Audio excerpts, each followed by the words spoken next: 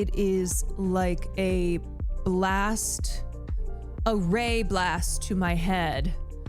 And I just can't do anything. I still it's a lot better now, but it's just this dull ache still.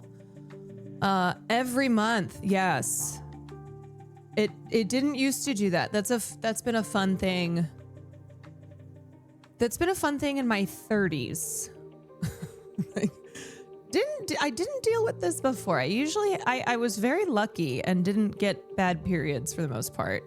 But now I consistently, once a month, get this migraine. And it is like debilitating. Yeah, it has to do with, I love when new symptoms pop up. Yeah, it's like triggered by your estrogen levels dropping before you menstruate. So that's why it just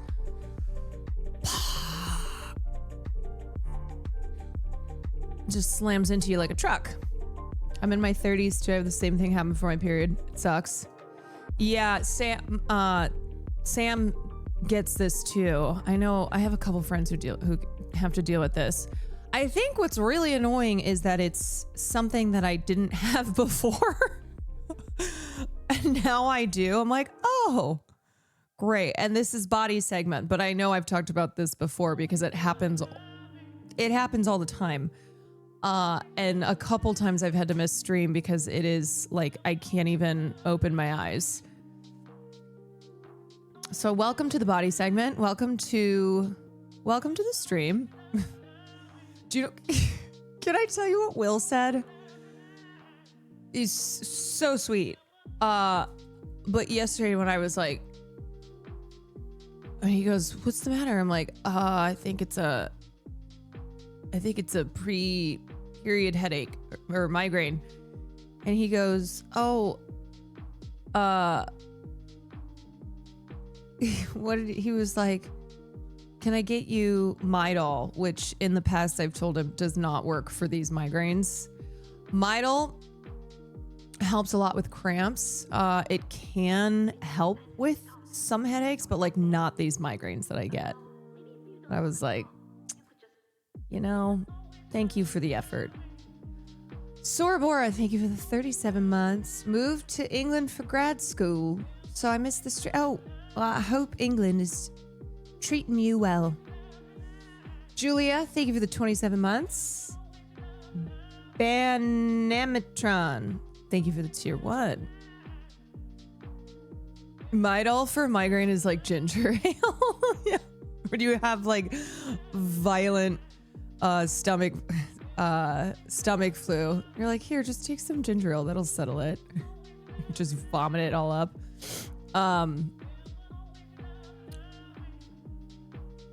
Does that happen for you all, even if you have like a hormonal IUD that stops most people's period? I don't know about the IUD.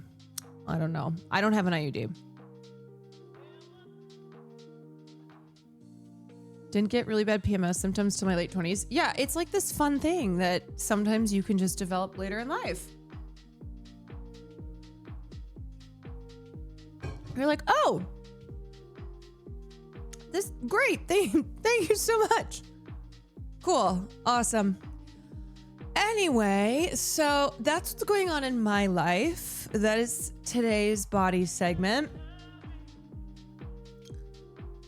And Will and Farley are flying out tonight. So I'm going to be by myself for a couple days before I go to Chicago. The boys are going. Farley got a bath. And at some point, he's going to have to get his trazodone because that is the only way that he can handle an airport. Will you be watching the Adam Friedland interview with Olivia Nuzzi on stream? Is it good?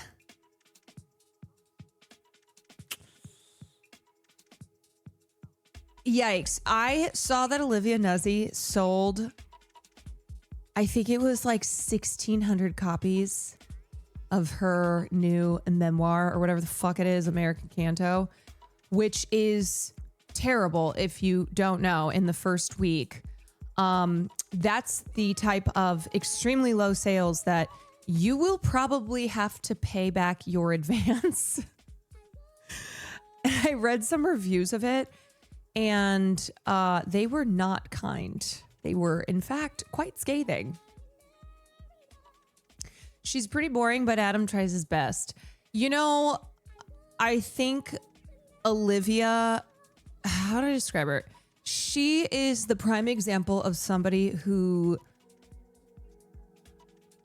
in politics, she is probably she's a person who thrives because politics is filled with chumps and people who often have they're just not, it's not exciting. Like, I don't mean the shit show that is the Trump administration, but for the most part in politics, like, it's really boring. And she, with her like blonde hair and her lips and everything, she's the type of person who is a star in politics. But then you go to Hollywood, then you kind of try and position yourself as more of like a mainstream cultural figure. And it's a different ball game. It's a different ball game, you know? It's like how I feel about Barry Weiss right now, where I go, yeah, no, she's boring as shit. Who is actually interested in Barry Weiss being the face of CBS News? And I'm going to say it, but they are catering to this new right-wing audience. Those kinds of people don't want to look at somebody like Barry. Okay. If we're just keeping it a buck with how misogyny works and how the aesthetics on the right, we know them to be. Barry is boring. She's not a blonde Fox News hottie. And that is why this town hall of hers had abysmal numbers. And she is like, she's going to drive CBS into the ground. She is, because that's the thing is, like, you put people like Barry and Olivia Nuzzi into these forward-facing, like, big cultural spots, and they don't got the juice. They don't got the juice. Not everyone is cut out for media. No. Saying that she's going to do more of these town halls, of course. Here's the reason why Barry Weiss has constantly found herself in positions of great opportunity, because Barry Weiss sucks up to billionaires and tells them what they want to hear. And then she befriends them. She uses her connections to keep failing upwards. And it's astonishing, but also not, because that's how it works. You can be boring. You can be a black hole of charisma, and you can be not good at your job and still find yourself in extremely lucrative positions, as long as you suck up to the right people. These chumps got no juice. These chumps got no juice. You want to know what I think about them? I think they're all chumps. How do you experience interesting things and not have anything interesting to say? Girl, have some deeper thoughts. She just simply can't, because she's not a very interesting person. She's not.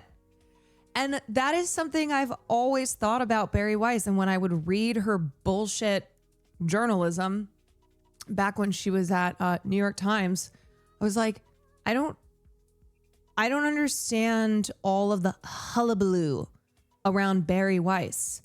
She's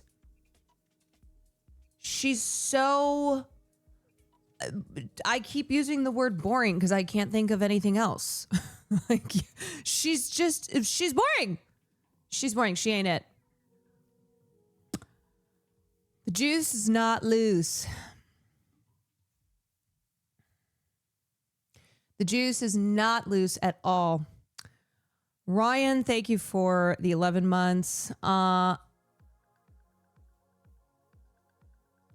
Dakota Johnson at the Red Sea Film Festival in Saudi Arabia. In the States, it feels grim, but even in the less than 24 hours I've been here, I've had renewed faith in cinema.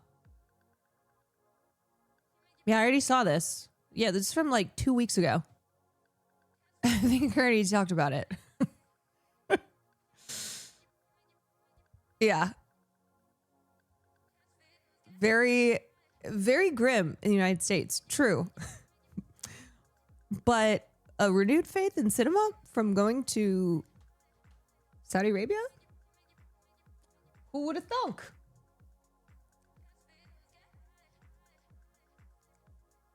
Who would have thunk? She's a boring millennial Zionist who tells boomers what they want to hear. Yeah, for sure. And it's like, okay, I have to tell you, these billionaires, for the millionth time, these people are losers. They're not crafty. They are very superficial. And all you have to do is like suck them. You just fall on your knees and be like, oh, holy great gods. It's not difficult when you are morally bankrupt and ambitious in the ways that Barry is. But it's like, I don't even want to give her the term of ambitious too, because I think ambition can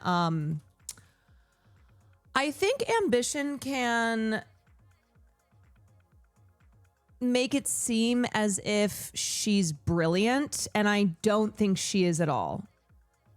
Like, I think she knows the right people to suck up to and sign her loyalty over towards, Like, it's not hard. It's not hard. I am telling you, I have made enough contacts, or I could weasel my way into these rooms if I were saying the things that Barry Weiss said. Like, it's not difficult. You know exactly what to say to these people. She's opportunistic. Yes, she is opportunistic. She's a grifting ass mofo. Especially if you belong to some mid-pole minority, like how she's both Jewish and a lesbian. They love their token virtue shields. Yeah, but she'll also stand up there and be like, look, I know you all hate gay people. You don't want gay people to get married. I'm on your team. Because I also don't give a shit about gay people. I only give a shit about myself. Barry Weiss is like, oh, fuck all these other gay people. No, there's just me. Barry Weiss, singular gay person. Do you think Kate McKinnon is sitting there going, yeah, hope people don't keep remembering that I dated Barry Weiss in college, and then people on the internet keep remembering, and they're like, hey, remember when Kate McKinnon dated Barry Weiss? What was that all about? Has she spoken on that? Has Kate McKinnon said anything about the fact that she dated Barry Weiss? And why?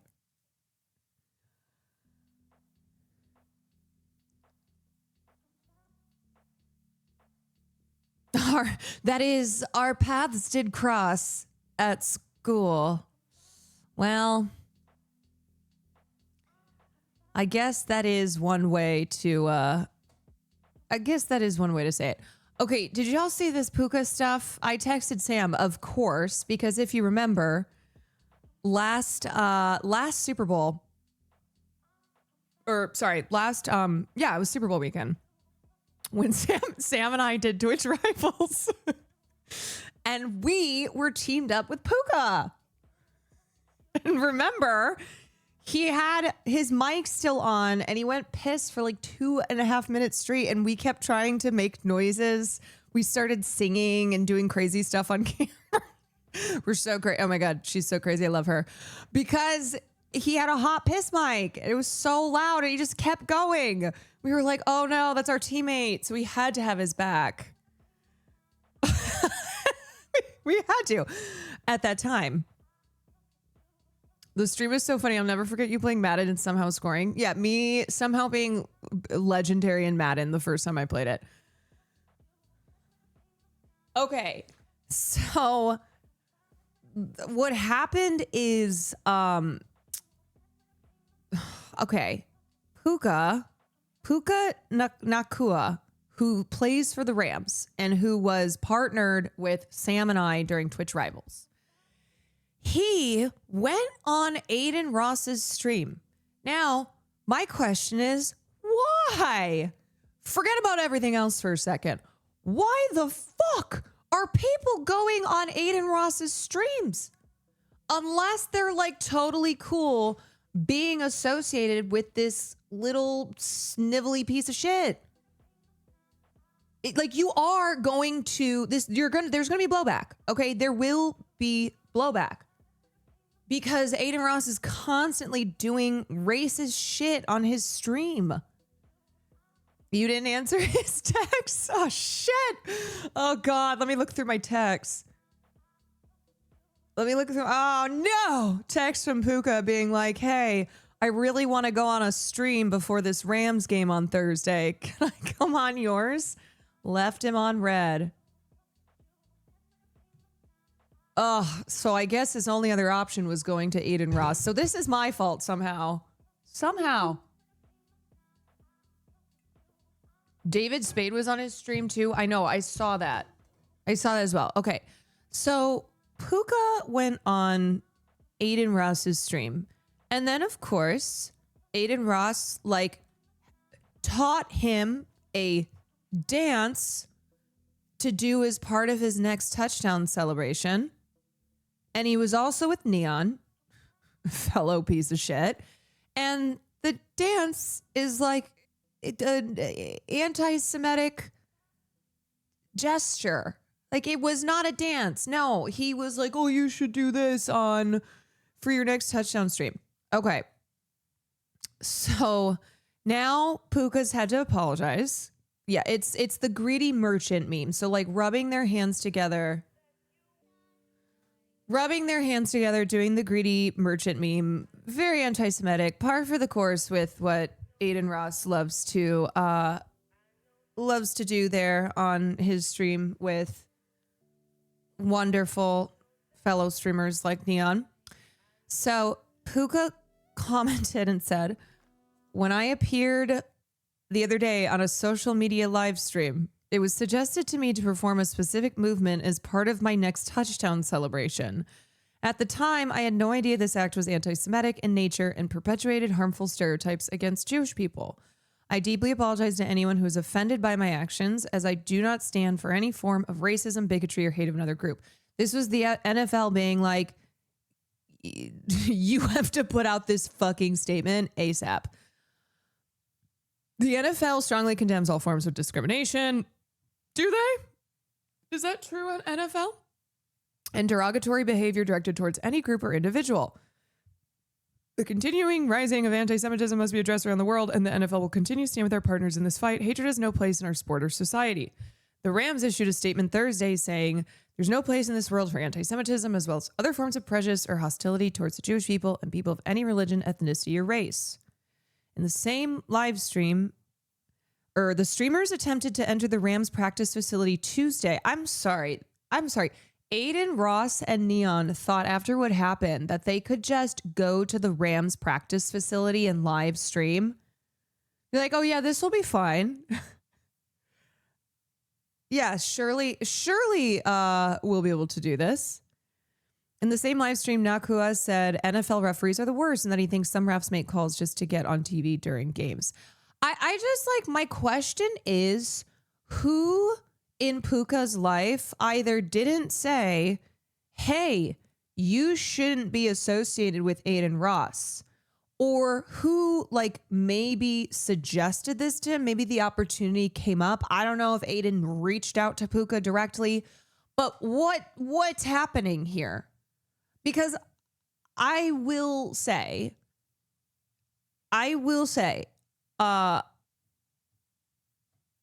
do I think Puka is the savviest or the sharpest? Not exactly. So I do believe that he didn't know what was going on until the backlash afterwards. I'm not convinced he doesn't know what Aiden's about. I mean, I guess my question is like, how sometimes because one, I guess I'm in the streaming world, but two, because Aiden Ross streamed with Donald Trump and it was a huge deal. It was like the first of its kind. I just kind of assume that the broader media and entertainment worlds will, like, which includes sports, would like know who Aiden is, or why wouldn't you do any research? I don't know. Who's the team? What's happening here? Who is his team? Like, was this set up? He's a conservative, I mean, he's been known as right winger for a while. Well, if that's the case, I mean, I can't say that I've thought about Puka since we did the Twitch Rivals thing. But it's interesting because I just am, I guess I'm questioning people continuing to associate with Aiden Ross and not expecting there to be any pushback to it. When the team found out he was going to bring him in their facility, they told him, fuck no. Yeah, Aiden Ross is a highly controversial figure. So maybe people like Puka have just been kind of caught up in the like 2024 vibes where Aiden Ross was like streaming with Donald Trump, and he seemed to kind of have more leeway with not getting Aiden Ross seemed to have more leeway in like being able to do the shit he does and say the shit he does and not cause incidents like this where the NFL is calling him out. Yeah, his entire brand is chaos.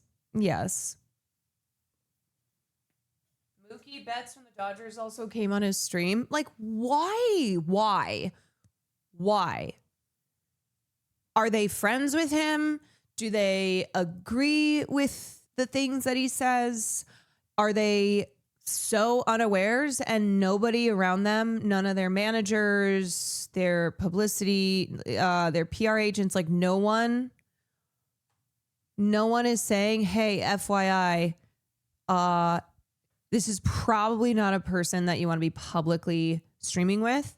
This is not like LeBron going to stream with Kai, okay?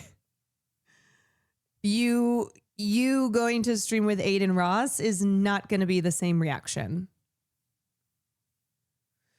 Yeah, and then Puka's brother also got arrested over the weekend. It's been a rough weekend for the Nakua family.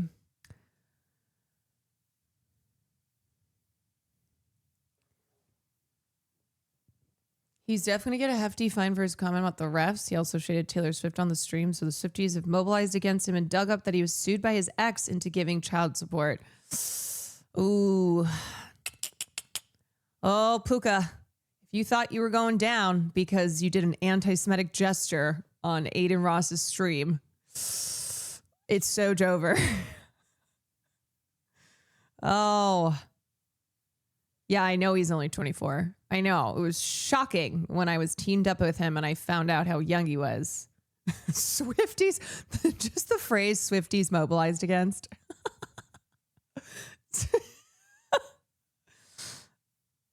I think a lot of people are just really stupid. I think that's what I just have to, whenever I try to look, I think too hard about it. I look too deeply into it. And I think the reality is that a lot of people are really stupid. It's that simple. Oh, yikes. Stupid, secretly right wing, both. Yeah. No, I mean, there can be other things, but I think the stupidity factor remains. I'm so out of the loop. Very briefly, what are we talking about regarding Aiden Ross? We were talking about Puka Nakua from the LA Rams getting in trouble because he went on his stream and Aiden taught him an anti-Semitic gesture and told him that he should do it after his next touchdown. I always think of the Carlin bit of how stupid the average person is and then remember half or dumber than that. Yes, I would say when Carlin was alive and doing that bit, now like have the even intellectual capabilities of people that he was referring to at that time. Yeah. So divided by 2. Oh, Carlin is rolling over in his grave. Yeah. I will say, though, his is a voice that I do miss in times like these.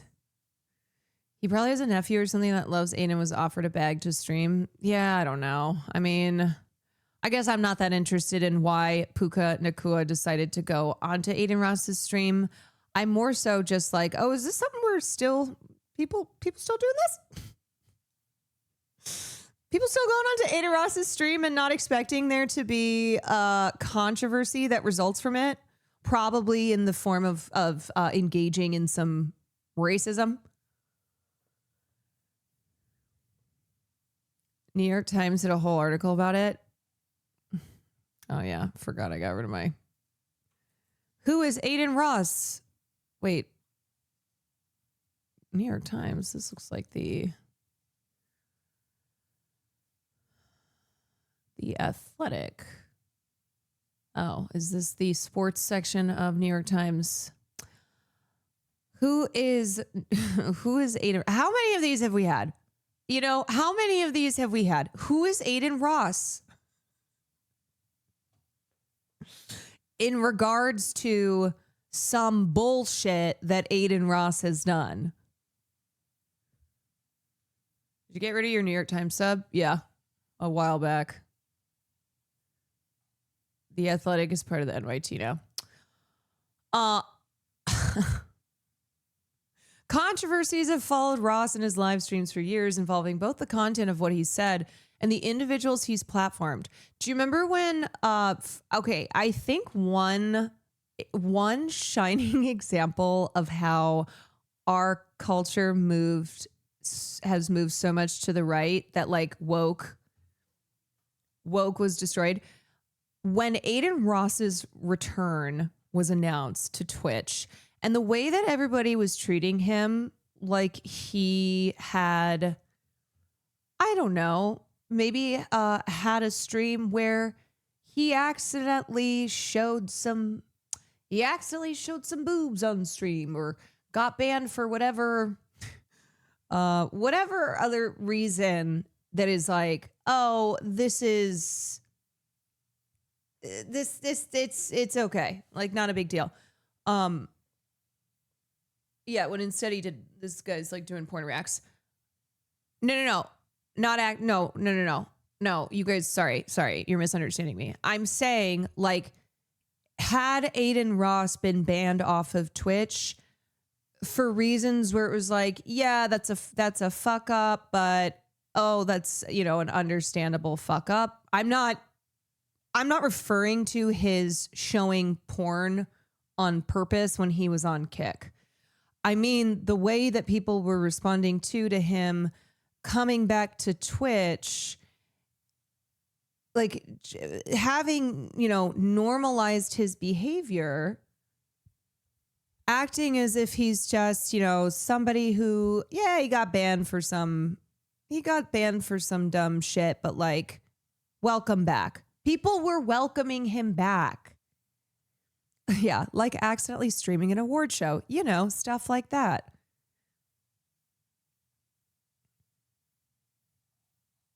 I think that's what just, I kept looking at that and I'm like, I feel as if I'm going crazy. They were trying to downplay it. Yeah.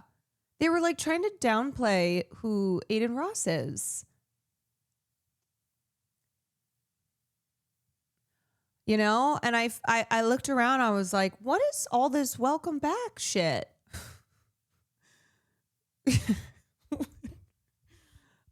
Are we talking about the same person?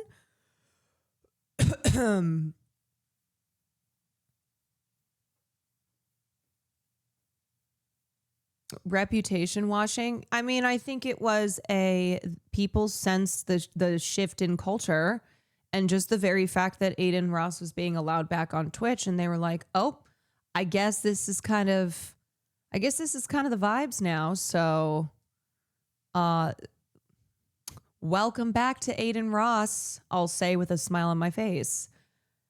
The bar for intolerance is so much higher now. I mean, there's no denying how much things have shifted in the last year, 2 years. It's gotten really bad. I usually try to not give air to say what Asmongold is doing, but every once in a while, and I have, his name and shit muted, but every once in a while it still breaks through and I'm like, this is somehow getting worse and worse.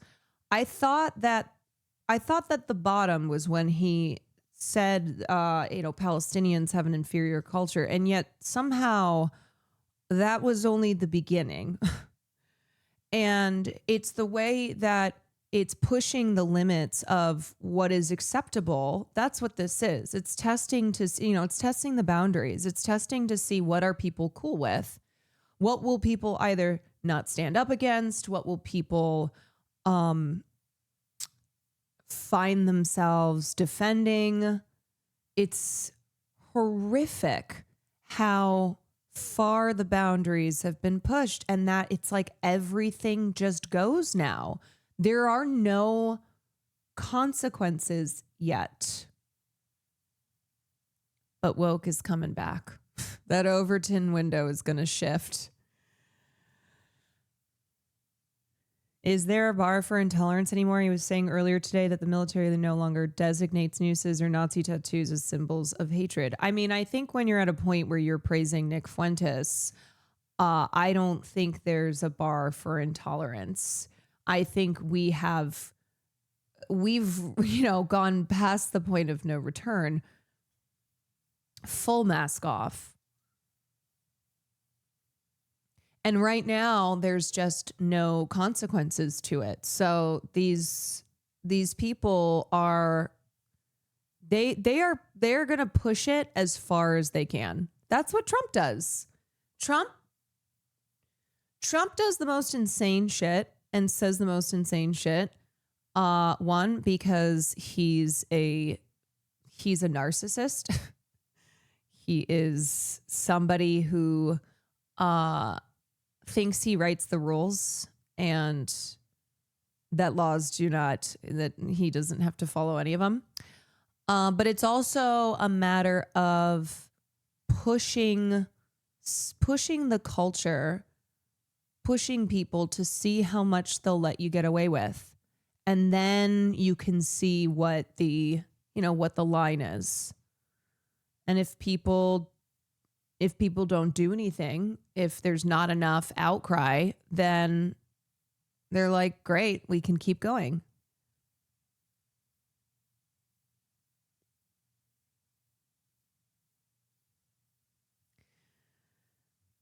Yeah. So it's really quite depressing. Feels pretty bad out here. I will say, okay, let's get into stuff. Let's get into stuff. It's very bleak, I know. All right, let's start off by talking about big news in the Oscars world. Don't know if you guys saw, but come 2029, the Oscars are going to be on YouTube. For the first time ever, the Oscars will not be airing on network television and instead will be exclusively on YouTube. Now, initially I thought to myself, ooh, and I think because I was blinded by kind of the prestige, the kind of ritual of the Oscars being every Sunday on network, or sorry, every Sunday. I was like every Sunday. The Oscars being Sunday on network television. And back in the day, the whole family would gather around and watch the glitz and glamour and mystique of Hollywood. I pulled a Club Chalamet. And I was like, oh, YouTube. Oh, but then I thought about it and I was like, I would make the most. I was like, I actually think there's a lot of pros here. And one of which I was thinking was, I wonder if either I would be able to stream it or if you still have to like get permission or whatever, it would be easier for my team to, maybe at that point it'd be great if I can actually be on the red carpet, but just because YouTube is in this digital world, then it could make my pathway towards finally covering the Oscars either here on stream, not having to run it through the Discord, or being on the red carpet. It could make that pathway a little more possible, you know? And who knows, 3 years from now, how much things will change even more as far as the crossover between entertainment and digital, the entertainment industry and the digital space. So anyway, there's quite a few reasons that I think it actually could be a positive change. One of which is also that now the Oscars will be global. YouTube is available globally. Like you don't have to have a cable subscription, even if there are regional blackout restrictions or international broadcast delayed. Like YouTube is available worldwide, which means that people around the globe can watch the Oscars, whereas before, depending on where you live, you haven't been able to. Because if you couldn't access ABC or network television, then in the past you wouldn't be able to watch the Oscars. But now with it being on YouTube, it now is accessible globally.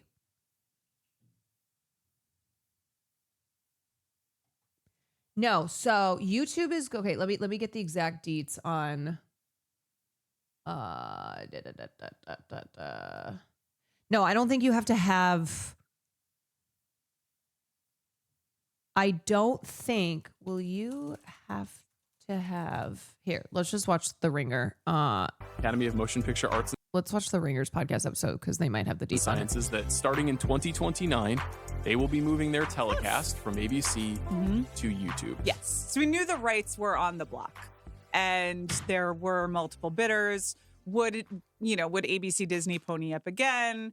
Would it be Netflix, who's been making a real push into live events and eyeballs and all sorts of new programming? Movie culture? Sure, yeah. And or would it be YouTube? And here we are. YouTube wins again. Okay. Yeah. I think this is good. I have no problem with it. I think it's good. I think it is. I think it's logical. Yeah. I think it makes a tremendous amount of sense for the Academy Awards as we know them right now, and probably for its at least immediate future. Mm-hmm. And I think it's good for consumers Yes. who are going to be able to watch this show for free around the world. And I will emphasize around the world. Yeah, that's what I was saying. This telecast was not as clearly and easily available in England, Scotland, Ireland, Australia. A lot of English-speaking countries that would want to watch. Mhm. Obviously, in addition to that, the Academy has gotten so international in the last 10 years, and the Best Picture race has gotten so international. Right now, my gut tells me there's going to be 3, maybe even 4 foreign language nominees for Best Picture this year. Yes. Stands to reason that this becoming the World Historical Movie Awards year by year, which it was not really, if we're being honest, in the past, but it has becoming that. It makes sense that around the world you'd want to have easy access to this show in one centralized space. This deal makes that so. Yes. I am also okay with it. I mean, I do think user-wise. It also makes sense that the Academy is deciding to go in this direction because young people don't watch network TV. They don't have cable. So they're not watching the Oscars in the way that older generations did. It's just not something where anymore, it's not the case that people are gathering around the TV, watching all the beautiful celebrities in Hollywood, excitedly viewing their glimpse into the illustrious industry and the people who fill it. Younger audiences do not watch network television. And so the Oscars has had to deal with declining viewership. And I mean, this goes for award shows in general, but they're trying to figure out how do they get young eyes on their show when young people do not have nor watch network TV. And instead, they are engaged in the world of digital consuming. They watch stuff on their phones, on their laptops. They don't just watch on their TV in the living room anymore. And your average 20-something-year-old or younger, they don't have cable, but they do have YouTube. So it makes sense to bring the Academy or bring the Oscars to a platform that people use all over the world. And that includes young people, especially young people. And I tend to think more in terms of consumption of an American audience, because that's what we've been talking about. But I even think for an American audience, this will be easier and is meeting the audience where it is. And, we've talked a lot about the YouTube threat to the movies writ large, or really to everyone else. It's because Viewing are people watching things on YouTube like us right now, I guess. So interesting, too, is that this has been one of Netflix's arguments as to why them acquiring Warner Brothers Discovery will not put them into monopoly territory. They're like, no, we won't have too much of a share of the market, because it's no longer that the studios and streaming platforms including Netflix, Hulu, etc., are the game players. It's also now YouTube, and YouTube has such enormous reach that Netflix is looking at them and saying, hey, this is actually a competitor of ours. And YouTube has higher global digital usership than our streaming platform does. Netflix is the #1 streaming platform in the world, and them them acquiring HBO would mean they are not just number one, but now they have number three. But their argument is, yeah, but YouTube is a behemoth and dominates when it comes to its usership, its user base, like globally.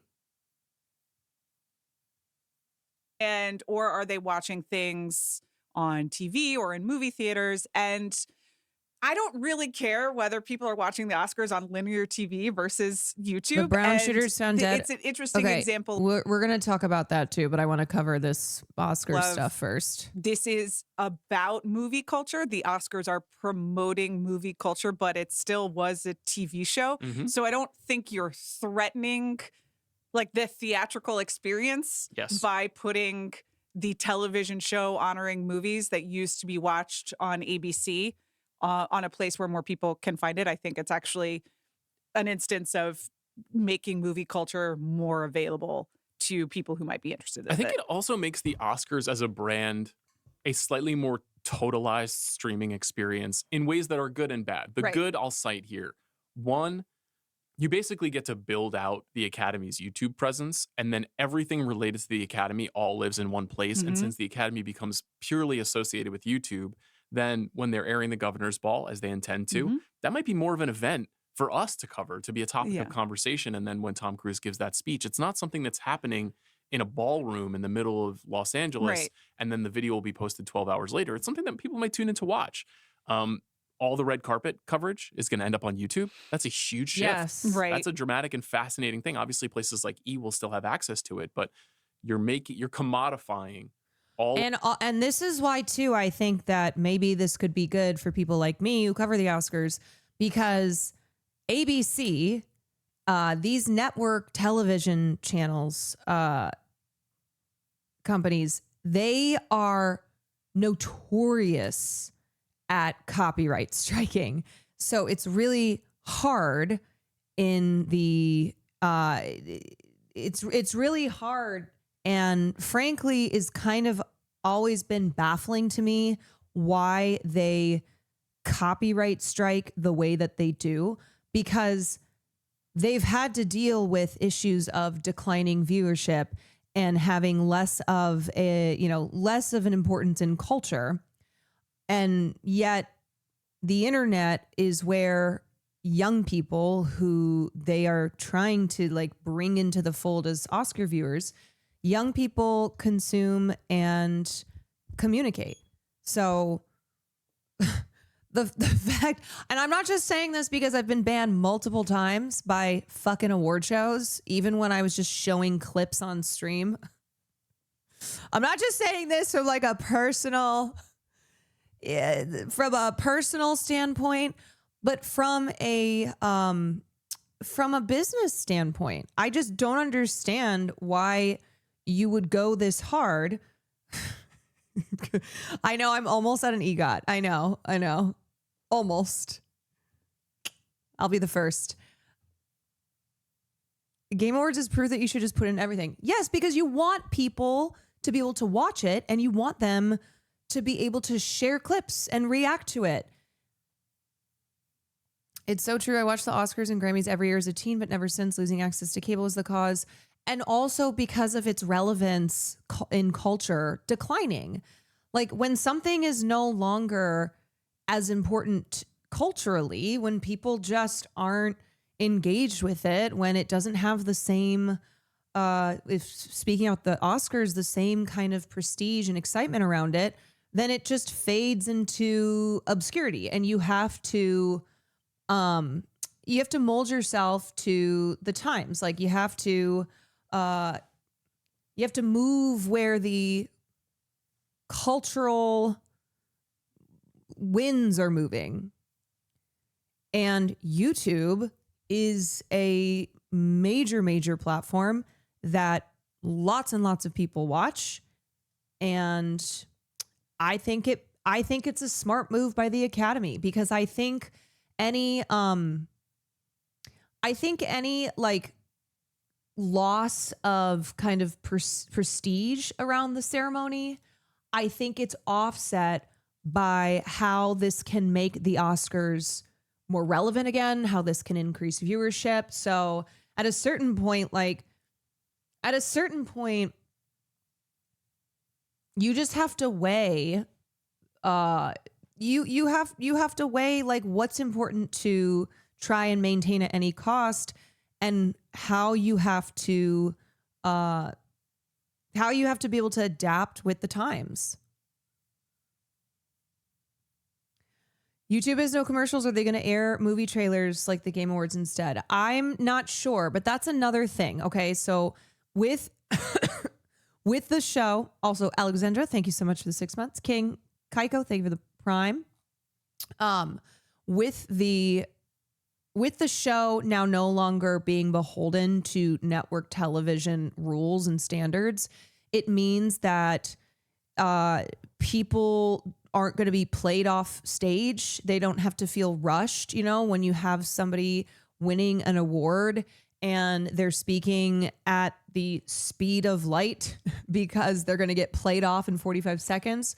Also, in recent years, the Oscars have cut categories to keep the show under 3 hours, which means that below the line categories have been the first to go, which sucks because below the line artists should be included in the show as well. They shouldn't have their awards be done off stage. So allowing, getting rid of the rigid runtimes, not having these breaks that interrupt the momentum because it's on network TV, so they have to have these ads constantly, not cutting these categories in order to keep the show under that 3 hours. So now you have artists who are involved in every step of the filmmaking process who will be honored at the actual show.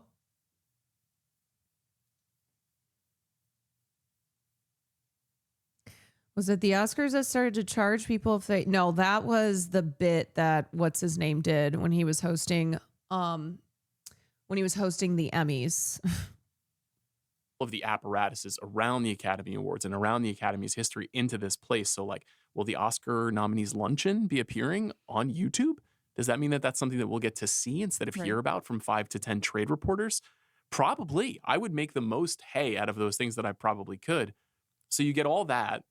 Now the bad is more of a kind of a cosmic things are different now bad, I would say. That there is inevitably a kind of lowering of the prestige and specialness of the show by making it something that you almost have to watch on a device, you know, like obviously people will be watching it on television. Have they confirmed all those changes? Or are you hoping they'll do those things? They haven't confirmed what the show will look like because it's not going to be until 2029.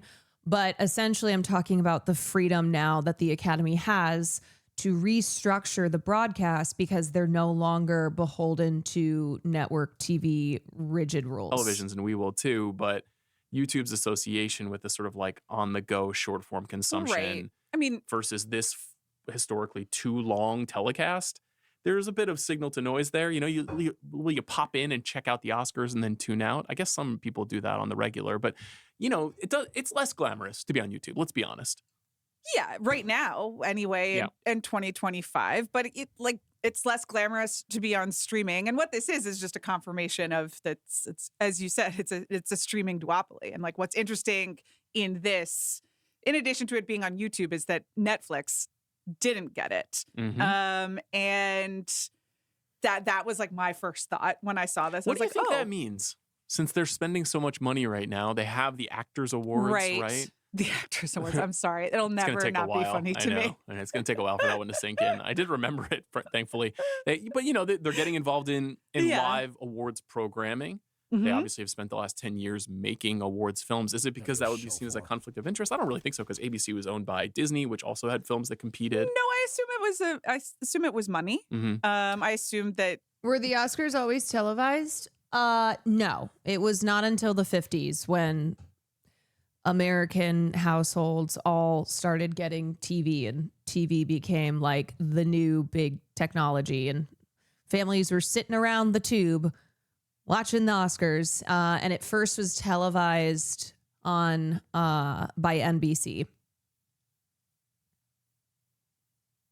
YouTube cut and Google cut a bigger check. Yep. Let's Agreed. you do wonder a little bit whether there's a little bit of conscious, like, and also we would like to give this to YouTube in order to not give it to Netflix, in order to not, further the seeming monopoly. Are there any mods in here? Someone was talking mad shit about Caroline in another chat. I want someone to check their logs.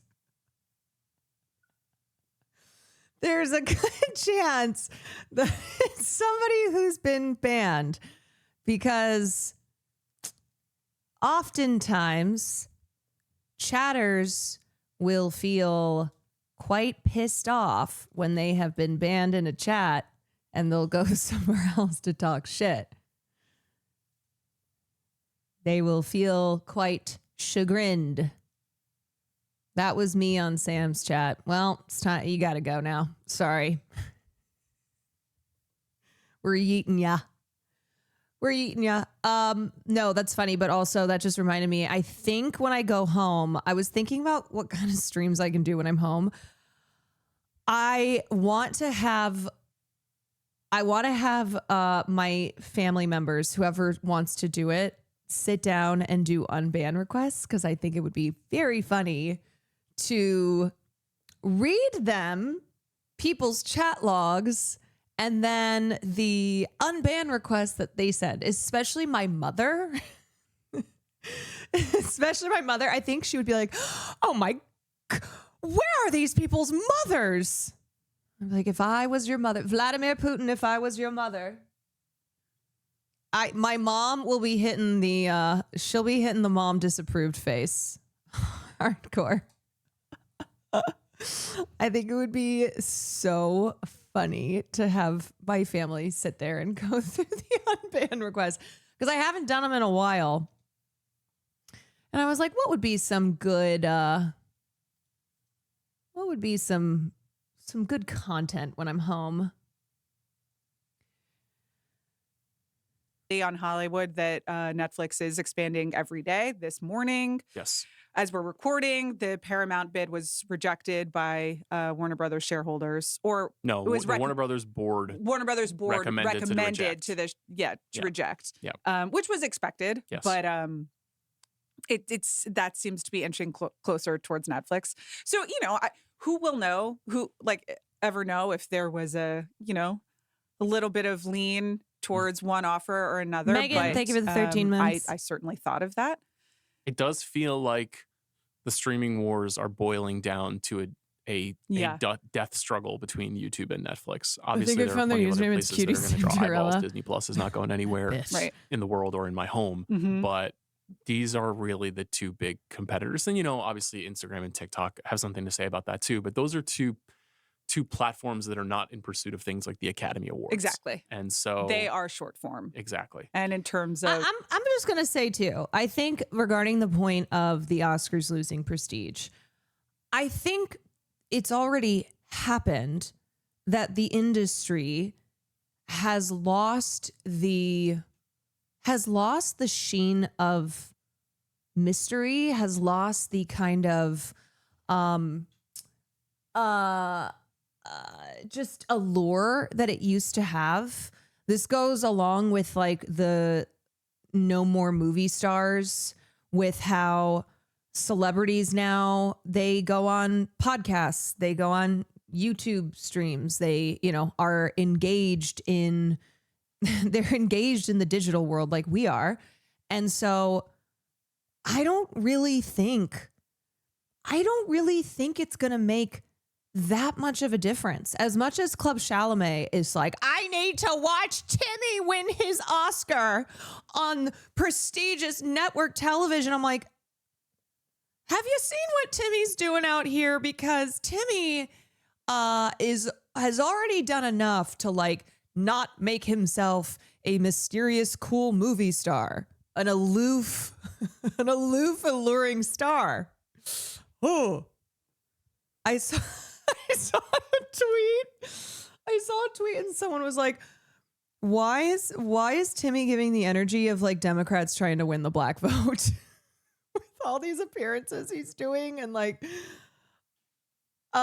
just the way Timmy is out here, and he is not doing himself any favors by constantly opening his mouth and being like, I'm going to win an Oscar, by showing that all he cares about is an Oscar. Because here's the thing, you got to be chill about it. You got to like not give off the obvious vibe that all you care about is winning an Oscar. Okay? When you're trying to, when you got up on stage, you're like, I want to be one of the greats. When he got up on stage at SAG Awards last year and said, I want to be one of the greats. And then he named, Daniel Day-Lewis, Denzel Washington, and said, I want to be like them. Do you think Daniel Day-Lewis and Denzel Washington were doing what you were doing in their 20s, which was to very assuredly say that you're going to win the Oscar and make it clear that all you care about is a trophy? No.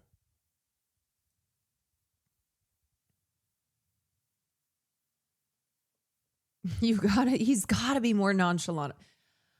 He's just gotta be cooler about it, man. I know. This is, as a glasses wearing American. Why is this all capitalized? Why is glasses wearing American capitalized like it's a formal phrase? As a glasses wearing American, I'm loving how great Timothy is looking with his glasses.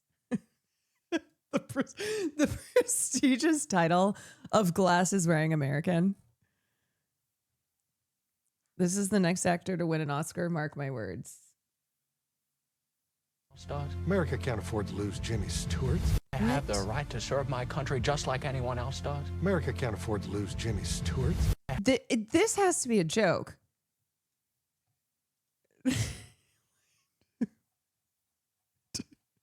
This can't be. But how did I this trailer? Oh no! What is happening? Okay, wait. What? Dear Father, I'm not afraid, man. I'm at the end of my rope, and show me the way. You are a star, and America needs stars right now. I don't mean about How Jimmy does it feel to be a Stewart. legend, James? It's the best feeling in the world. Black skies are coming, Jim. Mark my words, we'll be at war before Christmas. Don't I have the right to serve my country just like anyone else does? America can't afford to lose Jimmy Stewart. War, you're just not cut out for it. And make peace with the fact that you are what you are. Just an actor. I've done this scene in so many movies. But this isn't a movie. This is my life. What the audience needs is the truth. The question is, are you brave enough to give it to them? Someday, I'd like to be able to look at myself in This genuinely has the vibe of a parody. the mirror and see a good man looking back at me.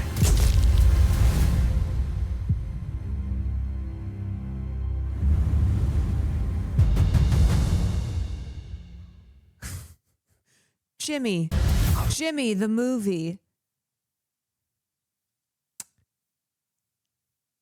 Yeah, it's not AI. It's not AI. It's just really cheap looking, and the acting ain't it. I'm sorry, but I just don't think that all I don't think all CW TV actors are built the same, and I I don't think that all of them are meant to take the next step of like playing a lead role in a biopic, and especially one that's about Jimmy Stewart. Also, Rob Riggle. That's why it also gives me parody vibes, because this is Rob Riggle right here.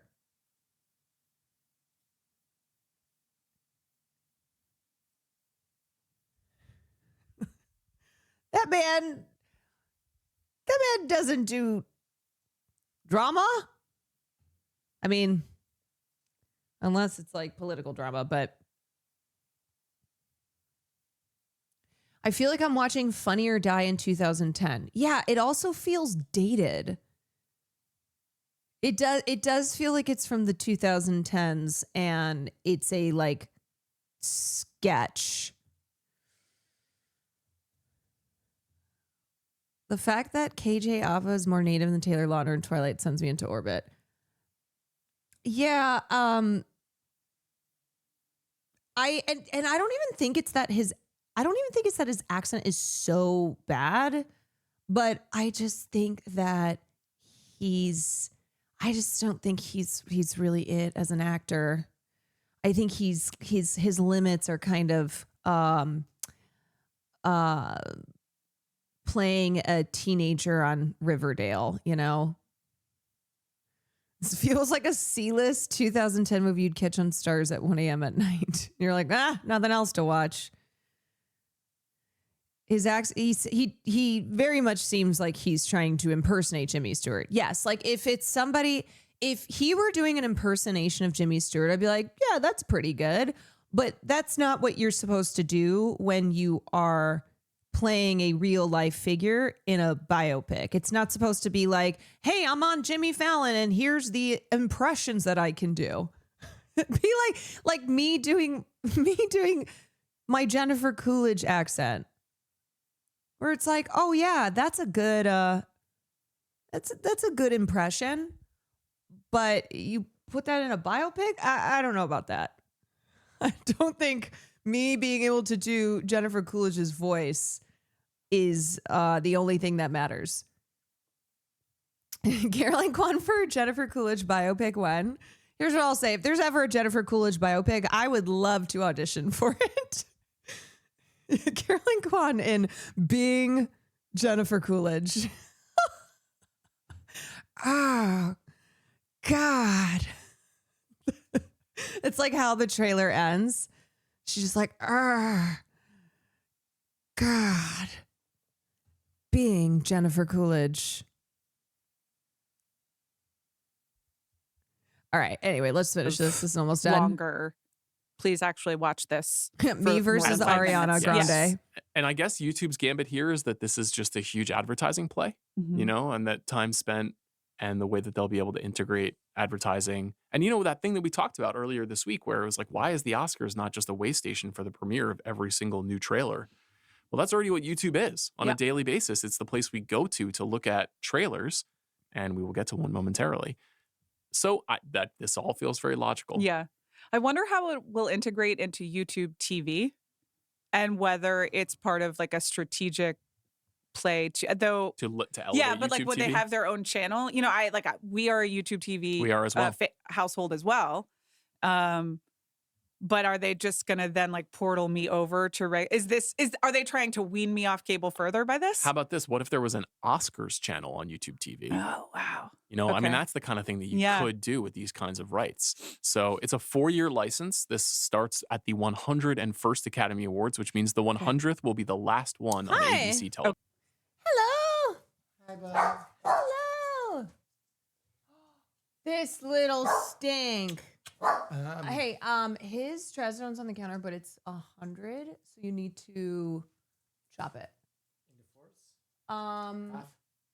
No, I would probably give him. I'm gonna give it to him at 8. I was literally gonna sleep for an hour. Okay. My flight's at 10:30, so I'm gonna sleep.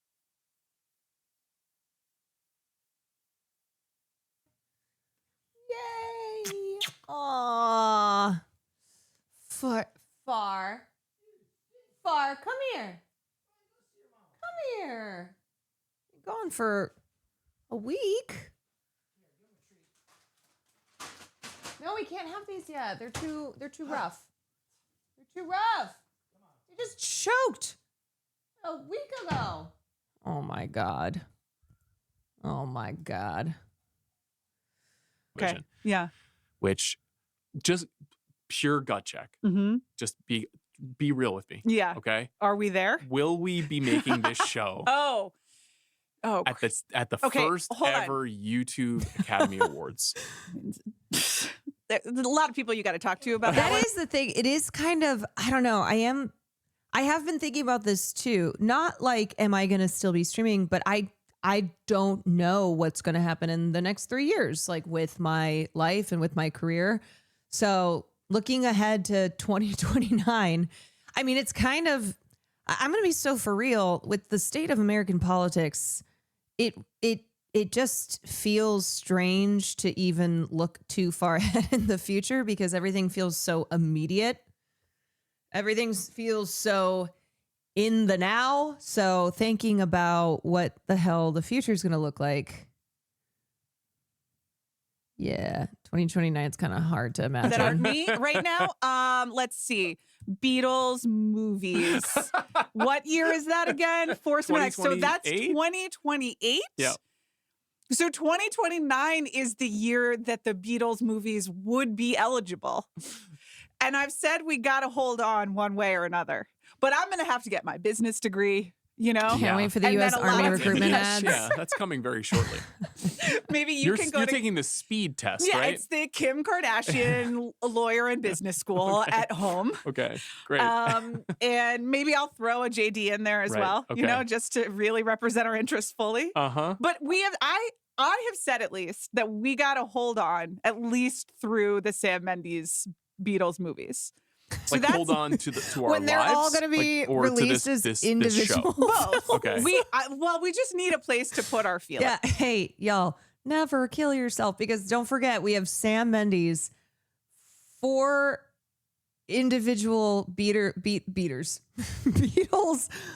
Beatles films from each of their perspectives. Okay. You know, like I haven't done this for as long as we've been doing this to not have a platform to talk about I see. these 4 guys see. as Beatles and Sam Mendes making 4 movies. That makes me want to cancel the show so that you have to go on IG Live when the movies come out and like respond to people asking questions for 17 hours. Who says I won't do that You might anyway? do it regardless. You might do it regardless.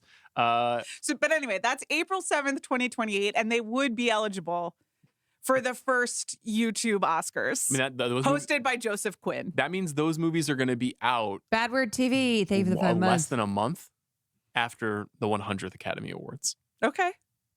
And in honor of that, I'll be watching all 100 telecasts. You know what? Fuck it. JoJo Siwa hosting the 2029 Oscars on YouTube. I'm calling it, baby. Consecutively. And I'm really excited about that. And I'll be streaming it on Twitch. Any other thoughts on this? I mean, this is just tectonic news. It is huge news. The earth under our feet is moving. Are you surprised? No. When you calm down, it's Gagger, thank you for incredibly the 32 logical. Yeah. months. I think I wasn't surprised. I was like, oh, they got it. Yeah. Like, oh, you know, it's a little bit of it's YouTube flexing and being like, It yes, is. we are in fact YouTube. And you guys have all been in a panic about all your other little stuff and where your movies are going to go. And then here we are. I genuinely like that it is broadcast by a company that is not actually making movies. I think there is something coherent about that. And that's really never been the case. So anyway, I think it's a good thing. Yeah. Yeah, so I think so as well. And I think, look, ultimately the Oscars are supposed to be a celebration of the art form, the medium of film. And I think more people around the world being able to participate and watch and engage with it, I think that's good. And I think that does hold the potential for the Oscars to regain a foothold in modern culture. I was reading someone saying as well that, or this is a joint statement by Academy CEO Bill Kramer and President Lynette Howell Taylor referencing our year-round Academy programming. This hopefully promises broadcasts of the scientific and technical awards, the Governor Awards, and the Student Academy Awards. The Governor Awards typically showcase speeches from cinematic legends that the average person has not been able to watch, such as Tom Cruise receiving his honorary Oscar earlier this year. Broadcasts of the Scientific and Technical Awards and the Student Academy Awards may not reach the same viewership as the main ceremony, but they will give great opportunities to showcase those being honored across a global audience. Both groups, the people inventing technologies that change the way we make films and students making their films, their first films, will significantly benefit from the exposure. So I do think that there are a lot of positives here. And maybe if in the next 3 years I have not figured out how to get on the red carpet, this would be the opportunity to finally to finally get to react to the Oscars. Because the thinking behind the Academy's move to YouTube is the pitch that I have been making for the last couple of years, where, look, there's a lot of people who watch my stream Oscars Day who don't give a shit about the Oscars aside from me generating interest in it and like being here with the community, reacting to the Oscars, which we can't show on stream. So it's, you know, me reacting to the Oscars. But my argument has been, this is exposure that you won't have otherwise. This is like utilizing a platform, Twitch, to bring attention and generate interest around an award show that for decades now has been losing steam. And people, if they watch, you know, young people who engage with the Oscars, they're doing so via like TikTok clips and Twitter.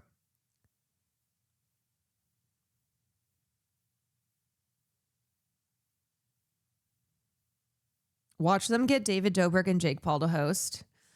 I would feel violent. I will say, I would be.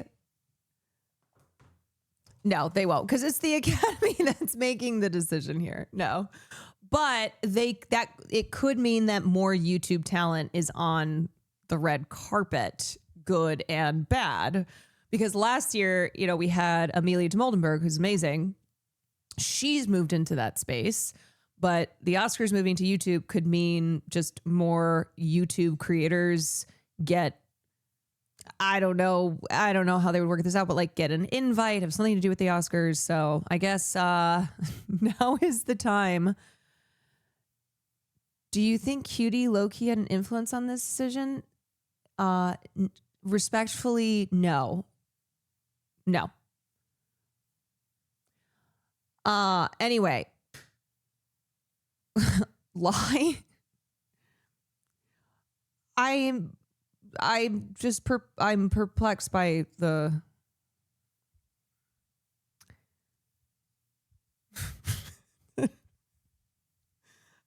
okay, anyway. Yeah, Cutie, you know what? Cutie brokered the deal. Amongst everything else that she has going on.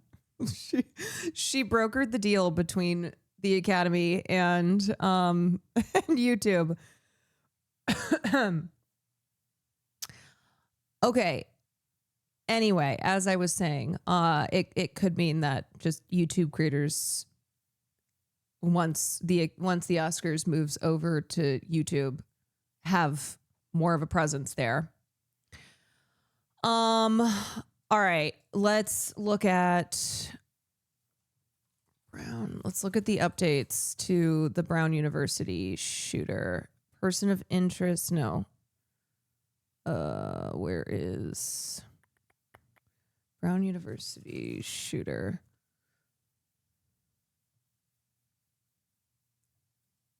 Okay, officials say quit. Oh, is this live? Walked away. And that information was Is this a critical live to us press 'cause it was conference able right to now? corroborate what our detectives were seeing on video, and it was able to provide a great explanation. And my follow-up question Yes. is, why did it take a citizen to notice a suspicious person right next to Brown University and not the police? And also, how long was the vehicle parked where it was? And was it days, hours, minutes? What are we talking It appeared to be days as far as the evidence. Why would a civilian observe that to be suspicious? It's a great point. And I like the fact that you're mentioning that I'm bringing that up. That's what we should all be doing, right? And it's just personality. Some people are more interested in finding out what others are doing. In this particular case, this person decided that he wanted to, and I'm glad he did. Shouldn't the police be interested in that, not citizens? That's what I was In the back. Now that the suspect, Attorney General, now that the suspect won't be prosecuted, can you explain what he yelled in the classroom to America tonight so people can feel a little more comfortable? Sure. Was there something, terrorist related? Was it something specific to the kids in that class? Yeah. What did he say? Can you now tell us? Yeah, well, back to that question just for a minute, just to clarify that. The They had suspect, a Claudio interaction in the Valente, bathroom in Barris he was a and Holly. 48-year-old So, former you know, Brown University I don't know, student. Providence Police is obviously not going to And patrol Portuguese Barris and Holly. national. That's a question for, frankly, for Brown and their police department. So they had an interaction there, and then our citizen. He was found at a storage facility in followed him out, Salem, because to New him, as he Hampshire. explained it to us, this guy Was did he not connected belong to there. MIT? I don't know if that's confirmed yet. And so that's why he followed him out. In terms of what was said, They're, I don't know any more they're today looking than what I into told the Brown you yesterday, shooting so, and then or the day MIT before. professor who was There are killed at his home, Some witnesses said he said nothing. which was There are 50 some that miles say from he made a Brown. barking noise. Don't ask me. I don't know why. And that's it. There is no other spoken word beyond that we are aware of as we stand before you tonight. And we have spoken to everybody that we have been able to locate who's been inside that building. And just to the special agent in charge, my follow-up question is, can you just be clear to the people in Massachusetts? And I know you said the people in Norfolk County investigated the mass, but you did say a few days ago that you talked to the colonel of the state police and said there's no connection between Brookline and what happened here in Rhode Island. But now you're saying there was a connection. So are you saying that he shot up Brown University? Then 2 days later he was at this house. Okay, in so they're Brookline talking about to the shoot this two MIT cases. professor, and then he just drove up to Salem, New Hampshire for no reason. How did he get into a storage facility? No, I think that's a great question. My actual statement was that we didn't see a connection at that time. But absolutely, I spoke to the colonel. Right now, that case is being resided over by U.S. Attorney Leah Foley. They're having a press conference at 10 o'clock tonight, I believe. I think at that time, they will speak to that particular case. I would be getting a little bit ahead of my skis if I spoke to that case without consultation. I think they believe that the with, MIT Leah Foley professor and and her the team, Brown shooter as went to we've been in the school trenches together. Working this up to the minute today, sir. I guess 2 days ago you didn't know they were connected. Now you're saying they appear to be. Yes, and that's how cases often go. I would say at that time, when that question was asked of me, there was no indication of a link at that time. As we've talked throughout this week, these breadcrumbs develop, and we'll see what she has to say today at 10 p.m. Yeah, if I could I just want to jump in here on that, please. I just want to jump in here on that because it's a good question. It's an important one. So just The to only put way that everyone's the mind at ease who's FBI listening catches now, shooters these days it wasn't is just drive to some random storage when family area. members We found turn them records in, with the help or of the when like FBI and Reddit others users that find was his evidence. storage area. So he rented a car in Boston. He drove it. We were able to find that car in New Hampshire. We were able to find evidence in the car from looking at it from the outside that connected this individual to our crime scene. Yeah, here or in when Rhode they kill Island. themselves. We were able to find visual evidence of him inside that storage facility, which, in my judgment, matches him to the Massachusetts scene. So you'll hear more, as the special agent said, but there is no question that that was his storage unit, that he had a particular car, that we found that car because of this citizen coming forward and giving us a description of the car, and then our individual who came forward, we knew he was telling the truth because we could see it on the videotape. And so that was a series of things that broke this case, and that led us to Salem, where the suspect was found dead. Staff.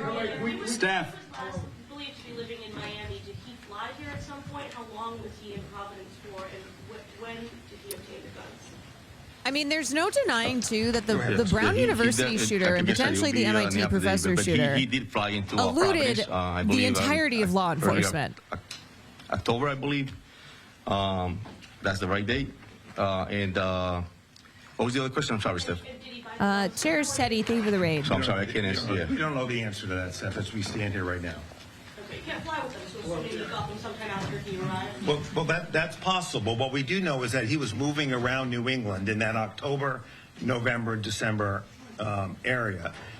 You remember, we just we know that there's a body in New Hampshire. We know that there are guns at the scene.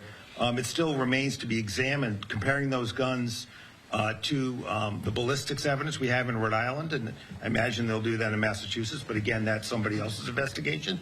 And then, of course, we want to make sure that we match the DNA. It's so disgusting too that these conservative. But we are 100% confident that this is our target, and that this conservative case is closed from a perspective of pursuing. Sorry, I'm listening to what you're saying. Steph, just to add, I think. Conservatives were trying to pretend that some young Palestinian guy difficult to know was what the a person shooter. Did prior without any knowledge of who that Just person is. spreading that around. Can I just ask Special Agent this question?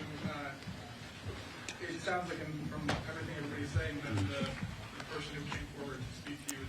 The tip he was talking about, deadass, came from someone on Reddit. Yeah, I see this. We know that there's a $50,000 reward. Hold on. Did he get the reward? You know, I will say that in this particular situation, that individual will likely get absolutely some aspect out of that award.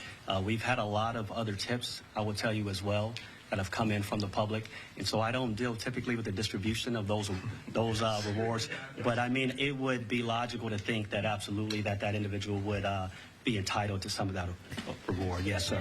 A Reddit user identified the gray rental Nissan Sentra used by the person the FBI is surrounding in the Extra Space store unit in Salem, New Hampshire right now. The person's believed to be the Brown University shooter. Well, we know he left. We got motherfuckers on Reddit solving crimes that Kash Patel is clearly too busy going to the White House's Christmas party to bother with. When he left, that's what as far as we know, that he left, but we didn't. I believe his last activity was obviously when we found out he was in another state. We did it, Reddit. Pat Ford, Coalition Radio. I'll throw this out to all of you, with particular regards to the Brown University president. A recurring theme for the last few days has been an outreach, ultimately successful, to the people of Rhode Island and the people of New England to track this individual down. While at the same time, you know, the other thing too, if I'm the family of the MIT professor who was murdered in his home, I'd be like, hey, maybe if you fuckers were competent, this wouldn't have happened. I mean, it's because he was murdered a few days after the shooting at Brown. That's not uncommon. But that's uncalled for. All right, we're moving on. Current. No, current. Came forward with the case-breaking tip. Was that information originally posted online, or was that person encouraged to come forward based on what people online? Correct. There was a tip that was placed online, and obviously we were doing our due diligence to find out who that tipster was. And then we were able to identify this person who we wanted to speak with, and then we learned that that person was actually the same person that put the tip on that up that you're speaking about. Brian, sorry? Does that person live in the area? It was the same person that we brought into the police station to speak with. The images that you showed at the beginning, where you can see Mr. Valente's face, where were those images taken from? They were taken from the car rental business place that we learned about. That. No. President Paxson, if you could, the situation is described that you had Taurosaurus, thank you for the prime. Gunman and this other person had an encounter in the engineering I'm building Greg from Reddit. Hours before the shooting. I've been told by an employee that there have been concerns raised at Brown previously about people getting in the building. Have you heard those, and was anything done to address those concerns about people getting into the building? Yeah, I mean, that's a really good question. I think we're going to have to look back and say, you know, we don't know how this person got in. We don't know when they came in. We do know that the building was unlocked that day for exams. and that's something we're going to have to Had you look heard into. concerns from staff members in the past? I about have security not of the- personally heard concerns, but yeah. Dan. Yeah, we don't know anything except for what we've gotten from Reddit. Saturday night when I first arrived. From Greg on There were Reddit. no cameras in this building. And law enforcement, some that are standing up behind you, have said if Brown had cameras in that part of the building, we would have gotten this guy. And it may have stopped this swirling action. Can you answer that question for me? Well, I don't think we have said the locations of cameras at Brown. But there's no cameras in that building because why would they take it from a rental car agency? We have 1,200 cameras at Brown. But not in that building. We have some in that building. It's a large complex. Yeah, with the surveillance state that we And have, I think what you would see the is incompetency the of video law evidence in this enforcement. case, from my perspective, I'm not a law enforcement Trumps agent, it. has been incredibly helpful. The We just need moving of more the person surveillance. around the neighborhood, those video images, they help crack this case. So I think video was important. And as the Attorney General explained at a recent press conference, this individual was not spending his time on the Brown campus. He came into a building on the edge of the campus. He left. He was in the neighborhoods. The investigation focused on the neighborhoods. The video was there. And that was really, really instrumental in cracking the case. And my But you can second- ask them. And this is my follow-up, Madam President, if you'd say at the podium. Yes, video played a big role in this case. The neighbor's video, the rental car video, but not the video from the building that he walked in freely both before when he got in a confrontation and when he came back in and decided to kill people. You didn't have cameras in that building, just say it, so we could get this over. And my next question is, will you put Dan, you got cameras one follow-up. Will Yeah. you put the cameras in that building?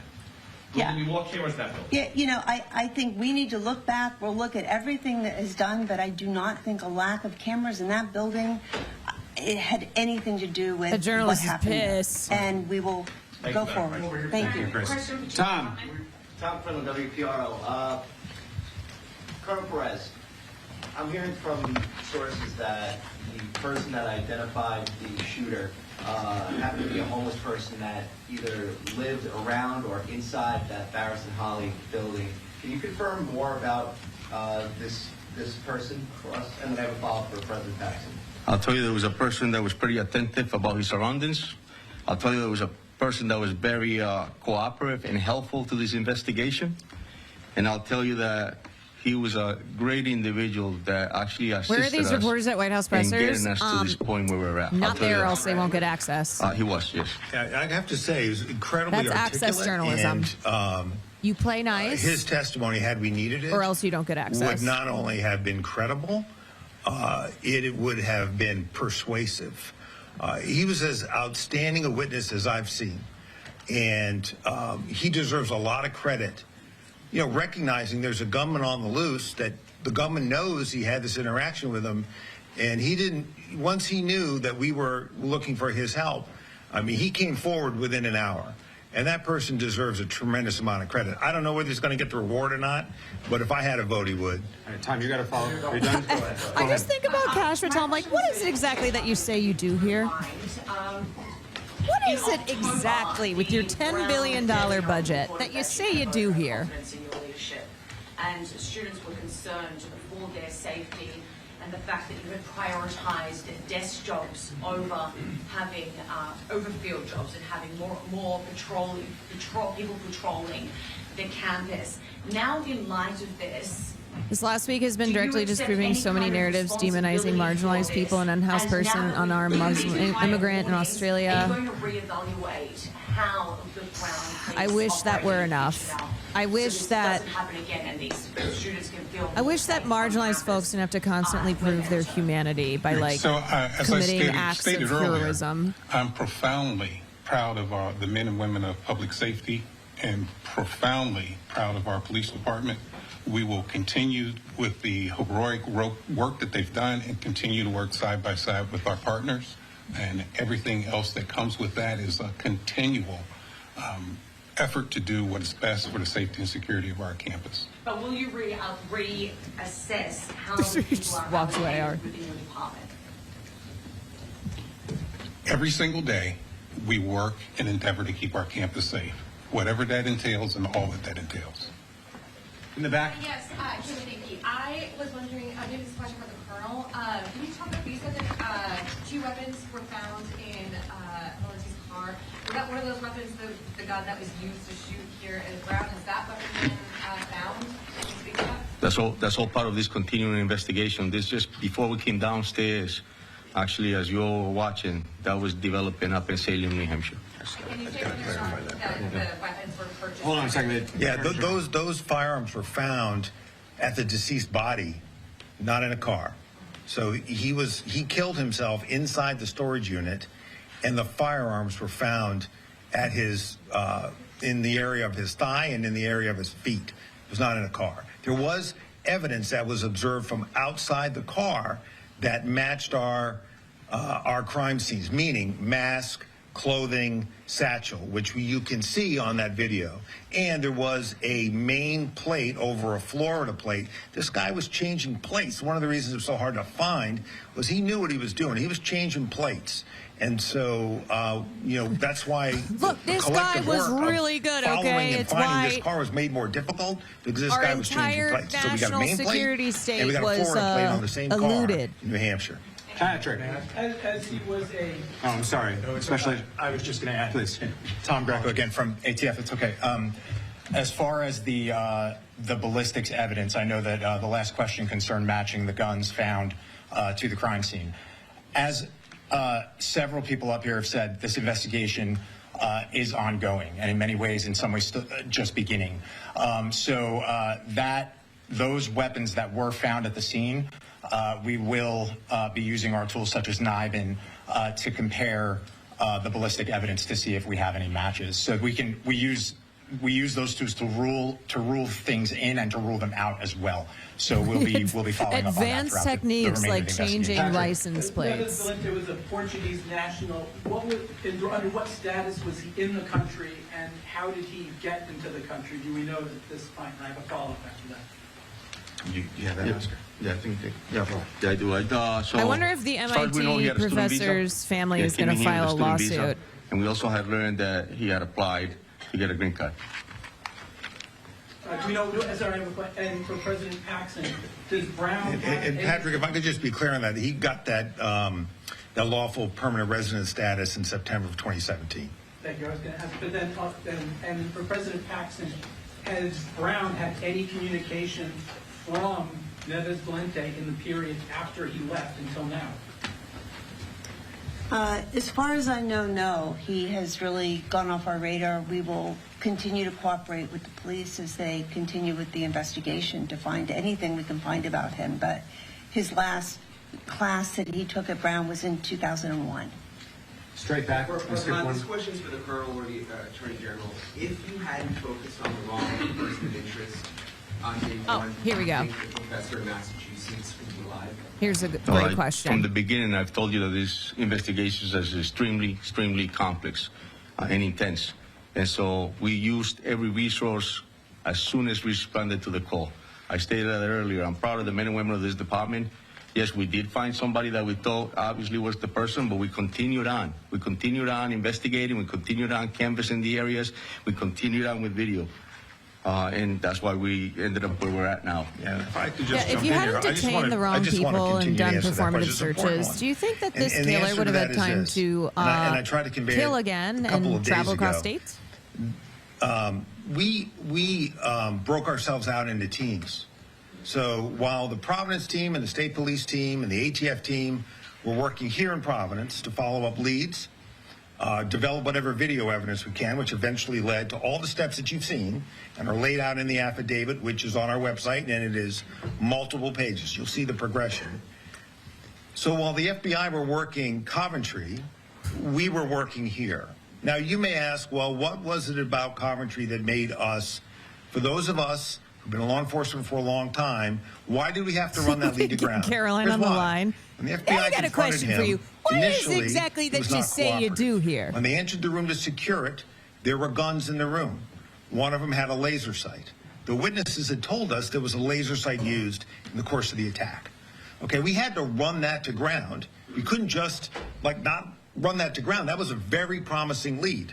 But that's why you don't get over your skis about, and word choice is important. So while we had to test those ballistics and test the DNA off those guns, and that DNA ruled this guy out, okay? But we had to run that lead to ground. But while we're running that lead to ground over the course of Sunday, for the most part, my memory's this guy correct, looks... we were working other leads, which eventually led us through a recreation by the great work of the team, including the marshals, by the way, that are up here. Movements, image of our cooperating witness. Witness comes in, and you've heard the rest. So if the shooter didn't this kill is the way himself, these investigations work. You don't chase one and stop. Would you guys have caught him? If Greg on Reddit hadn't done a better job than the fucking FBI. There was one lead that we followed, didn't work out. There was another lead that we followed, didn't work out. There was another lead that we followed, didn't work out. So that's, at least in my mind, 5 different leads that one worked out, 4 didn't. But you're running them all down at the same time. So I can't offer any comfort in that regard. But I don't believe that we would have found this person any sooner, given the evidence that was available to us. We're way back. Can you say why it took so long to get the tipster's tip? It looks like he posted on Reddit on Monday and then said on Reddit that he told the FBI. Was it lost in the FBI's tip? We received the tip about that post and immediately acted on it. And so that's exactly what occurred. As soon as the tip came in, we had a tip center upstairs that was staffed, as I mentioned earlier, by detectives and agents. They were going through hundreds of Greg tips on Reddit and the we vetted them through, ruling them out, just like the general stated. Homeless individual. We were making sure that whatever came in, we checked to his entire to ensure that we weren't missing anything. And so when we got to that tip, obviously, it led us to that person that we wanted to speak with, and I told you the rest earlier. So. Yeah, and I just want to complete that too, because this is important. This person had to come forward. That's why we put the picture out. Once we put the picture out, he came forward, right? But we didn't know who that person was. We knew about what was on Reddit, but we didn't know who that person was. That's why when we identified another person, we didn't know when that person came forward that he was the Reddit poster. He then told us he was. Okay, so all of these things kind of happened in that sequence. Just the concept of Reddit being mentioned in the press conference because of Greg on Reddit playing a key role in catching the shooter.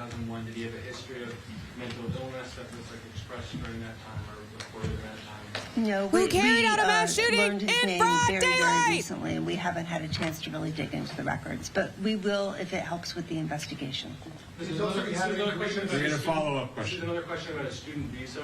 You said he's here on a student visa now. That's why I keep asking, what is it exactly that you say you do here? Yeah. So he's not here on a student visa now. He was initially, and then he applied for and received lawful permanent. Oh God, resident this is going to status be in used by the September right too to be 2017. like, this is why we can't have any of these immigrants. Deport green card holders who aren't. Again, as I stated earlier, we just identified Who aren't from South that Africa. person, and this developed pretty quickly. So that's all part of the investigation that's coming. Can you talk about any interaction between him and law enforcement before he died? No, I would know. Say his name, Greg on Reddit. And that is, do you know any associates of his, family members, friends, roommates, and if there are any in the United States, did any of them come forward? Yeah, white South Africans. No, not at this time. This evolved extremely quickly. We've been at this for 6 days. And so here we are, and we now identify who the person is. We're about to make an apprehension. As I stated earlier, he took his own life. But that's all part of the investigation that will continue about him. Go ahead. You just know they're going to spin this into an anti-immigrant. Had no known criminal history that you know of. You were asked about possible mental illness while he was here. When he was at Brown, They'll still keep spinning the anti-Muslim angle too, even though the guy that the right wing had targeted had nothing to do with At this. this point, I mean, again, these are very, very old records. You have to understand. We learned about this very recently, and I think going forward, as we want to learn more, we will cooperate with the investigation to give them the information they need. Go ahead, in the white shirt. Hi, Brittany, WCBB. This question is for Colonel Perez. You mentioned that Cardio was the primary suspect, primary focus from the beginning. If that's the case, Can you elaborate more on why there was someone else detained initially, and the lead that led you to that person to being detained initially, if Claudia was the primary focus from the beginning? Yeah, so... And I have a follow-up. Sure, Brittany. Great question. So we have received a tip about that first person. We have received a tip about him wanting to get a permit to carry a firearm. Imagine you ask a question, And they don't that say, led great us question. To also learn that he was a person who potentially could be, it was just weird. He was denied and then he went to another department, and the descriptions led us there. So we ended up, we had it vetted through. Obviously, the FBI responded, followed through that whole tip, ended up finding the person, taking him to custody, finding him with 2 firearms, with a laser. And so it took a while for us to be able to rule him out. But it was a tip that came in. And as I stated earlier, as soon as the call came in, it was all hands on deck. And there was nothing that we were just going to say that is not anything that had to do with it, with this case. Obviously, we wanted to make an apprehension, and we went after that. So. Yeah, I just want to, if I could just jump in here, Mayor, I'm sorry to do that. But I think I heard you say that Mr. Valenti was the suspect from the start. Primary focus. No, he became the primary focus yesterday at around this time. This name was not known to us. This guy is until getting yesterday. pissed So at when our every cooperator journalist came who in has last night, even we were able to remotely track the card, get the name, and then we were in the position question. of today. Do we push that name out so that you can help us find this guy, or do we think we know where he is? And so that was the balance. That was that back and forth analysis in our minds, collective investigative team minds, was going on today. But his name did not come to us until yesterday. As I said yesterday, until you have the name, which we did not have until yesterday, after our press conference together, that's when this thing heated up. As soon as you have a name, I believe you can find anybody in this country. And the fact that this team was able to do it in around 24 hours, I just have to say too, like, let's say that, let's say law enforcement. What we have been talking about doing, which is how long is it going to take? And it took, roughly Let's say 5 law days. enforcement did what they could and do. that's a tribute to Okay. them. Can they Brittany, if I deny could the just fact clarify that Cash further on that. So Patel what I going meant, obviously, on was podcasts that the with his image girlfriend, that we fiance, whatever, released within hours and then posting of that photos person of himself at interest that was Trump's walking on Christmas Waterman Avenue party around the corner is that maybe was sent bad out within optics? minutes. Maybe That looks became a like the primary FBI focus of the investigation and law of that enforcement person. isn't doing everything they can to find a mass shooter at large. Valenti was in Miami. Correct. Have law enforcement in Miami been notified? Are they searching this last address for any potential evidence? No, Brittany, absolutely. Yes, that address, I believe, was one that predicated in 2001. And so, absolutely, the law enforcement agencies, both federal and local, were notified of that. They also went to that residence as well, also talked to the individuals that was at that particular residence to see if they had any type of connections or associations with Valenti. Thank you. Absolutely. In the way back? Question for Coronel Perez, I'm sorry. For Univision, in Spanish, you can this. What's next? Do you have any leads on the motives? Como acaba de preguntar la colega, It's, I mean, you have to believe there's a personal, ¿Qué es lo que viene ahora? Si es que saben the motive being personal in that Sí, vamos a seguir. he went to school with the MIT question was, what's professor. next, right? What are we going to do next? And so la respuesta es que vamos a seguir obviamente trabajando con las organizaciones federales He had attended y también Brown. entre nosotros buscando esa inteligencia de quién es esa persona, qué motivo lo trajo aquí a la ciudad de Providence a cometer esta tragedia, este incidente. I love cop Pero eso va a talk, tomar all tiempo hands on verdaderamente, deck. vamos a tener que averiguar y averiguar más para ver qué fue el motivo que llegó a esta ciudad. ¿Tienen alguna pista de qué podría haber sido? ¿Qué es lo que van a estar buscando ahora? No, hasta el momento no. Esto obviamente, como acabo de explicar ahorita, lo identificamos hace poco. Go ahead. Right there. What brought investigators specifically to New Hampshire? Does this person have a connection to New Hampshire? I know you said that the storage unit was in his. So it was the financial records that the federal agency followed through and through the investigation that led us to learn that this person had rented there, so a storage unit. And so we responded immediately, and we found that the vehicle that we were looking for of interest was parked there. The vehicle that they became aware of because of Greg on Reddit. Again, identification of the vehicle of interest, the person who did that. And as you said, there was video captured. Could you walk us through that aspect of this? Was this the witness who provided to you the vehicle? Can you walk us through how that vehicle of interest entered the investigation? And then I have a follow-up. Correct, yeah, it was part of the tip that was posted actually, and then also the tipster had called and had stated that this individual had a fob and was trying to enter a vehicle that was parked on Benevolent. And so because of that, we obviously knew there was a vehicle and there was a description of a vehicle. When we brought him in, he collaborated further on that vehicle. We put it out through Flock, the description of it, and we learned that within that time period, there was only a certain amount of vehicles that came up with those description fitting it. So our detectives obviously stayed on that and ended up finding this vehicle with Florida plates, and that's how we ended up with that specific vehicle. Then we had learned that the vehicle also potentially could have changed their plates, and as I stated earlier, we were able to find the vehicle on Flock, actually get the actual plate, learn that it was a car rental, which brought us up to learn that, that we needed to learn more at the rental place about the individual, which we did. And then further later, we find out, again, doing all the work that they did upstairs, I think it was tremendous too. If you had a chance and an opportunity to see how much work was put in, because it was bits and pieces of information. It's almost like putting a puzzle together. You only have just a few pieces, and you're building it. And that, later on, led us with the financial records to learn that he rented a storage unit in New Hampshire, and that's why we ended up. Okay, your follow-up to that one for the Chief or the Attorney General. You mentioned, again, weighing that public interest versus the information that was available. It's all coming full circle. Oscars on YouTube, crime solved on Reddit.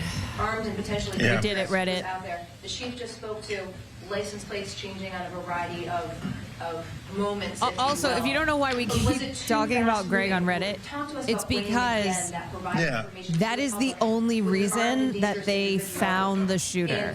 Vehicle use that involved multiple Greg on Reddit gave them information about the car.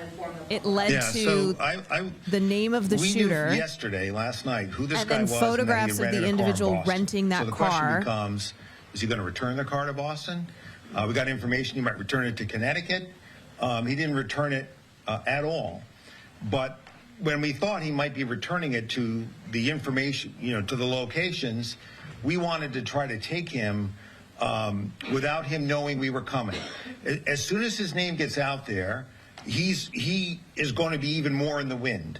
And so the question becomes, if you think you might know where he is, right, eventually you find the storage unit, right, so you're following that up. But initially you think he might return the car to Boston on Atlantic Avenue, I believe, or in Connecticut, perhaps to board a flight somewhere. You're weighing, can I take this guy, because we know where he's going to be, and not alert him that we're coming. And so I would say this afternoon, we were going back and forth on that. But as the FBI and the ATF and our other partners, Providence Police, State Police, developed evidence as to where he was, ultimately in New Hampshire, we decided to pursue to that location. And there we found the car with those multiple plates. You better do so thinking about Greg on Reddit. Florida plate and a main plate on top of it. General, right there. Go ahead. General, that DNA evidence, where was that tested? And also the firearms examination, because we're in trouble with the state lab here. Where were those? I just wanted to touch real quick, and I know ITF is going to be able to answer you that, but that's a great question, Mark. And the reason for that is because when the incident first happened, it was our BCI unit that responded and collected that DNA and protected the integrity of that DNA and sent it out. Thank you. The evidence collected, the DNA and the firearms were sent to the Connecticut State Police Lab. They have the best local capabilities to handle that type of evidence and do those type of examinations. Thank you. Wheeler, go ahead. So is there an understanding of how he got to get the rental car in Boston, or what his movements were in the days and weeks before the shooting? So if there's an understanding how he got to Boston to rent the car, is that? Yeah, like where was he in the days and the weeks before this? Yeah, so we're not sure about that, obviously, because we all started acting and this investigation when the incident happened. And that's when we started to follow through to learn more about it. So. And remember, we didn't have his name until last night, so I think we'll know more about his movements as we're able to track that name. But the critical thing was, once we knew his name, was where is he right now? Certainly, you know, going backwards, we're going to want to know how he got into the country, when he got here, and all that. But today's mission was get him off the streets where he poses a danger to Rhode Islanders and ultimately the people of New England. Okay, so let's break out of this press conference because we are seeing another press conference starting in Massachusetts. I just keep thinking about how we will learn more from officials in Massachusetts at some point tonight. That press conference starting now. I just think that and one of the journalists tried to ask this, but law enforcement needs to. This evening at approximately 9 p.m., law enforcement needs federal to have their agents feet held breached to a the storage fire locker on in Salem, New Hampshire, what in search of mistakes were Claudio made. Neves Valente, a Portuguese national we believed shot and killed two which then allowed Brown the University MIT students professor to be and an MIT professor in killed Brookline, on Massachusetts. Monday. Federal agents found Neves Valente dead from a self-inflicted gunshot wound. The United States Attorney's Office in Boston, Rhode Island, Connecticut, and New Hampshire have been working throughout the day to establish probable cause to charge Neves Valente. Earlier today, the U.S. Attorney's Office in Massachusetts filed a criminal complaint under seal, likely it was him, yeah. detailing the chain of events He over knew the past the 6 MIT days, professor. including They went to information school that together. led us to today's search of the storage locker in New Hampshire. This is what we learned during this multi-jurisdictional investigation. Neves Valente studied at Brown University in Providence, Rhode Island on an F1 visa around 2000 to 2021. He eventually obtained legal permanent resident status. Previously, he attended the same academic program as the MIT professor Nuno Loureiro in Portugal between 1995 and 2000. Although Neves Valente appeared to reside in Florida, between November 26 and November 30 of this year, he rented a hotel room in Boston. On December 1st, he rented a gray Nissan Sentra with Florida plates from a car rental agency in Boston. That same day, he drove to the vicinity of Brown University, where his car was observed intermittently between December 1st and December 12th. On December 13th, Neves Valente entered an auditorium on Brown University's campus during a study session and began shooting at students, killing Ella Cook and Mohammed Aziz Umarzokov, and injuring 9 others. Between December 13th and December 14th, Neves Valente returned to Massachusetts. On December 15th, he murdered MIT professor Nuno Loureiro at Loureiro's home in Brookline, Massachusetts. At some point while he was in Massachusetts, he switched the plates on the Nissan Sentra to an unregistered plate out of Maine. Immediately following Professor Loureiro's murder, Neves Valente drove to a storage facility in Salem, New Hampshire, where he had rented a storage unit in November of this year. Since the December 13th shootings at Brown and the December 15th shooting in Brookline, state, local, and federal law enforcement officials have been working hand in hand around the clock to identify the shooter and prevent him from inflicting further harm. I have said this before and will continue to believe when law enforcement agencies work together, crimes are solved and the public is protected. The information we provided to you tonight would not be possible without the dedicated men and women of law enforcement in multiple districts throughout New England, including the FBI, ATF, HSI, the U.S. Marshal Service, Massachusetts State Police, Rhode Island State Police, Providence Police, Brookline Police, and the Brown University Police. In addition, prosecutors from the Rhode Island Attorney General's Office and the Norfolk County District Attorney's Office and federal prosecutors from Rhode Island, New Hampshire, and Massachusetts all contributed to this result. I also want to thank Attorney General Pam Bondi for her support in coordinating the federal response. Questions? Can you tell us anything about his motive and the two? This is Gregory, sure. How they might be related and how he might be related to them?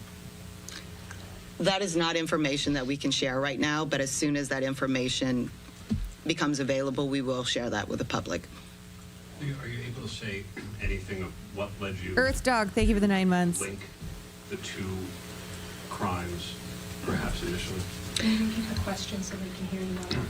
Yes, the question was how were we able to link him to the two crimes? So investigators identified the vehicle that he had rented in Boston. Because? And then drove to How? Rhode Island. And he was seen, the vehicle was seen outside of Brown, and there was security footage that showed a person who resembled him. There was financial investigations that were going on in the background that linked him not only to that car, but also to the hotels that he had rented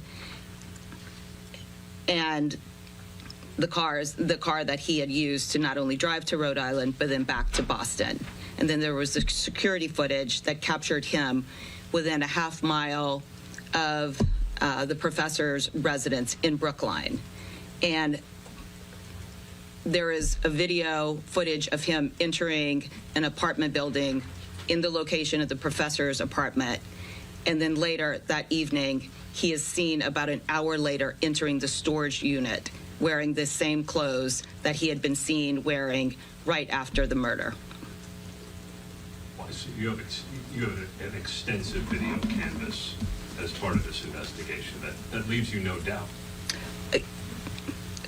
This is the evidence we have right now.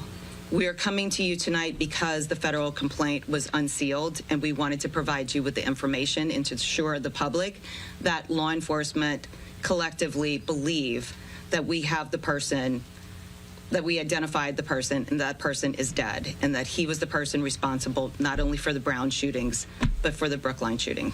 Can you speak to, before the self-inflicted gunshot, was there any interaction between law enforcement and Should have let Greg give the news conference. Change or anything like that? No, when investigators went into the storage facility tonight to execute the federal search warrant, he was dead. Do you think he entered there this evening? No. He entered an hour after what happened in Brookline? Yes. And do you know how long that storage, did he rent that? Like how long? Our understanding from the financial investigation is that he had rented a storage facility at the location in Salem, New Hampshire in November. It's actually John from Reddit. The tipster John took his information first to the social media site Reddit posting. I'm being dead serious. Ballistics investigation was ongoing and has not been completed at this time, so we're not going to comment on that. To be clear. Okay, first of all, there's no it's John. It's not John Reddit.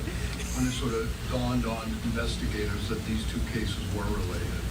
It was in the last 24 to 48 hours that my understanding, John Reddit, that according to my cannot be understanding, is when the link began to be established. Oh my and that was God. mainly, he was using a phone that was obfuscating ability to track it. And he was using financial, not credit cards that were tied to his name. And so he was sophisticated in hiding his tracks. I made up Greg. According to the... I made up Greg because Greg to me is just like a Reddit name. But it's forever Greg. My professor had attended the same academic program together in Portugal from 1995 to 2000. Do you know if they knew each other? It's Greg, though. It's still Greg from Reddit. My understanding is that they did know each other. Have they been in communication since that last date? I don't have any information to provide you. Would you call this targeted?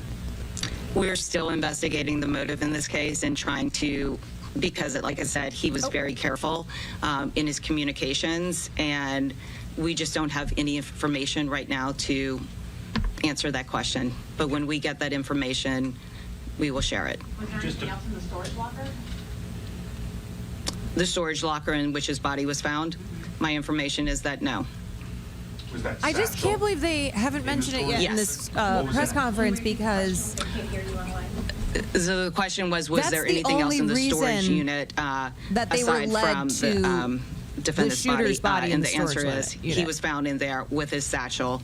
There was nothing else found in there that I am aware of, but they're still in the process of searching that facility right now. Did he kill himself right away? We don't have any information when he killed himself, but he was dead when investigators found his body. Can you tell us anything about his life? Like, I think you said the last known address was in Florida. Like, what he was doing? Was he working? Was he in the field of physics, which he had studied? Any sort of biographical stuff you can tell us about him?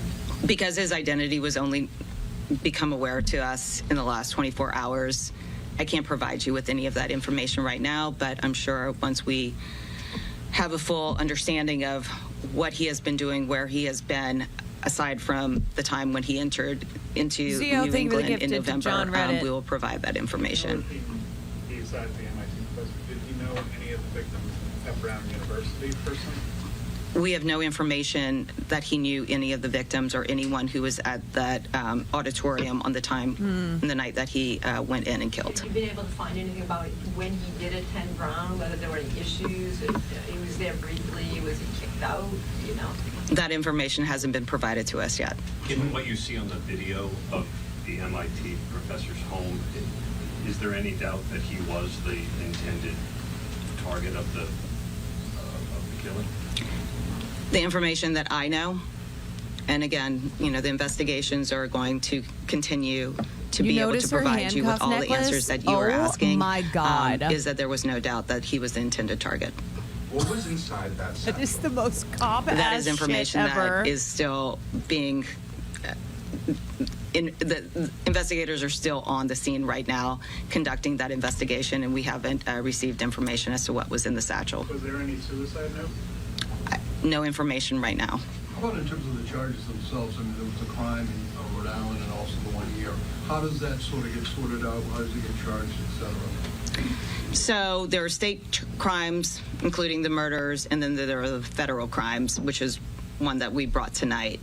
The jurisdictions are working together, and we have been sharing information together and encouraging everyone to share information that could result in solving the crimes that were committed in their jurisdictions. And we will continue to do that if there are any doubts that are left with closing out those investigations. We will continue to share all the information so that we can share with you whatever motivations come to light as to why these heinous crimes were committed. Are you confident, I guess maybe that's not the right word, but do you believe that he acted alone? You know her Is there any husband evidence Googled what buy that for anyone cop else was wife, and traveling that with him necklace popped up. here? We have no information that he was Got it off acting in Etsy. concert with anyone else right now. Anything interesting found in the car? That search is still underway, but we will provide you again with more information as soon as we get it. Anything more you can tell us about, you said he hid his own tracks. Can you talk about that a little bit, what he did? So he was using an application on his phone, and there have been a couple of things. The Google phone doesn't allow officers to ping the direct location and get real-time location information about the phone. There was also beliefs that he was using SIM cards that were possibly European SIM cards that are carried through a provider in the United States, but does not provide real-time information about tower connections. In the car? The vehicle, he rented, we have video of him renting the car at Enterprise here in Boston. And the fake plate from Maine was just... We haven't figured out now where he got that plate from. It was an unregistered plate in Maine. We have information that that plate was a very old plate that had been taken out of the registration status over a decade ago. When his body was found, can you just describe what he was surrounded by? Can you just paint the picture as to what was in that unit? What I can say is he rented one unit. His body was found in a unit that was not occupied, and there was nothing else in there from what I have heard, but this is information that I was getting an hour or two ago from agents who were conducting the searches there. When we get further information, the information will be made public, including in the returns for the search warrant that we obtained this evening. Was he living in it effectively since after the Brookline incident? I have no information right now as to the unit that he had actually rented. The tactical teams were there to search, and they were obviously concerned that there could be booby traps or other types of security issues. And so when they noticed that that storage unit was still locked from the After outside, days of libeling and smearing a pro-Palestine student, looking back at the audience to see if anti-Portuguese racism is a thing. Yeah, like, hey, can we make anti-Portuguese racism a thing? Does this work? I know that you haven't had much time. Does he have any sort of criminal record? This devil, this she-devil. We are not aware of any criminal record. The MIT professor who was shot and murdered is also Portuguese. The shooter, a Portuguese national and Brown student, is believed to be responsible for both. I know that they now we need to find out what the Portuguese connection means. Brown granted admissions to a foreigner who murdered an American student. Revoke their federal funding. One thing about these losers, they will always try to find the racist angle however they can. They will always try to find... Again, the motive, and we have information of his being same in thing New every England, time. Throughout 2025. The Portuguese connection. Once we get the information about why he came Do up you think here, Portuguese is close enough to Palestine because they both start with a P? How long he had been a lawful permanent resident of the U.S.? I don't have that information. So, I mean, the only two ties that you have or can talk about now is he went to Brown and he went to this graduate school with the professor in Portugal. I mean, those are the only two ties that you can talk about now in terms of their relationship. That is correct right now. Was it graduate school or undergrad? Whatever it was, I'm sure it's in the... They were in school. She probably thinks Portuguese. She does. I could see her thinking it's like that is not information that we have to share right now. Like somewhere in Mexico. Do you know, did he have any contact with anybody else besides? She's like, I know there's brown people. The hotel in his travels. That is information that I don't have to share with you right now. Yeah, maybe she thinks it's Brazil. Yeah, go ahead. There was been some reports on social media by this saying that a man who was homeless and was sort of living at Brown was the one who sort of saw him and thought he was suspicious and took his plate number and then was urged by other people on Reddit to make sure he reported. Is that true? You say there was a witness, but is that his account true that he's the one that helped break this or gave a crucial tip? How would you describe that? We did receive information from a witness who encountered him after the Brown shooting and gave information that was very helpful to the investigation and in identifying Neves Valente. You're going to get the $50,000? We'll let you know. No, I think that's... what do you mean we'll let you know? The accounts that are on the record right now is what we can comment like on. No. But we will provide, again, more information so that the public will have these confidence rewards are in our always such a investigations. scam. Thank you. That was Leah Foley. She's the U.S. Attorney for the District of Massachusetts. An extensive press conference, really wrapping up a marathon. Do they ever even give out the money? Of question and answer at two different press conferences. We've been nonstop watching as authorities, first in Providence, explained what they know so far. What you just watched there was Foley. Again, she is the U.S. Attorney for the District of Massachusetts, letting us know what they know from their perspective. This camera on the ground at the scene in southern New Hampshire, about a 45-minute drive north of Boston. That's where this Didn't the woman who turned in Luigi at McDonald's I'm going to recap everything that we've learned get the reward in the past couple of hours? We've learned a lot. Basically, it was a video that provided authorities with a description of a vehicle, which then was eventually corroborated through a tip they received. They say that she called the cops not the tip line. They're like, yeah, read the fine print. And specifically, you heard and them she got mention fired. Yeah, one homeless person And they were asked at the very end of that press conference if that person's going to be getting part of that reward. Time will tell. The suspect, let's begin here. Identified as Claudio Manuel Neves Valente, a 48-year-old. Oh my God, not this screenshot. I have not seen them release these images in an official capacity yet, but these were the images they had of the suspect on screen while they were announcing the I doubt they pay out, death of the especially suspect, the and while homeless they were letting individual. us know I'm sure what they'll they be know like, about him so far. Again, 48-year-old Claudio Manuel Neves Valente. That's him pictured on our screen. That's as clear as a photo as we have at the moment. He's Portuguese. Authorities say that there were guns at the storage facility. wait, I've seen these where his images body was online. found. There were no guns. What were they saying? I don't at the remember. car, and then we heard the second press conference that they're still searching the car. So still something to be gleaned from that, I would assume. They say that this suspect was using a phone that was not able to be tracked. They said it was a Google phone. They believe that the suspect did not kill himself today, although it's unclear when exactly he did kill himself. They believe that he went to the storage facility after the MIT professor was killed, moving back to our live vantage point of the scene.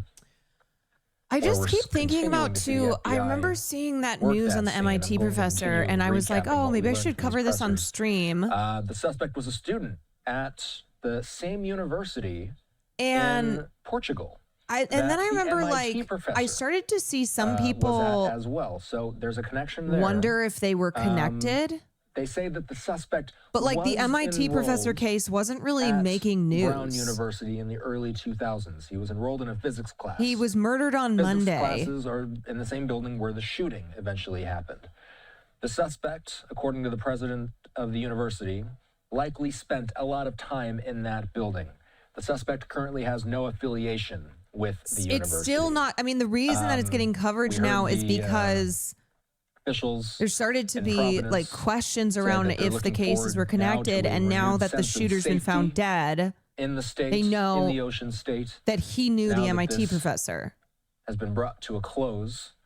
Shooting happening on Saturday evening, and now officials finding his dead body in a storage unit. They say not the storage unit that he rented out, by the way. Because they went to the same They university found in Portugal. Another storage unit that was completely empty other than the suspect's body. By the way, Attorney General Pam Bondi saying this: the suspect in the Brown University shooting was found dead this evening of a self-inflicted gunshot wound. The FBI, the ATF, the Justice Department, and our U.S. attorneys in Boston and Rhode Island did incredible work supporting local authorities in the investigation. And this afternoon, it led the way in critical breakthroughs God, all to caps. identify Who the do you think suspect. she is, Most Trump? importantly, please continue praying for the families and friends of the victims in this horrific event. We did hear that there continues to be a number of victims who are hospitalized relating to the Brown shooting. Some of them have been released from the hospital. Why would he Others do are a in mass shooting if you stable wanted condition. to kill a former colleague? I Continue on with have some of no what we learned idea. at I these don't press know. conferences. I The also ATF don't and the know FBI, why, of course, if he helped didn't lead this manhunt, multi-state manhunt. He wouldn't have They, known that did mention he wouldn't that have known that believe they the were suspect finally acted closing alone. in That's after as far as they know at this point. Greg from Reddit and the homeless evidence so guy far to gave him suggest that really there vital was anybody else tips. involved in this. The So, suspect why used did a he rental kill vehicle. himself? Authorities believe that the suspect and the MIT professor were classmates in Lisbon specifically. They kept saying this at the Providence press conference, that we will learn more from the affidavit. Once we get the affidavit, once we're able to get If that girl eyes on wasn't the VP we'll of Brown's share any Republican more Club, the details Trump admin wouldn't give a shit that about may Brown and come from MIT. that. But that was something that was kind of a reoccurring phrase Republicans that we were kept already hearing. trying to use it as like a the see, they're affidavit will killing no us. doubt, perhaps give us a little more insight. They're killing us. But, the violent suspect, left, we learned, obtained permanent resident legal white status Christian in conservatives 2017. He lived in Florida. are US being attorney said, targeted. but appeared to get a hotel and a rental car in Massachusetts around the time that this all happened, just before this all happened. He rented the storage unit in November. One question that they asked was, how did they connect the suspect to both incidents? And they say that they did that through using vehicle, hotel, financial, and security footage evidence. They couldn't get much more specific than that, but surely, as time goes on, and perhaps we'll get some more details in the coming days, that's about what they've told us for now. The Associated Press, by the way, It's the while we same were listening to those building press that he conferences, they spent time in during independently his year confirmed as a the Brown suspect PhD attended student. the same Portugal college as the Yeah, I MIT don't professor in the know. late 1990s. I don't know why. Still a lot of holes to fill in. I don't know Still a why lot he we would don't go know, there, shoot it but we up, learned a lot tonight. and then travel to the home of One note that I a former took that I've already schoolmate read, I'll and then reiterate kill it him. again. Officials there in Rhode Island saying that they are Poisonous mushrooms, thank you for the relieved. prime. And this was a days-long manhunt. The scope of the crime scene, if you will, spreading as the days progressed from Brown University.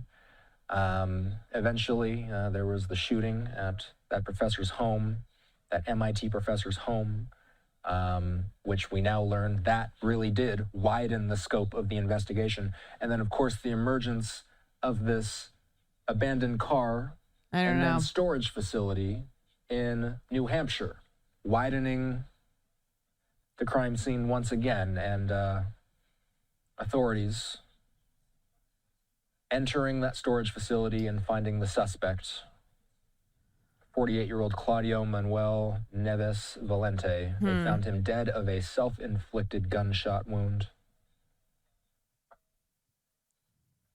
Rhode Island officials saying that they are looking forward to a renewed sense of safety in the Ocean State. Yeah, I wanted to person of possible suspect, person of interest identified. No. Police investigate links. So this was from earlier today. Authorities had said Thursday they're looking into connection between last week's mass shooting at Brown and 1 day later near Boston that killed a professor at another elite school, the Massachusetts Institute of Technology. The attacker at Brown on Saturday killed 2 students and wounded 9 others in a classroom in the school's engineering building before getting away. About 50 miles north, MIT professor Nuno Loureiro was gunned down in his home Monday night in the Boston suburb of Brookline. The 47-year-old physicist and fusion scientist died at a hospital the next day. The FBI previously said it knew of no links between the cases. It's been nearly a week since the shooting at Brown. There have been other high-profile attacks in which it took days or longer to make an arrest or find those responsible, including in the brazen New York City sidewalk killing of United Healthcare's CEO last year, which took 5 days. Yeah, we still don't know who did that, though. But frustration is mounting in Providence that the person behind the attack managed to get away and that a clear image of their face has yet to emerge. There's no discouragement among people who understand that not every case can be solved quickly, said State Attorney General Peter Nerona at a news conference Wednesday. Authorities have scoured the area for evidence and pleaded with the public to check any phone or security footage they might have from the week before the attack, believing the shooter might have cased the scene ahead of time. Investigators have released several videos from the hours and minutes before and after the shooting that show a person who, according to police, matches witness description of the shooter. In the clips, the person is standing, walking, even running along streets just off campus, but always with a mask on or their head turned. Brown officials say there are 1,200 cameras on campus, but the attack happened in an older part of the engineering building that has few, if any, cameras. Let's just get another 1,200 more. And investigators believe the shooter entered and left through a door that faces the residential street bordering campus, which might explain why the cameras Brown does have didn't capture footage of the person.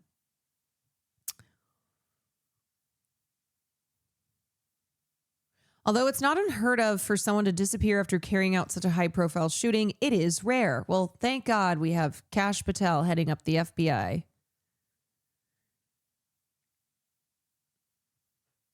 In such targeted and highly public attacks, the shooters typically kill themselves or are killed or arrested by police, said Catherine Schweit, a retired FBI agent and expert on mass shootings.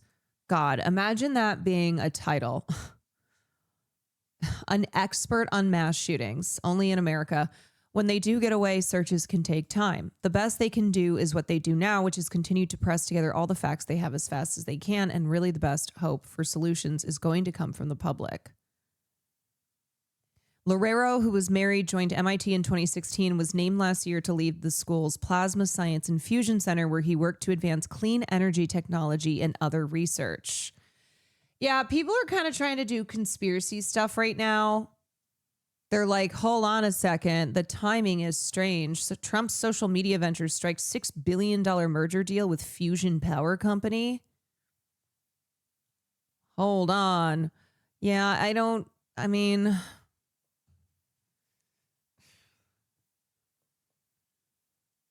So, like, I think,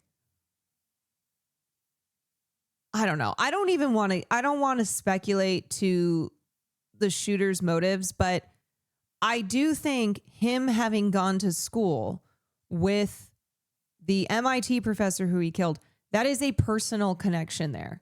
So who knows why, and who knows if the professor was the initial target and then he also decided to shoot up Brown, a place that he had attended. But I do look, y'all, there are certain conspiracy theories that I'm like, okay, I'll entertain it.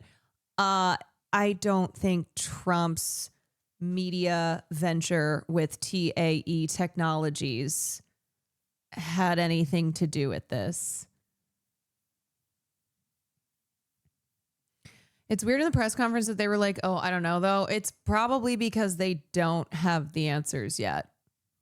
Because considering the fact that they relied upon a Redditor and a homeless man to find the storage unit where then they found the body of the shooter. Elon Musk is already going hard on, of course he is.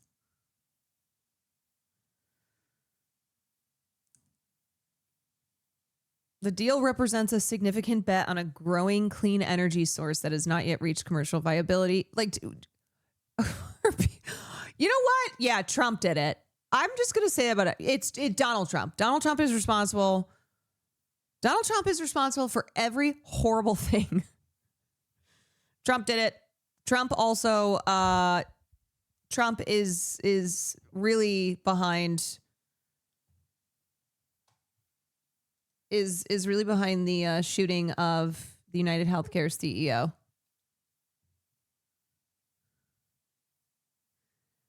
Trump Hunger Games. Oh my God. Yeah. Did you guys see this? Where's the fucking Trump's Patriot In my campaign Games? for president, I pledged to give America the most Caroline finally gets it. Trump did 9/11. spectacular birthday party the world has ever seen for America's 250th anniversary on July 4th next year. Already we've had big celebrations to commemorate the 250th birthdays of the Army, the Navy, and the United States Marines, but there is much, much more to come. We're going to have a good time. As we ring in 2026, Americans across the nation will see the iconic Washington Monument illuminated with festive birthday lights to honor the start of this historic anniversary year. Then from June 25th to July 10th of next year, we will host the Great American State Fair on the National Mall, featuring pavilions from all 50 states, highlighting breathtaking innovations and celebrating America's exceptional history and culture. Frankly, you'll never see anything like it, and you'll never see anything like it again. Dog, people are trying to get through each day because guess what? You haven't made their lives easier. You're making people's lives harder. Do you think they're thinking about the great celebrations of 4th of July next year? In the fall, The we will National host the first State ever Fair? Patriot Games, an unprecedented 4-day athletic event featuring the greatest high school athletes, one young man and one young woman from each state and territory. Are they leaning into the, are they leaning into it? Are they leaning into like the Hunger Games vibe?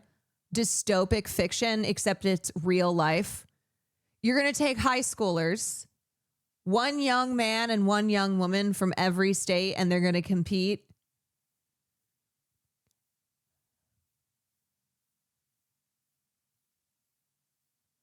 It feels as if they are gleefully leaning into this dystopia. I promise there will be no men playing in women's sports. You're not going to see that. You'll see everything but that. As I first announced in 2020, we will build the National Garden of America. Please, sir, my grocery prices. Please, sir. You know what I will say? Guess what?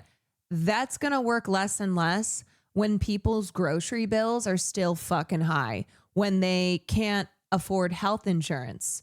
Men in women's sports, that is going to lose. That is going to lose its like political strength more and more when people are like, please, my cost of living. Yeah, are we winning yet? Have we made America great? Is this what America great looks like? All-time greatest Americans. And we will build a triumphal arc as we celebrate 250 years of American freedom. We are the only major do you guys feel free? City. We are the only major capital. We are the only major place without a triumphal arc, a beautiful triumphal arc, one like in Paris where they have the a beautiful arc in Paris. They call it the Arc de Triomphe. And we're going to have one in Washington, D.C. very soon. Construction will start in the very near future. And next spring, we will host a major prayer event on the National Mall.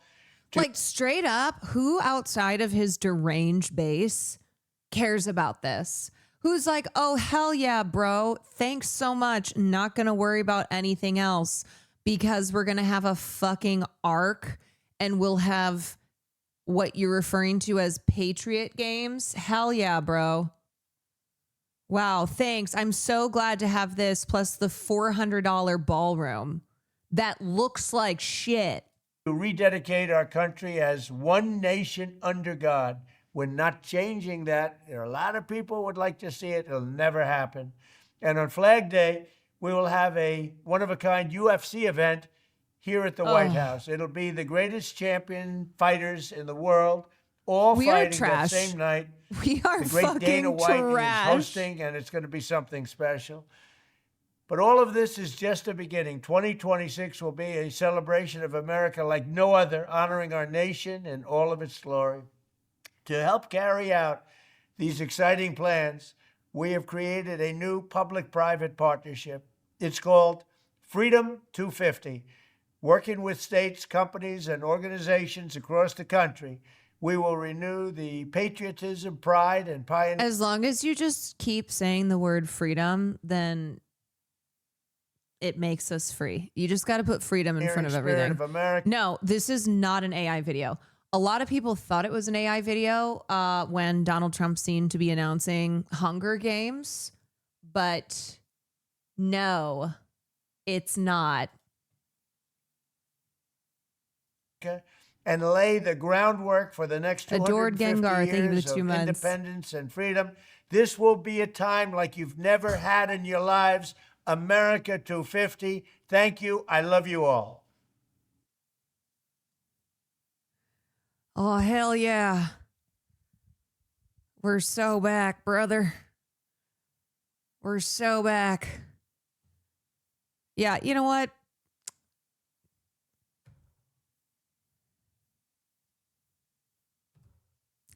You really can't write this shit, except you can, and it's better because it's fiction. And it's called The Hunger Games. Like this is a book. Yeah, it's called Battle Royale. It's called The Long Walk. It's called any dystopic fiction that is so much better than this trash reality. What state will Katniss be from? Not Florida. Katniss would come from like Oregon.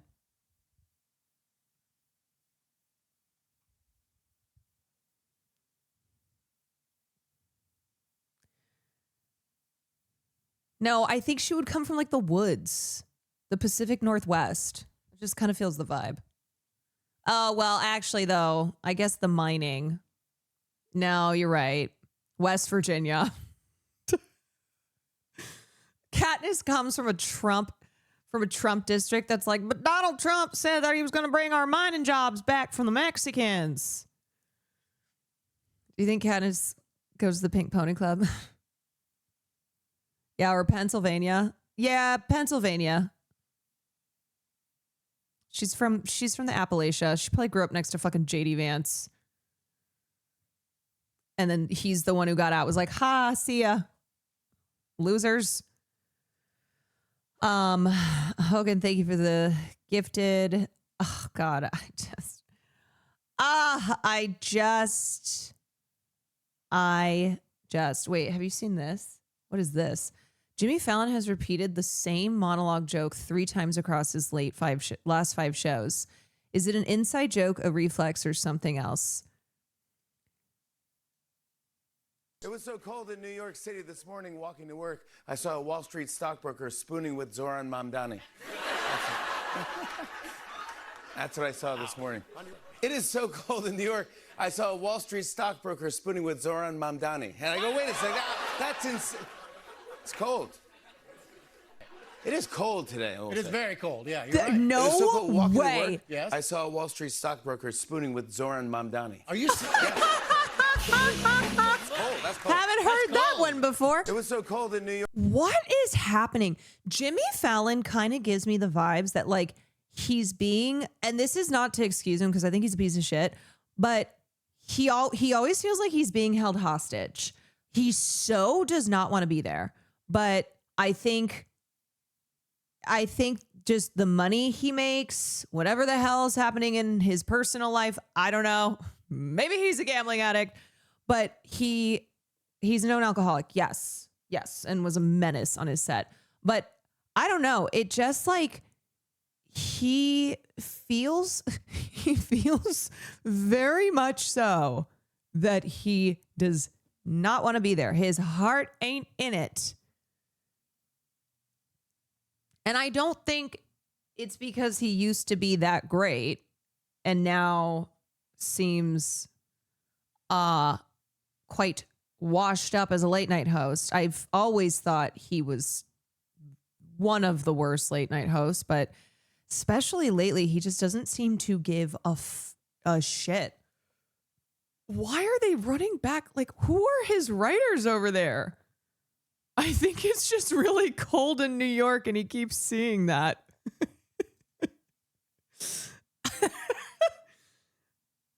It's not even that good of a joke.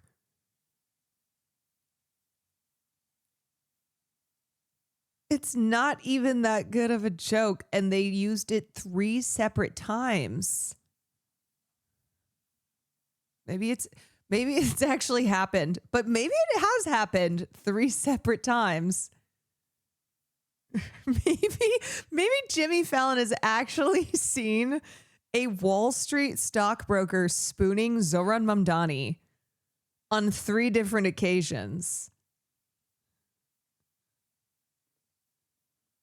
No, I don't. I think Jimmy is so not paying attention because I do not think he gives a fuck about. I don't think he gives a fuck about doing a good job. Like, I just don't think he cares. I think he keeps doing this because he makes a lot of money. But his heart ain't in it. So, yeah, they could probably give him that joke 10 more times and he wouldn't even notice and wouldn't care. He's stuck living the same day forever, but here's the catch, it's only him. Wait, I'm kind of dying at the idea of Jimmy Fallon being stuck in Groundhog's Day. But like, yeah, everyone else life goes by as normal And Fallon is stuck in this Groundhog's Day. And every single day he sees a stockbroker in New York City spooning Zoran Mamdani. He goes, wow, that's how cold it is.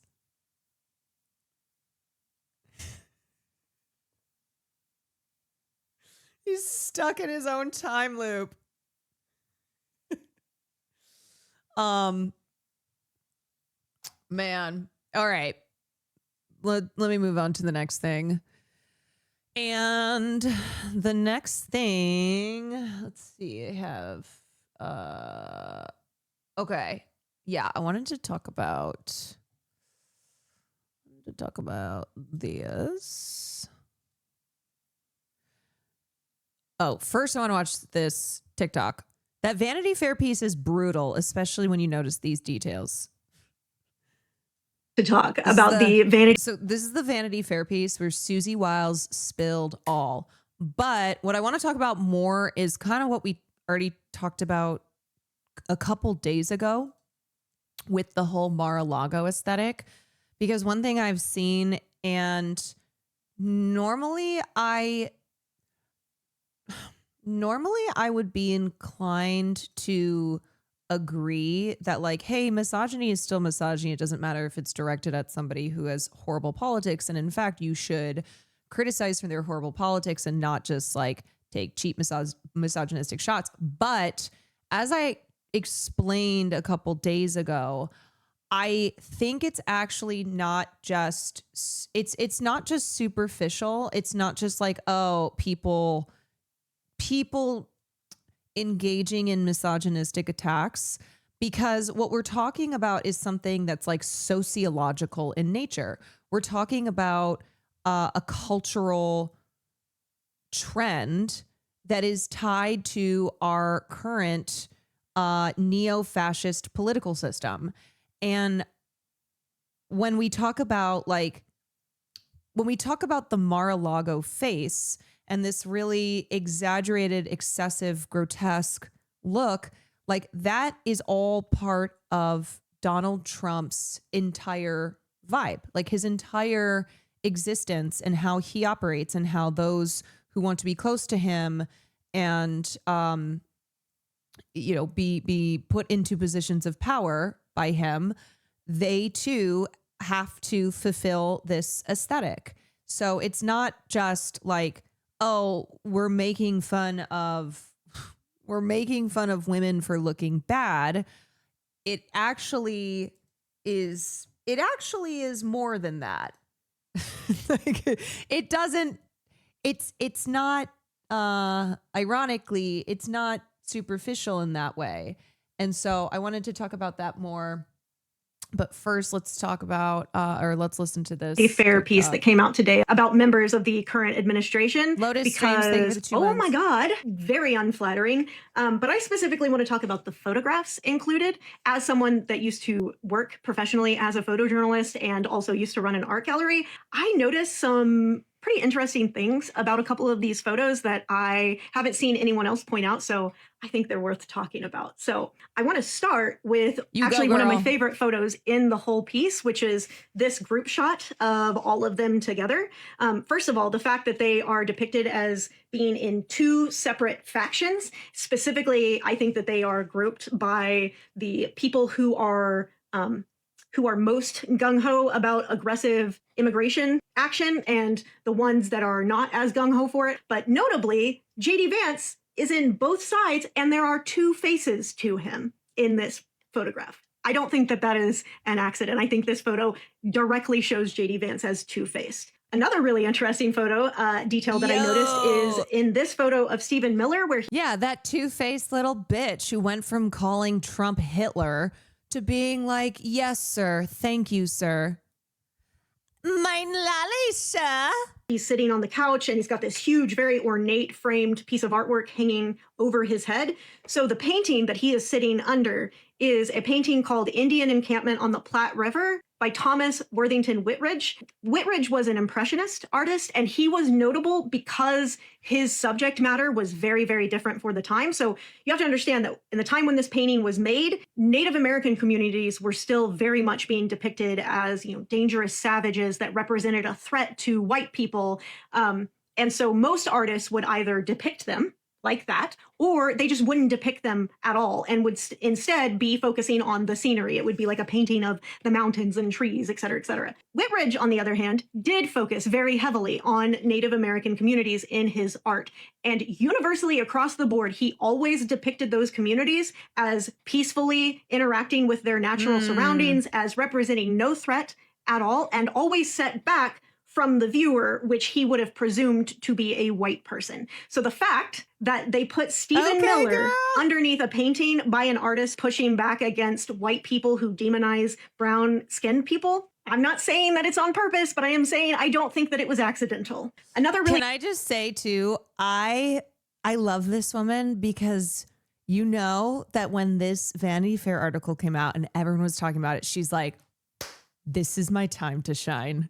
She is so excited to dive into all this and be like, look, I'm not saying that this is exactly what they did because I was not the photographer, but let's get into it. Let's get into it. Oh, people nerding out in this way. I respect. I respect the passion. I respect her breaking this all down. And the thing is, I'm inclined to believe that it absolutely was purposeful because professional photographers don't just point and click. A picture tells 1,000 words. You are setting up the scene. You are, as the photographer, you are placing your subject, you are placing them within a space.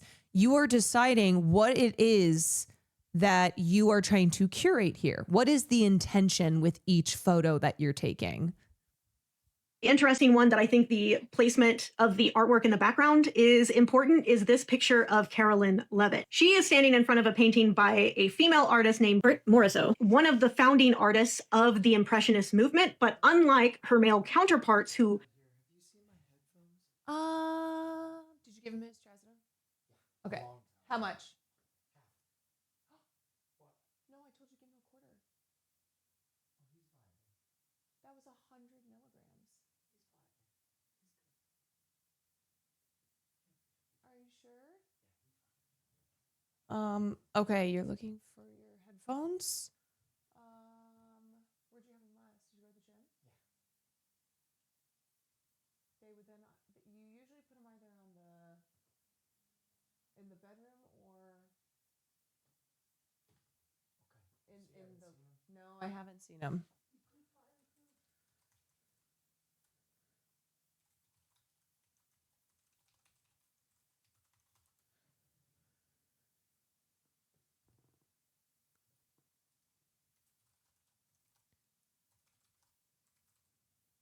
Oh boy.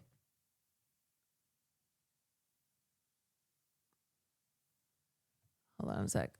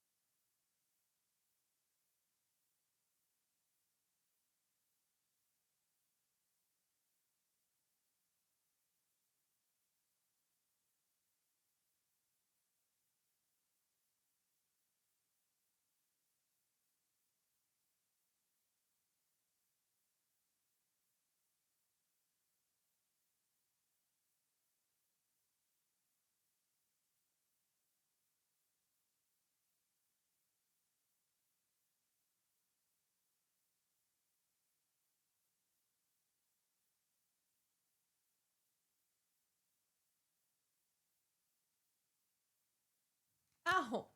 Ow. Okay, anyway. also co-founded the Impressionist movement. She has been largely forgotten by most of the public. largely due to her gender. She tended to specifically paint very intimate domestic scenes compared to her male counterparts. And I thought it was interesting that this painting, it's a painting of peonies. Peonies have an incredibly short bloom time. They have an incredibly short shelf life before they go bad, which could be a metaphor, I'm just saying. Obviously, all of the individual portraits are important. This photo of Caroline Leavitt is one of the most unfortunate things I think I've ever seen in my entire life. The fact that you can see all of the injection marks along the top lip, definitely not an accident, definitely uncomfortable. But the fact that most of the portraits are cropped in so close, I think is meant to create visual tension and like a feeling of uncomfortableness for the viewer. I also wanted to point out the commonality that both individual photos of Marco Rubio, the thing that both of those photos have in common is that Marco Rubio is not looking at the viewer. He's looking off frame either down and to the left, or he's got his back to the viewer entirely. And I think that both photographs are meant to show him in this like very longing, morose sort of state where he might be regretting tying himself to this administration, or he's just wishing he was elsewhere. I think that is the feeling that those photographs are meant to evoke. Finally, just because I think it's hilarious, I loved the petty inclusion of J.D. Vance's Bible, which displays one of his many previous names, since he's continued to change his name over and over again to find the one that, you know, polls the best with the public. So all around, 10 out of 10 work. I love this. I love this photographer, and I'd love to hear what you guys think. Oh, abso-fucking-lutely was every photo in that Vanity Fair piece a hit shot.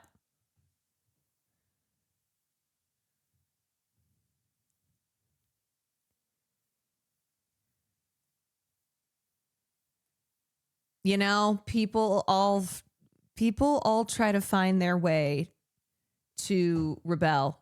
And when you are the photographer tasked with shooting Trump's team, shooting, you know, taking photos, not like shooting with a gun, you do what you can.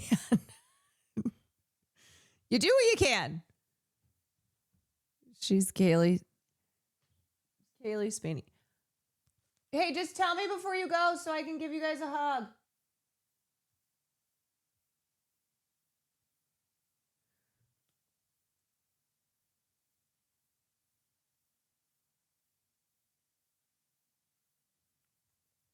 My boys. Okay, so I wanted to read this piece because I thought it was exactly what I was talking about the other day. And in response to people online who are like, hey, y'all, not trying to be the too woke person, but this is just misogyny, or like aging is not a moral failing, or, you know, shitting on a woman's looks is not the, it's not the fighting back against fascism that you think it is. But I think people like that are misunderstanding the like analysis of the Trump world, the MAGA world aesthetics, and how it absolutely does signify power. And it is a cultural and political signifier to look a certain way when you are in this, when you are in the Trump world.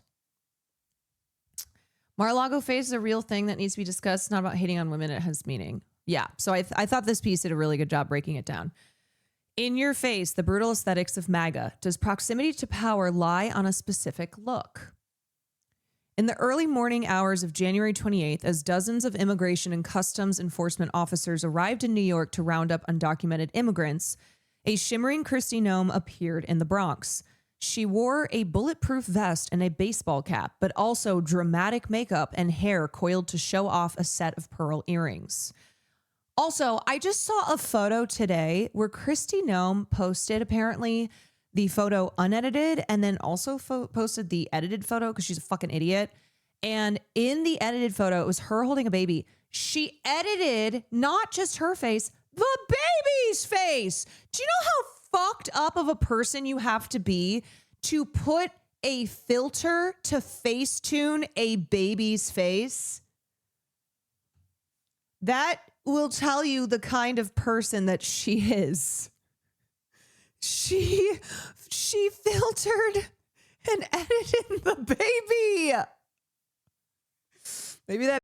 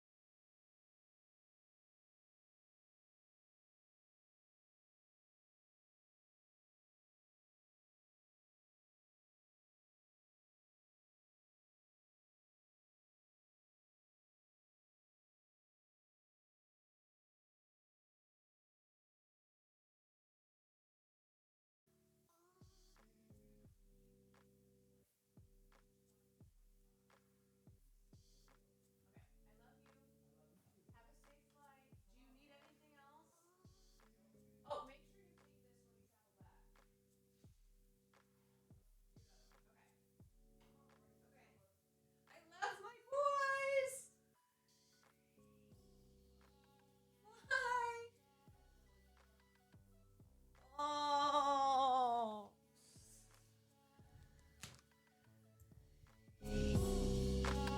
You guys, I'm all by myself. I'm all alone. Who watches the watcher?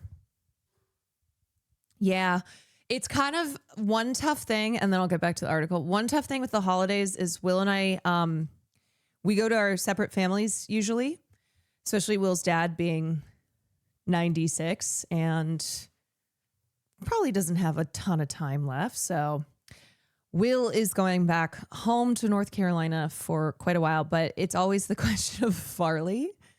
And this time, and my mom had just texted me too. She's like, will we be seeing the little fart when you come home?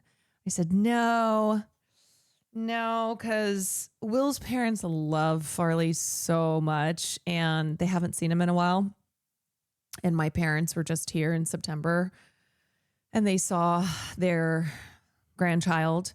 And I am just like, you know what? It would make Will's dad so happy to see him. So he's going home with Will for almost 2 weeks. I think they're gonna be home. Maybe a little bit less than that. Yeah. So I won't have my little fart on Christmas, but that's okay. That's okay. Yeah, we got to split custody with the grandparents. And my mom's always like, is Will coming to our place? I'm like, no, Mom, you do know that his dad is 96. So I think the few times that Will can go home and see his parents, he should probably do that. There's something about splitting visits for even a dog. I know. I'm going to miss him. I have a really hard time being away from Farley, but it is what it is. I've got to make sacrifices. I don't even have grandparents that age. Well, you know, that's probably true for quite a few people. They're like 96. My grandparents aren't even that old. Yeah, so I will be going back to Chicago by myself. It's okay though. Quan, listen up. Yes, Nandre.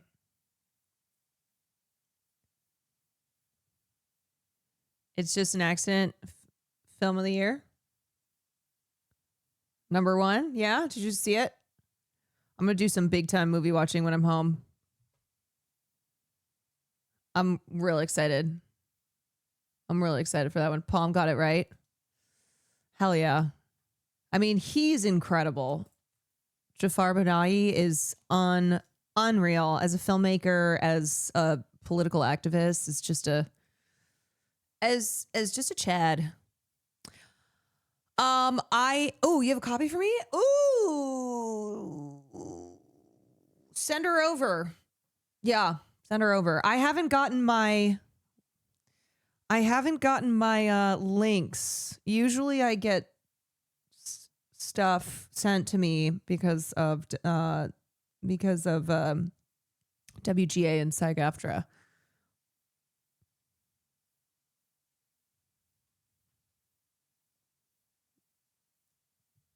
But I haven't gotten them yet, so I will take links. Okay. All right. Let me go back to reading this piece, which is all about the brutal aesthetics of MAGA. We're talking Gestapo Barbie. We're talking the very blow-up doll MAGA look. That also, though, is not just limited to women. There are also men in the MAGA sphere who have gotten pulled and plucked and plumped because it's the aesthetic. Yeah, okay. Noam's anti-immigration politics might have been familiar to South Dakotans, but did they recognize their former governor? Noam is one of several figures, a few men, but mostly women, in President Donald Trump's orbit to undergo striking physical transformations as the boundaries that once delineated celebrity and political power fully disintegrate. The resulting look has since sparked satirical backlash online, with critics mocking conservative girl makeup. But the most jarring aesthetic in this burgeoning MAGA stagecraft is the unbridled embrace of face-altering procedures, plastic surgery, veneers, and injectables like Botox and fillers. And I think one thing that really stands out with the Mar-a-Lago face, with the MAGA aesthetic, is how excessive it is. There is nothing about this look that is subtle. There's nothing about this look that is natural. The point is for it to be incredibly over the top, and very much so screaming, I got work done. Like the point is to show that you have done a ton to your face and body. As one Daily Mail headline declared, plastic surgery was the star of the show at the Republican National Convention in 2024. The overall look has since been disparagingly referred to as Mar-a-Lago face. Although plastic surgery and injectables are enjoyed far beyond conservative circles, what distinguishes Mar-a-Lago face from what you and I might contemplate getting done on an especially self-flagellating day is the aggressive, overt nature with which MAGAites seem to pursue it. Over the top, overdone, ridiculous is how one New York plastic surgeon I spoke with described it. What we're seeing with someone like Mar-a-Lago face is a swing back towards an era of plastic surgery when people can tell that people have had work done, Al Kamenan, a professor of sociology at Yale University, told me. The lack of discretion within the current GOP might feel strange today when many, even Kim Kardashian, appear to prize confidentiality. But for the MAGAverse, today's tweaks seem intended to signal membership with Trump, a man notoriously obsessed with the literal pageantry of beauty, and his broader efforts to force strict gender norms onto the electorate. The aesthetic is, like Trump's politics, ridiculously blunt. I read it as a sign of physical submission to Donald Trump, a statement of fealty to him, and the idea that the surface of a policy is the only thing that matters, said Anne Higginay, a professor of art history at Barnard College. In a way, these women are performing a key part of Donald Trump's whole political persona. Take Noam. Soon after Trump said he was considering her to be his running mate, Noam released an infomercial-style social media video debuting dental work. The new smile, one Republican strategist told the New York Times, was all about her appeal to an audience of one. Noam never got the VP role, and she was sued for deceptive advertising practices. That lawsuit was dismissed, and she denied being compensated for any advertisements. Still, Trump did appoint her to lead the Department of Homeland Security, despite the fact that she had neither worked in the department nor had a background in law enforcement. What Noam did seem to have was the face for the job. I want you in the ads, and I want your face in the ads, Noam recently recalled Trump saying, referring to a set of new taxpayer-funded ads celebrating the immigration crackdown. And all y'all know this, if you live in a place with an airport, you have probably seen Kristi Noem's Gestapo Barbie face all over your airport, like front and center, can't escape it. Because the whole point is having her and the way she looks be the face of Homeland Security, as dictated by Donald Trump, who put her there. I want you to thank me. I want you to thank me for closing the border. Is one's proximity to power in Trump's administration then governed at least partly by a willingness to mold oneself to the MAGA aesthetic, no matter how severe the undertaking? As Menon put it to me, plastic surgery that is very visible makes it clear that women have invested in their body, and that's a signal that they're sending to everybody that they're putting in this work. Call it girl boss logic with a MAGA facelift. And I know we've talked about Hunger Games tonight, but I'm going to cite Hunger Games again as an example.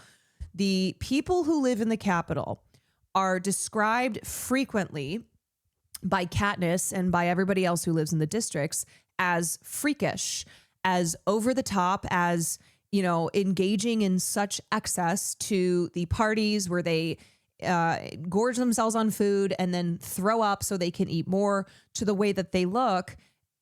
There are characters who are exceptions, one of whom is Cinna.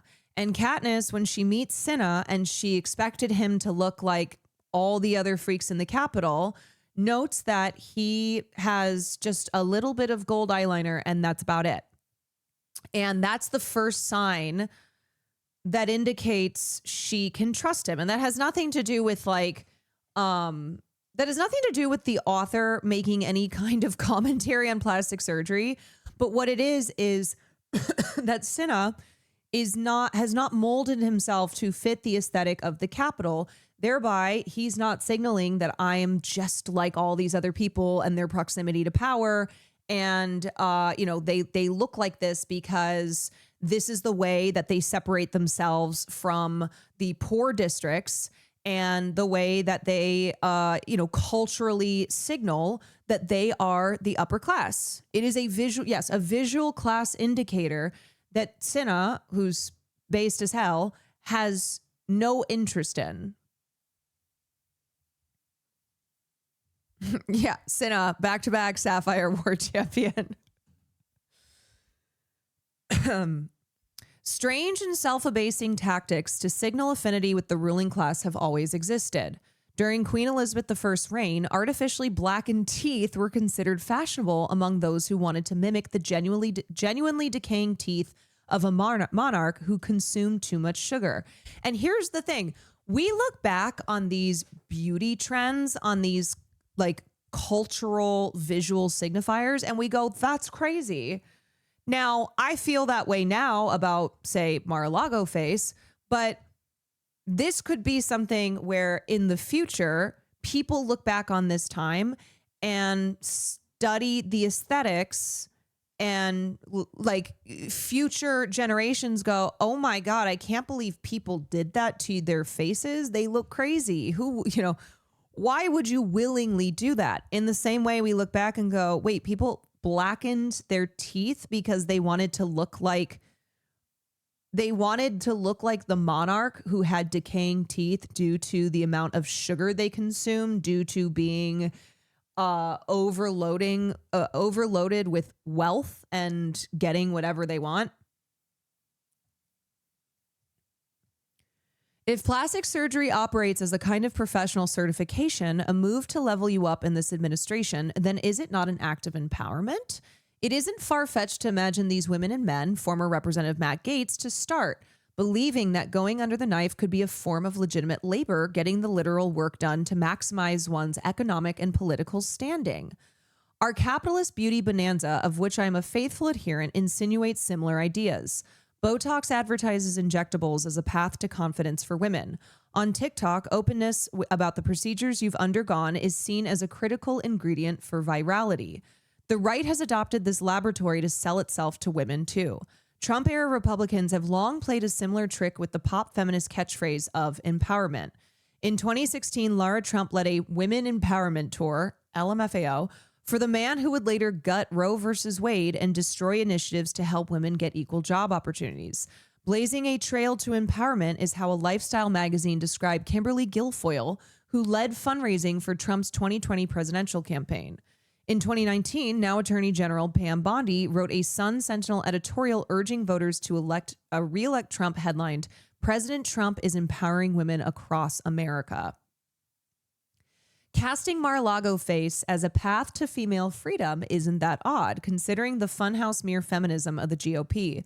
As Corey Robin wrote in The Reactionary Mind, one need only turn to Phyllis Schlafly, the godmother of the Republican women's movement, to see how the right adopts, often unconsciously, the language of democratic reform to the cause of hierarchy. Schlafly famously co-opted the language of feminists when she criticized the Equal Rights Amendment as an attack on the rights of the wife. Noam's office was generally evasive when reached for comment on this piece, but one exchange struck me. I imagine you are focusing on men, right? The new look among MAGA women is consistent with the conservative movement's decades-old willingness to embrace women's rights, up to a point. As Ronnie Schreiber, a politics professor at San Diego State University, notes, the caveat is, of course women should have the ability to make choices, but we don't want to go as far as the feminists. At a time when the GOP is viciously exploiting transgender Americans as a cultural scapegoat, Schreiber notes hyperfemininity also helps reinforce the norms and differences between femininity and masculinity. In this way, women in Republican politics show their male counterparts that they are committed to the same conservative goals, but are not threatening. It reaffirms the femininity of women, even if they have power. Here is the gender-affirming care that the right can celebrate. Cut deeper. What happens to the self when surgery is embraced for the purpose of political conformity, consciously or otherwise? At its most extreme, the result might look something like a steady stream of fembots, indistinguishable and dulled. But the urge to do Mar-a-Lago face also feels familiar to any woman. To me, it's less about the gaze of one man, Schreiber explains of Mar-a-Lago face, and more about the broader political meaning of gender. For women to have power, she notes, they often feel they must appease with their appearance a man in power. This plays out in garish ways in Trump world, but the pressure on women is not unique to politics. We already know what happens when digital trends and algorithms dictate real life beauty standards. Just look at everyone's cheeks. And here's another thing too, okay? Wealthy people are always trying to find ways to differentiate themselves from everyday normies, aka the poors. Once the poors have access to something that once upon a time only rich people could get. And one thing I've noticed with the Kardashians is the Kardashians are always exemplifying this. At first it was like, ooh, maximalist excess, you know, big cheetah print, tight dresses, just the look of the Kardashians when they first emerged onto the cultural scene.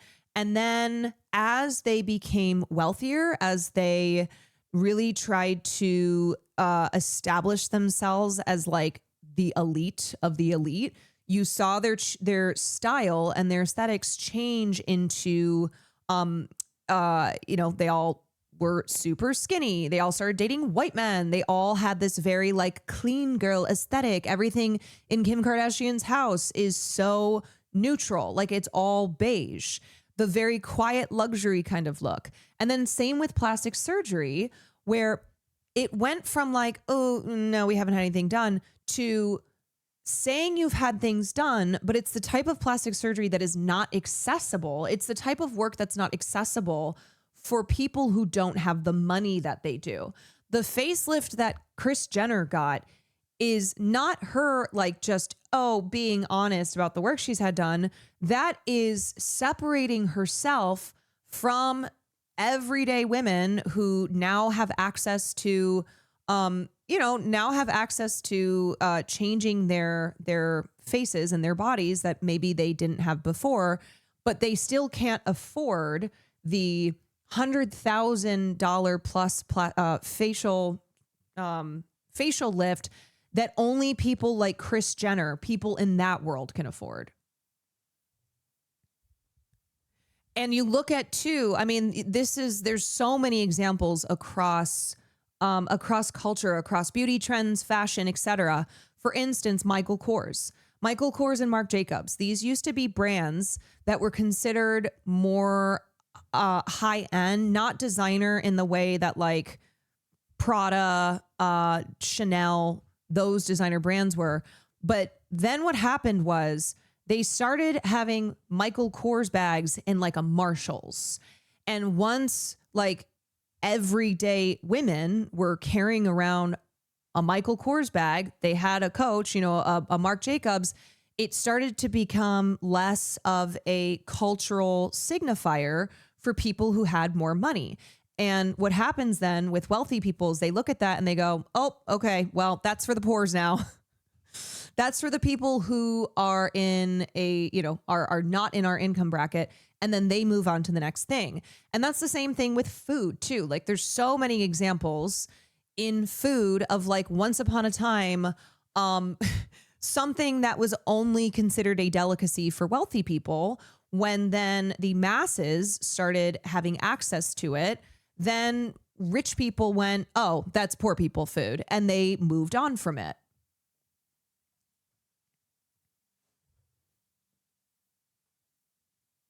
Once they see common people once they see the masses with the things that were only available for those who were in the top income fields, in the elite, then they move on to the next thing. Can we do that with housing?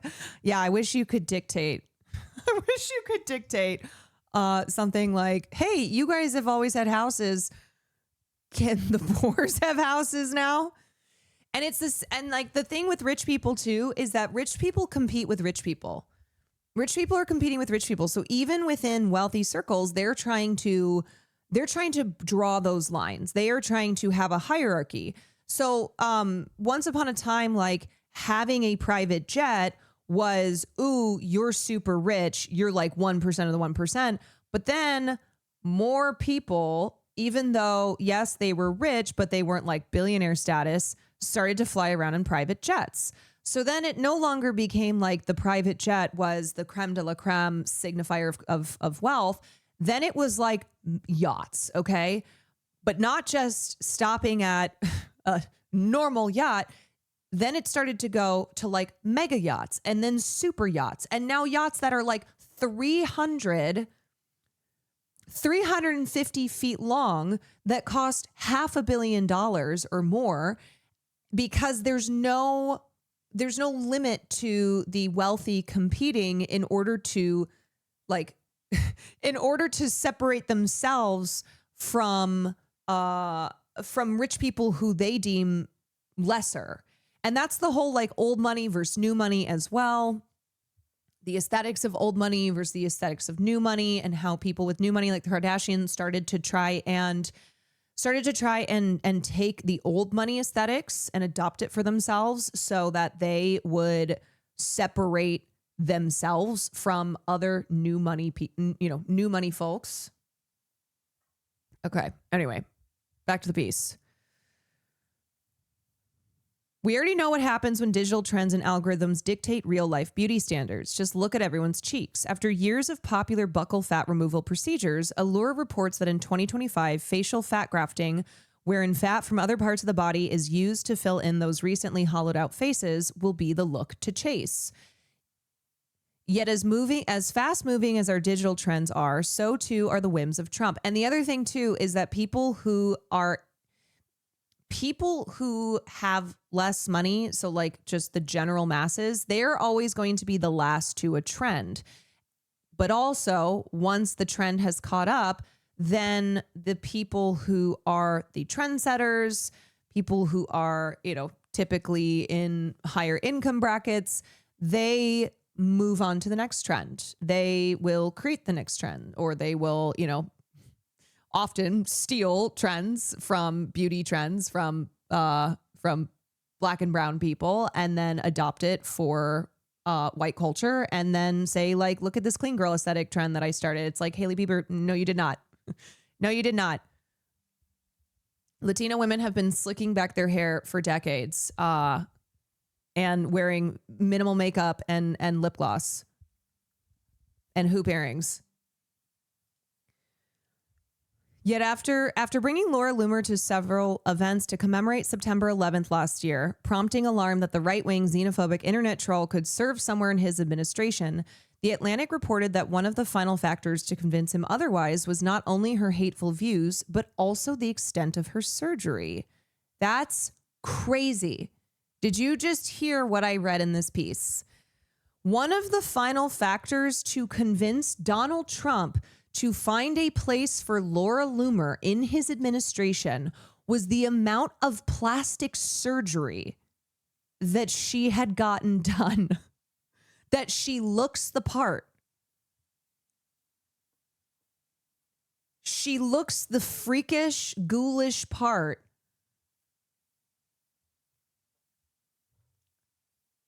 I mean, look at it, but like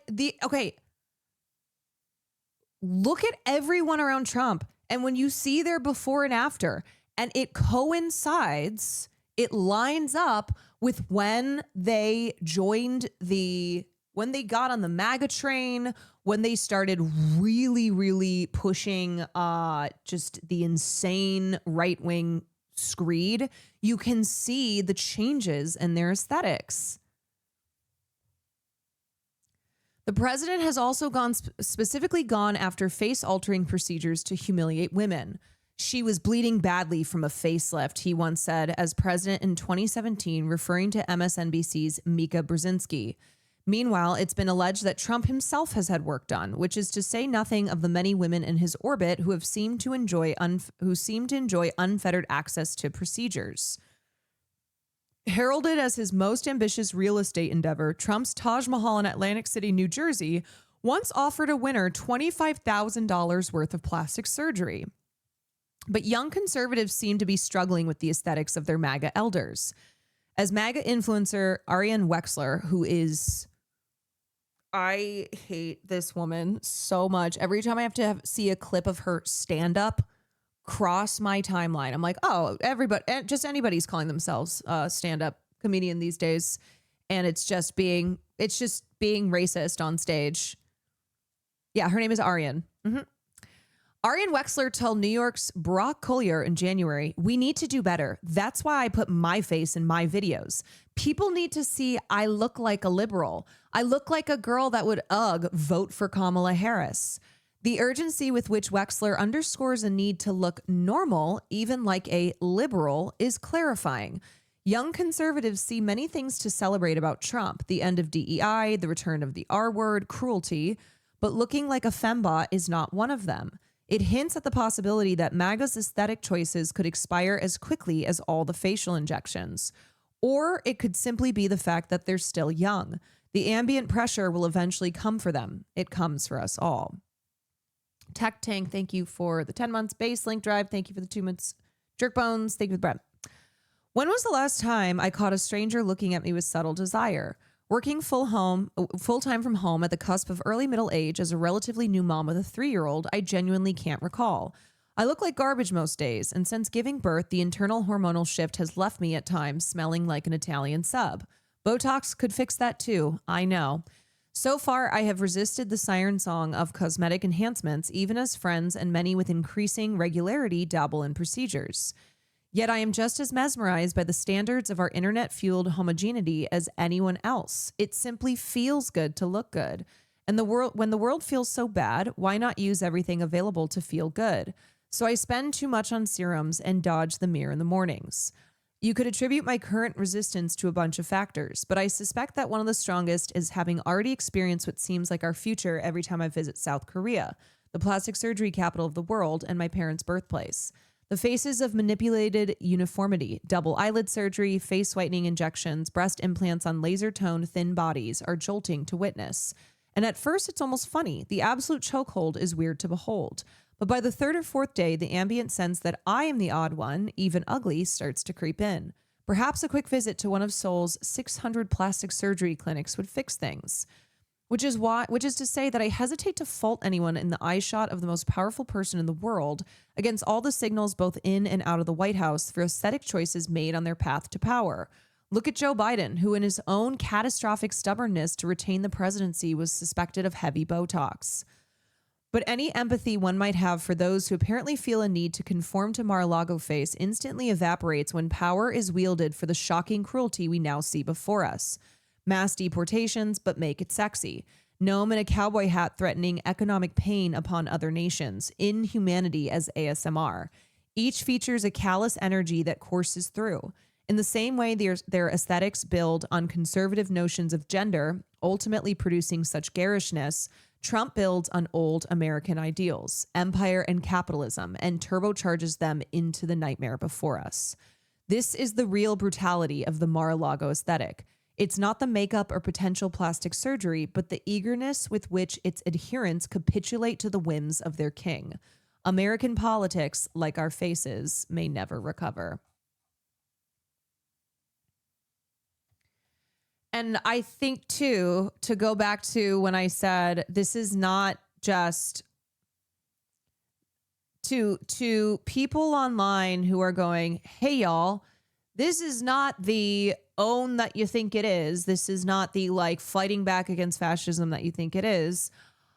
I think those people are confusing just kind of straight up misogyny with understanding the aesthetics of fascism and how fascism and the aesthetics of fascism has always been preoccupied with restoring gender norms, with shoving these gender norms, these ideas of, femininity versus masculinity in your face. And depending on the time period that we're in, that might look a little different, but it doesn't change from these very strict ideas that there is man and there is woman. And man, man looks a certain way, woman looks a certain way. And also it's not just restoring gender norms, but it's the idea of the perception of perfection. That's what fascism is. And that's why, we were talking about the other day of how fascists have been using using like working out and drinking protein shakes and taking care of your body as a way to like funnel young people, young men especially, towards the right, keeping them preoccupied with how they look, and then that exposing them to harmful fitness bros who are super right wing and who are like, it's all about self-discipline. I mean, this also kind of Jordan Peterson, even though he's not a gym bro, he was another guy who like drew people in because he told them, make your bed, call your like having these rules that for young people who felt like they were floundering and felt like they were drowning needed those rules. It was a sense of control.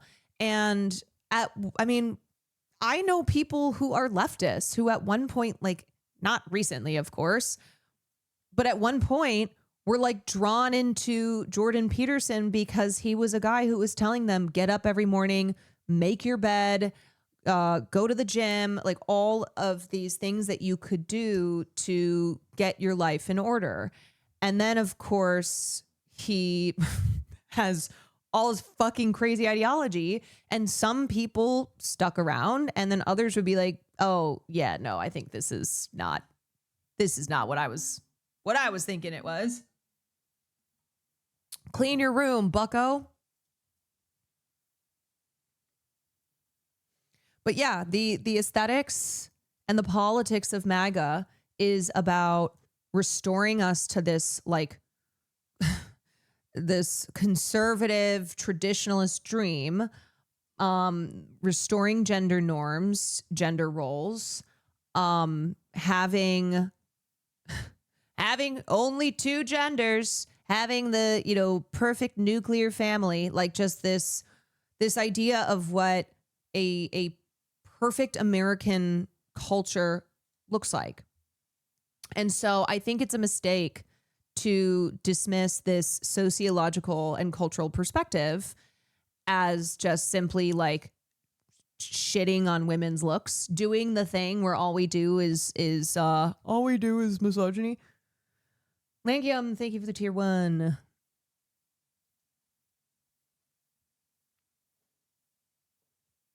And when you look at Donald Trump too, we know that this is a guy who is all about appearances. He is all about the hollow, garish, grotesque appearances of excess splendor and wealth. And like, everything is hollow, his politics, his personal, everything is without substance, because he is a person who does not care about genuine substance. He cares about appearances. He always has.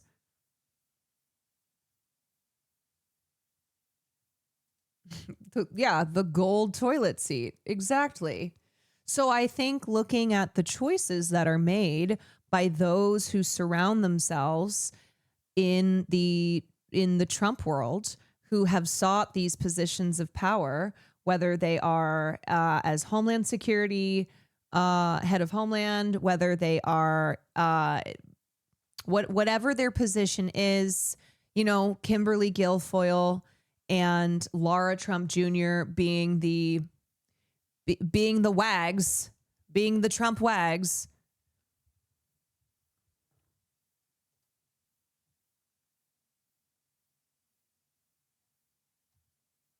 Didn't he suggest Ivanka to get a boob job at one point? Oh, yes, absolutely.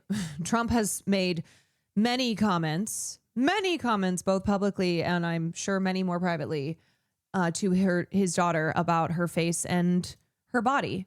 Because again, Donald Trump doesn't care about his daughter other than what she looks like. It's the least weird thing that he said to his daughter.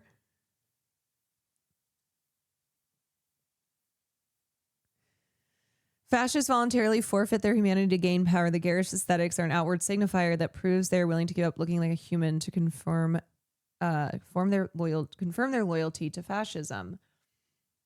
And I think too, I think with Kristi Noem, there's also this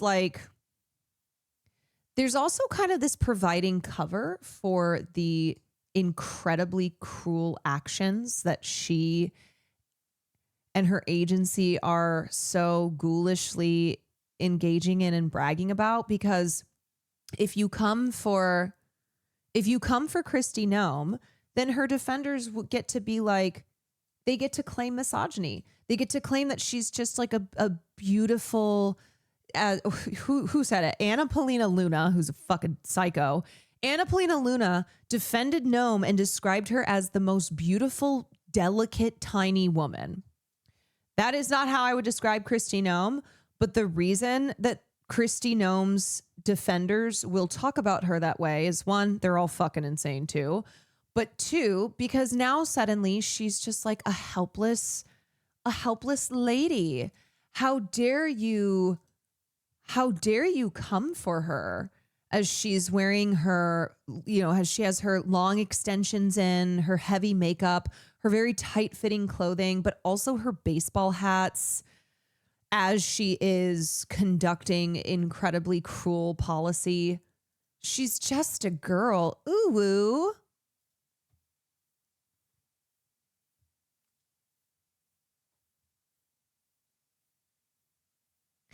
Also, saying that this is purely about misogyny kind of brushes under the rug the role that women had under fascist regimes like Chanel and Riefenstahl. Yeah, and also that piece that we read in Mother Jones mentioned this too, is that they will adopt liberal language and use it in obviously a very twisted way. So what we see a lot of too is the right twisting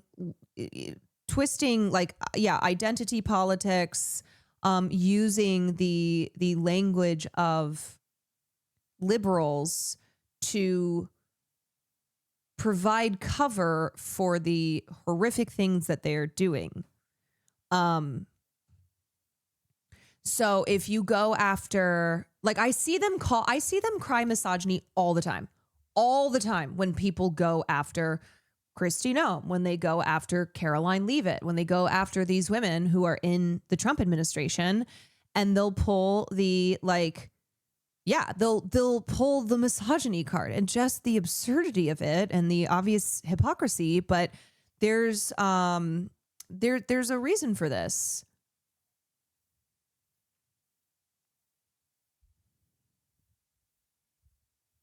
Also, the virtue shields. Yeah.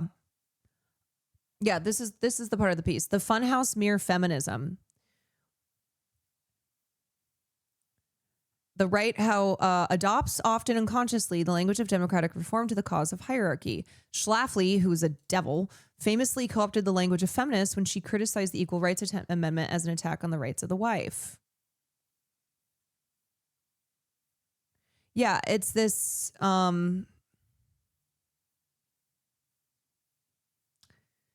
it is like the girl bossification too.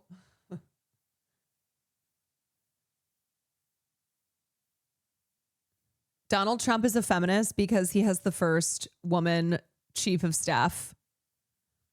As long as they stay hot and mostly blonde. Yeah, but they will they will use and twist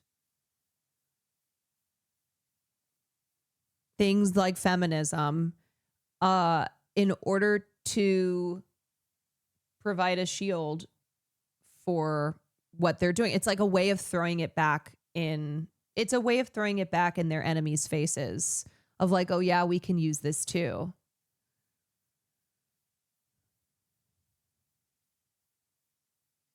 Schlafly was the inspiration for Serena Joy in The Handmaid's Tale. Phyllis Schlafly was an evil woman. When my mother was younger, I think I've told this story before, but when my mother was younger, she grew up, my mom's from a big Irish Catholic community on the south side of Chicago. And when she was a little girl, Phyllis Schlafly would go around and she would host these like meetings and kind of informal get-togethers at housewives, you know, in the home of housewives, where they would gather women and their children and their daughters specifically and have someone like Phyllis Schlafly talk to them in the living room over tea and crackers. And my mom remembers one time that she went to, so my mom didn't come from money, but her aunt and uncle and their kids were very wealthy. And her aunt was very connected. Her aunt and uncle were connected in, you know, just rich people type politics and society.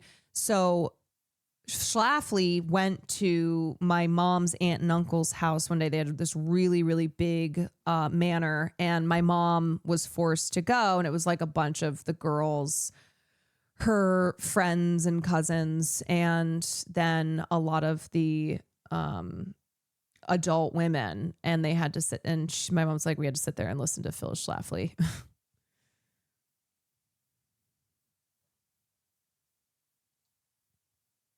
Phyllis Schlafly do her evil propaganda. Is she still alive? No, she's dead. Yes, Schlafly, like the brewing company. Miss Americana is the show that Cate Blanchett stars in. It came out a couple years ago, where she plays Phyllis Schlafly. But Phyllis Schlafly died when she was 92 years old. Of course, she lived a long life, and her spirit is still very much alive. Oh, absolutely. A lot of what we see in the modern day, anti-LGBTQ, anti-abortion rights, we have Phyllis Schlafly to thank for. We have Phyllis Schlafly to thank for the strength of those movements. Just how a lot of the language and messaging was designed by that evil wench. Can't believe I don't know about her. She was very prominent. She was very prominent, and she opposed name something progressive, and she opposed it. They do always live so long. I know. All right. I wanted to read this. Listen to Robert Evans' Behind the Bastards on her. Behind the Bastards is a great podcast. Yeah, if you want to learn more about Phyllis Schlafly, which you should, to understand the impact and the influence that she had on modern day conservative politics, there's a lot out there about her, because she was so influential, unfortunately.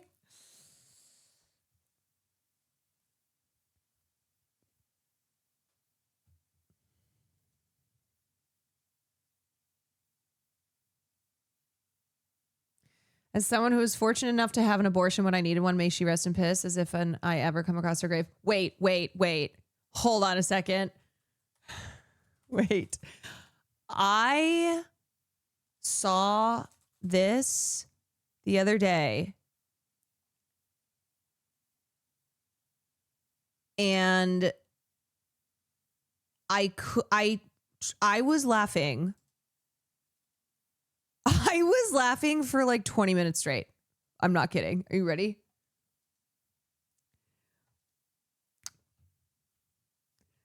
This is apparently on the My Voice, My Choice org. I couldn't really verify if this was real, but it seems to be. The caption is, study finds nearly 99% of people who had an abortion say it was the right decision for them, even 5 years later. Which, yes, that's true. And that's great. And I'm glad that like that information is being shared. But like this person on Twitter, why is Pedro Pascal here? Is it because he performed every one of those abortions? Is it because he's one of the nearly 99% of people who had an abortion and said it was the right decision for them even 5 years later? Is it because he's just such a male feminist? Isn't this so funny? Is Pedro Pascal getting everyone pregnant? Is he the doctor who performed all these abortions? I don't know why, but I could not stop laughing. It's also a picture of Pedro, and I think Pedro's very handsome, don't get me wrong, but he's looking kind of disheveled. He's looking... It's just a very strange photo. And I was trying to verify this to see if it was real or not. But then it was one of those, like, I was spending time on it and I went, okay, I've kind of reached my limit on how much research I need to do to verify if it's real, when it's something that, even if it's not true, I don't think is going to have some like grave consequence to it. Average abortion doctor performs 2 abortions a day. Pedro Pascal, who must not be counted, performs 5,000 abortions a day and skews the statistics. Pedro Pascal is such an empath that he has not only performed every one of these abortions, he has also had every one of these abortions. Everyone. Pedro Pascal's our abortion king. My long shot is that he's promoting Berlin to get in the Oscars for Best International Feature. It deals with the legalization of abortion. The thing is, I don't even really care.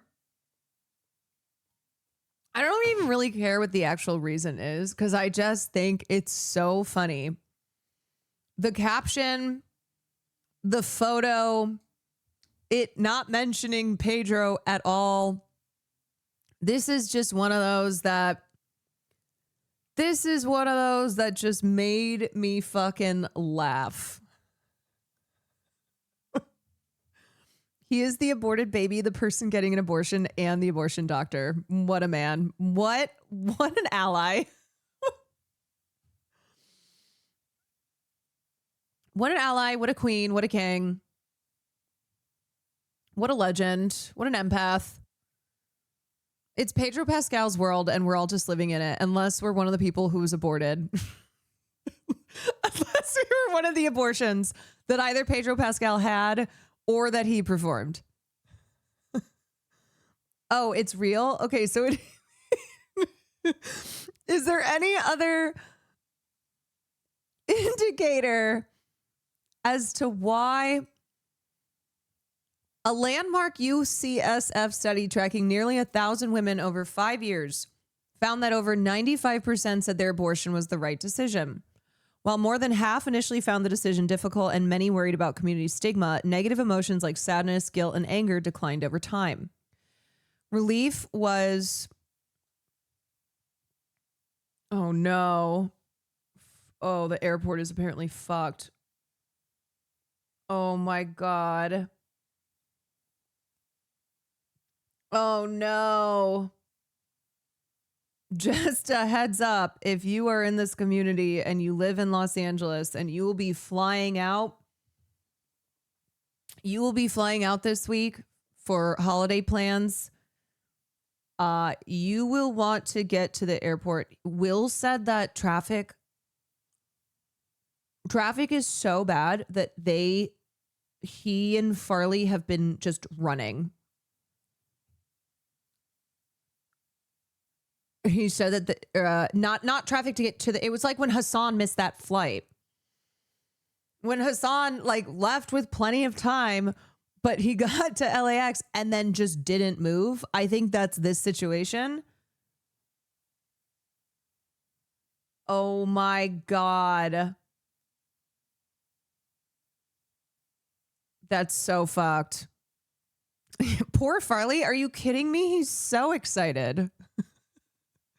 He's so pumped. Oh, he probably is having the best time ever. You don't understand, y'all. You don't understand. All Farley wants in his life is chicken and walks. That's all he wants. So him running as Will is stressed out, holding his suitcase and sprinting miles to get to LAX is Farley's dream.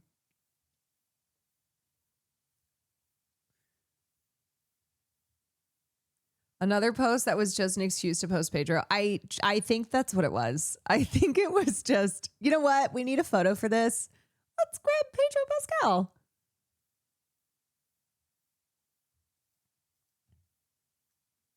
We love Pedro Pascal, but when he said, I respect pineapple on pizza, we didn't agree with him. But that's the beauty of democracy.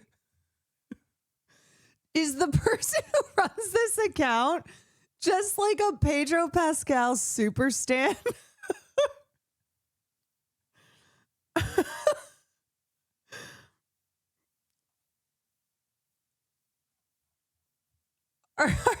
Is that why they're posting Pedro? Oh my God. I respect it, TBH. I do too. I mean, if there's a famous male actor that you're going to post from My Voice, My Choice org, I think Pedro is a good choice. Here's another from the same day. Shut the fuck up.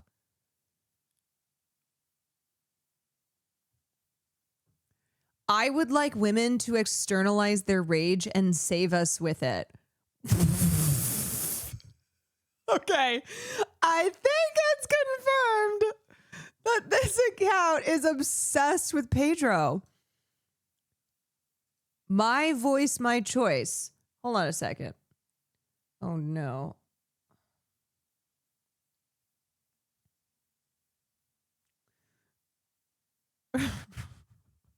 Hold on. I need to see if this is My Voice. Wait, they have almost 1 million followers. And Miss Rachel follows them. They're pretty big on social media. They post like 50 posts a day. Are they all Pedro? Be like Pedro, be on the right side of history. Wait, do you know what this kind of reminds me of? It's like they're trying to do the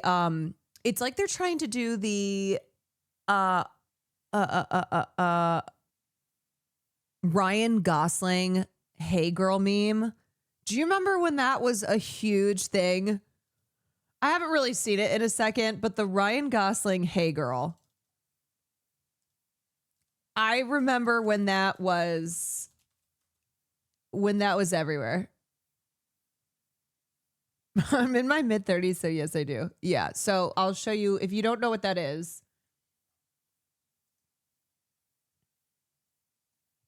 If you don't know the Ryan Gosling Hey Girl meme,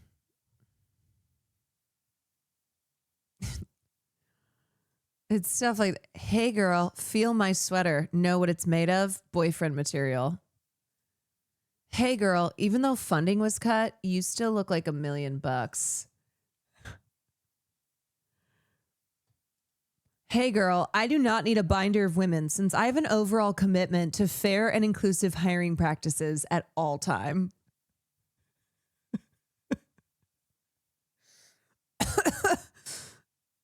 He was the Hey Girl meme was like the ultimate male feminist, like perfect boyfriend, dream boyfriend. It's very painfully millennial. Yeah.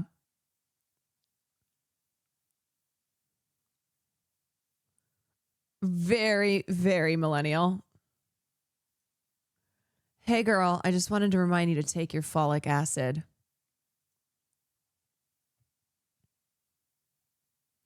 Yeah, this was like peak 2010s. peak 2010s, and I kind of feel as if this is what this account's trying to do with Pedro Pascal.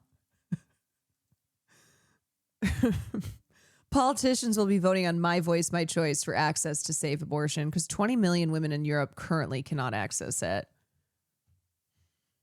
Some of Chile's left is having beef with Pedro because of the result of the election. Oh, no. Did we cover the brown shooter yet? Yes. Speed Razor, thank you for the gifted sub. My dog Vela is beautiful. Thank you for the gifted sub. We covered the brown shooter. We covered, oh, wait. I was about to look at something. I wanted to look at the Reiner, the Reiner children put out a statement, which is just like, I can't imagine losing your parents so horrifically, but also your parents being famous, you coming from a famous family, and there being the like expectation and need to put out a statement on it. This might be the best one. Yeah, no, this is straight up running back the Ryan Gosling "Hey Girl" meme for sure.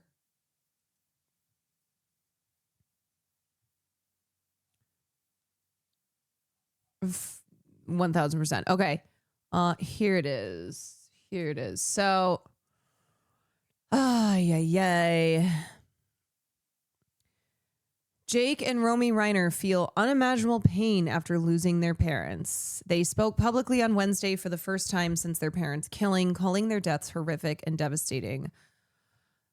Here is the statement. The horrific and devastating loss of our parents, Rob and Michelle Reiner, is something that no one should ever experience, Romy and Jake Reiner said. They weren't just our parents, they were our best friends.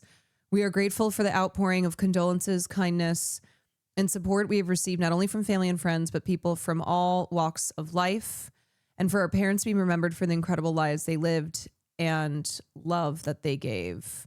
There, I swear there's another part in there. Sometimes one thing that drives me fucking nuts is when news outlets report on, say, a statement that someone put out and they don't just put the entire statement in it. It's a pet peeve of mine. I'm not sure if I can find, because I think there was the Reiner. Do we know how old their kids are? Yes. So Jake is the child of the late Penny Marshall, and then Rob Reiner. I think he's in his 30s. And then Romy is like 27 or 28. Yeah. Okay. So this was the part. We now ask for respect and privacy, for speculation to be tempered with compassion and humanity, and for our parents to be remembered for the incredible lives they lived and the love they gave. Yeah. So just a reminder to the motherfuckers out there who do not have any sense, any sense of like, hey, there are people who are suffering greatly right now because of the horrific murders that took place. And the last thing that they should have to deal with are assholes on the internet cooking up all these theories and putting the true crime hats on and engaging in speculation, but also treating it as like fact, and just the cruelty, whether intentional or not, that happens that's the result of when something, a crime of this nature happens. Yeah, everyone coming up with their own horror fantasies, just like obsessing over it in a way that like has nothing to do with caring about the fact that two people are dead. Nothing to do with caring about the fact that two people are dead. And it's shocking, and horrific, not just because the murders were so gruesome, but also because it most likely was their son, Nick, who committed this horrific act. And also because Rob and Michelle Reiner were very beloved. Rob Reiner, especially as a filmmaker, touched a lot of people's lives, left a huge mark on culture. And so the people who genuinely who genuinely care whether or not you had a personal connection to the Reiners, those are not the people who are treating this like a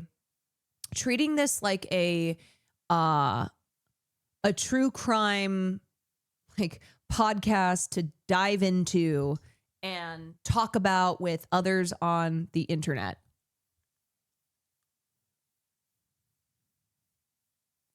It just makes me really sad that Jake and Romy Reiner, who are going through what I cannot even begin to imagine what the Reiners kids are going through with their parents being dead and their brother being arrested and charged with 2 counts of murder. And on top of that, because they are public figures, because their family is famous, having to put a statement out, just having to deal with this shit show now, because having fame and notoriety brings a media circus. And like I have seen so many people sharing photos that came from, I think it was like Page 6, of paparazzi stalking Bill Hader. It's like Bill Hader paces up and down at it, like in the yard of his home, in his driveway, on the phone. It's like, yeah, maybe because you guys keep hounding these people. Maybe because something fucking horrific just happened and you won't leave them be. I thought we left that kind of culture behind. No, we have not. We're still very much so in that culture. And in many ways, it feels like it's worsened.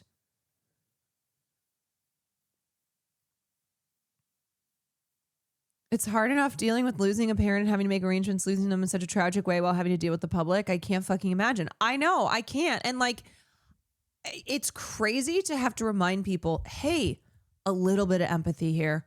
A little, I know that cruelty and lack of compassion and lack of any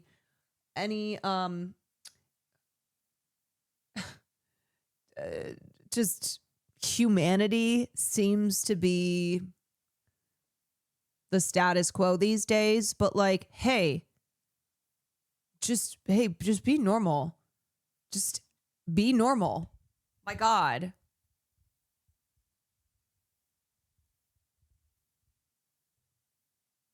Saw a tweet that said it's worse than in the paparazzi heyday because it's randos showing up everywhere with phones on selfie sticks. And I think too, because now it's not just the tabloid magazines, it's the internet that amplifies it as well. So there's just more sources now of like circulating these photos and news and everybody who gets to just say whatever the fuck they want. Also, we can all be paparazzi because we all have a camera. Yeah. Yeah. There were streamers outside their house.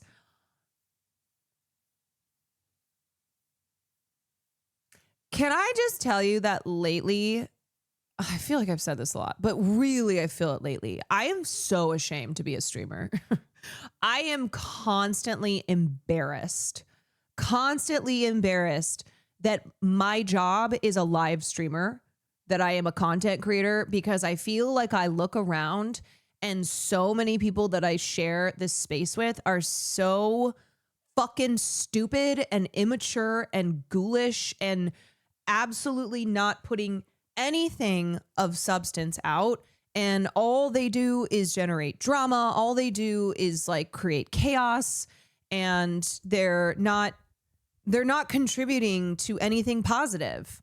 It just feels like it feels like the industry is filled with such trash people, and unfortunately they get huge platforms and are the ones whose clips go everywhere and who cause incidents, and it's just embarrassing. It's so fucking embarrassing. I was talking to Sam about this because she got a new little camera to do a little vlog camera, and she's like, hopefully it won't look like I'm vlogging now. I'll feel less embarrassed to be making content. Like it'll just be a little bit more hidden. Maybe it'll look like I'm just that I'm just like a filmmaker or recording something. The DJ, yeah, that one. The Osmo.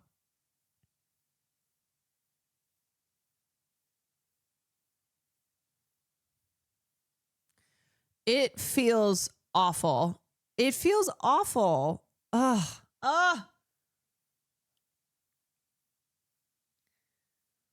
And a lot of times too, I see the drama that's happening in spaces that I'm sometimes filter through or I'm adjacent to. And I'm like, I just always go, oh my God, I'm 33 years old.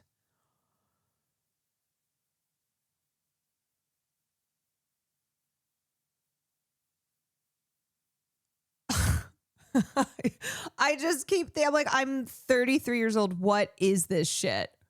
What is this shit? I have almost no interest in this site anymore outside a couple people because of how trash these streamers have become. Yeah. And I just feel like, I don't know. I want people who aren't just 12 to be watching Twitch because I'm a streamer in my 30s and my content is not just like doing stupid shit IRL. So I want there to be viewers who are older and who are looking for more mature type content. And you know, we still get silly here, but you know what I mean. So it's just like, but if I were somebody who didn't already watch Twitch, like hadn't already kind of been tuned in, I would look at the platform and be like, what is this? Like, why, with the reputation and the kind of perception of live streaming, why would it draw in people who aren't like kids? I don't know. That's why yours is one of the only streams I can watch and not feel like I'm in streamer culture. Every time I tell myself like, oh, maybe I'm a little too isolated. Maybe I need to get more in streamer culture. And then I look around, I'm like, I don't feel I belong here. This ain't my shit. DJ Kento, thank you for the 4 months. And the bits. I think your average watcher is looking for an escape and want to disconnect from the real world. No, for sure, I agree. I think Twitch is an entertainment platform. Yeah, a platform primarily for people to like. It's a source of entertainment, like people going on TikTok or YouTube or I don't know. That's the only ones those are the only social media platforms I can name. But I think there's a difference between like wanting to disconnect from the real world and then kind of the way that this platform has just been shaping up into streamers being incentivized to generate or react to constant drama that is just at like the expense of other people, you know? It's like other people either in the space or other people who it should not be dragged into shit. Like I just saw a clip again of Wendy Ortiz or whatever that group of people is, and they left like a $5 tip for their waitress. And first of all, fuck you for that. Fuck you for that. But second of all, part of me thinks to myself that streamers also do this stuff, not just because they're cheap and they're assholes, but because their minds are always thinking about how can I generate a clip. They don't care if it makes them look bad. They don't care if they look if they look like dicks. It's how it's truly always looking at it like, how can we create chaos here? How can we be talked about? And so leaving someone a $5 tip, and maybe they didn't know if she would come out or not, but like, they do this stuff a lot for the clips. A lot of what was done at Streamer Awards, that's why it was like, it didn't matter whatever, you know, Cutie or FanFan said as hosts or how they delivered it. It's like, there were still going to be drama moments generated no matter what. Not that it doesn't matter, but I'm saying you can have something go flawlessly, but that's not the business of these young drama generating clip farming streamers. And so they're just menaces, man. They're just menaces. I see them go out about. It makes me not want to IRL stream. It makes me not want to do that because I get so worried that the attitudes of kind of the general public towards live streaming is, oh, these are just people causing problems. And so I get nervous, like, oh God, if I go out and about with my camera, are people going to look at it and go, ugh. Now this is just this girl's probably gonna harass me. I don't know. I've talked to others as well who have expressed the same thing, where they it's kind of taken the fun out of IRL streaming and just kind of being associated as a live streamer. That's why I need to just call myself an internet creator or an internet commentator or something like that. I do not want to call myself a live streamer. I don't want to say live streaming. Even content creator though, I'm like, a pop culture. I'm a pop culture justice warrior.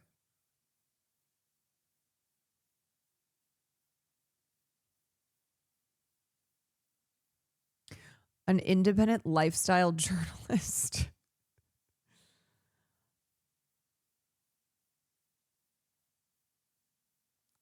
An internet communicator. Yeah, I mean, I guess media, new media commentator. New media commentator. Julia, all love. I cannot even click on an AUK link. I can't. One, because I haven't blocked. But two, I simply cannot. That account has tried to come after me too. They've tried to stir shit up in my direction. Where pop culture meets politics. Quick little laugh. Erica Kirk, but every time she glares, the horror sound plays. We said our prayer, and we asked the Lord to protect us, and we asked the Lord that his will be done. That's what we did. At one time, an employee of Turning Point, she has been one of the main peddlers of these conspiracies, and she is making a huge amount of money on it. She is building her business. What do you want to say to her? Somebody get her some contacts, please. That are putting these lies out into the world right now. Stop. Sorry, I didn't know it was the first link I found. All good. Yeah, that's just a Twitter account that I have blocked because they have sent the hellhounds after me. What I am doing is releasing myself from the enemy's hands, where he could have a foothold in me. but also wanting justice for them here on earth? No, of course. But we It's serve so a just scary. God, and I rest easy in knowing that. And, okay, y'all, and I keep saying too, I know this is rehearsed and I know this is bad acting because I've been in the theater my entire life. I have seen when someone tries to force tears. I have seen when someone is overacting, when they are doing bad acting. Even when I first started off, after I came from theater and moved into film and television training, and I was very big because I come from theatrical acting and I had to learn how to, I had to learn the kind of the subtleties of film acting where it's a totally different medium. And anyway, Erica Kirk is a fucking fake ass. She's a fake ass and she needs to take an acting class. You have to see this. Who justified his death? You're sick. He's a human being. Stop. That's it. What do you say? That's it. She's trying so hard to play this role of like grieving but intense widow, where it's like my heart is broken, but I also am here to fight every day for Charlie and the future that he believed in. The character is just, it's not working. It's not a good character choice, and either way, she cannot pull it off. The grieving girl boss, the like, I'm a soft widow, but also don't mistake me for being soft on my enemies.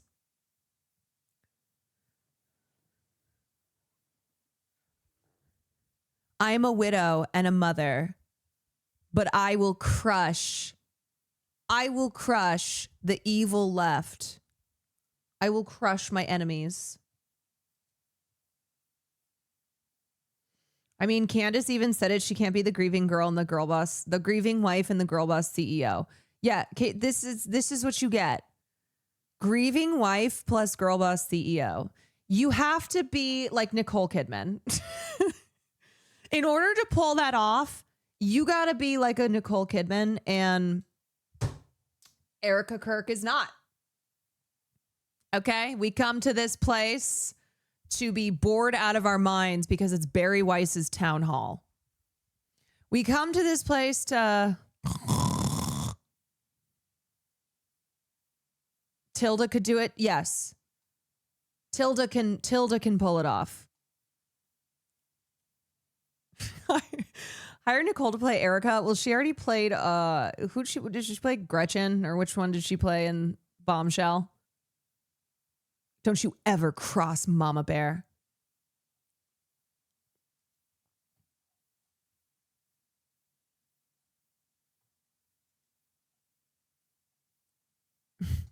Yeah, and the thing is that conservatives are picking up on it. What is this? And dwelt among us. Born in Bethlehem 2,000 years ago, the greatest story ever told. And the best part about it is, it's a true story. I know every single day you face unthinkable and maybe even seemingly impossible obstacles as you protect the freedoms that we enjoy. And I just want to know that there are so many people lifting you up in prayer and committing to pray for each and every one of you daily. Isaiah 9:6 reads, Okay, how do you buy any of this bullshit? I've had enough. I've had enough of like pretending, not that I've ever pretended, but you're stupid. You are a stupid fucking person if you buy into any of this. If you believe these people are holy, they are not. These people are all fake ass bitches. If you buy the Christian grift, if you believe that they are like moral, holy people, you're so stupid. Oh my God, you fall hook, line, and sinker every time. Every time. These people don't care about the message of Christ. If they did, they would be socialists. If they did, they would be like wearing Birkenstocks and going around being like, how can I help you? They are so fake. There is, you know what? There are few things. Yeah. You know what? Black screen. There are few things that drive me crazier in this world than the fake Christian bullshit in the United States of America. Oh my God. Like the girls that I used to work with in the club who were usually quite awful, and they would wear their little cross necklaces and do all the shit that they did during the week, but then come Sunday, they would post that Instagram story, the screenshot of their Mac laptop of them watching whatever church service and being like, Sundays are for church, heart. It's like, oh. And then the rest of the week is for certainly not adhering to any Christ-like tenets. Oh my God. Oh my God. It's always one of those two. You see the person that you follow on Instagram who's the worst, and then suddenly they start posting all the Christian shit, and you're like, oh, of course. Of course. The worst person you know who's posting about how much they love going to church on Sundays. Can't even be bothered to attend in person. I say this as someone who had to go to church in person, front row, every fucking Sunday. It's so performative. Oh, it's the performance of it. It's the performance of it that fucking kills me. Apparently you don't love him that much. Yeah, and it's like, I know you're hungover. I know you're hungover because you drank 10 glasses of Sauvignon Blanc last night and did 5 lines of Coke. No judgment. No judgment on that. But I know your ass is hungover, sitting in bed. Did you even watch the whole service, or is it just to take a picture of it and post on Instagram? God, it's the performative bullshit that makes me want to scream. Like, if it's going to be a performance, can it please be a good one? Okay? Can we please have standards? Can we please have any standards whatsoever for the performance being good?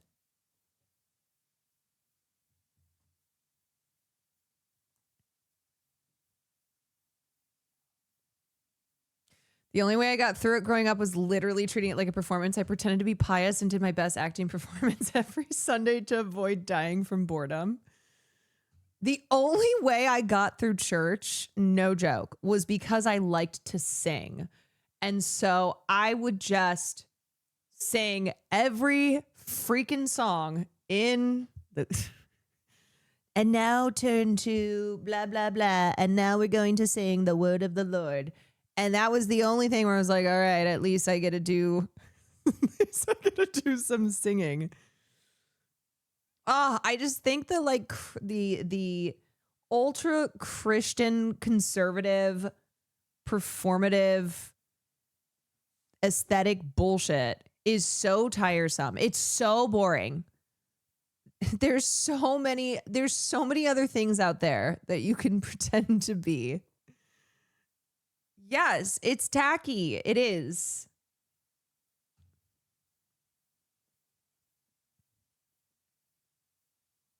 The amount of sorority girls I had try to recruit me to campus outreach Christian stuff, even after saying my family is Muslim, is appalling. Yeah, the girls in college who would judge me for smoking weed, but they would black out on like every Tuesday. But it was fine because they went to church on Sundays.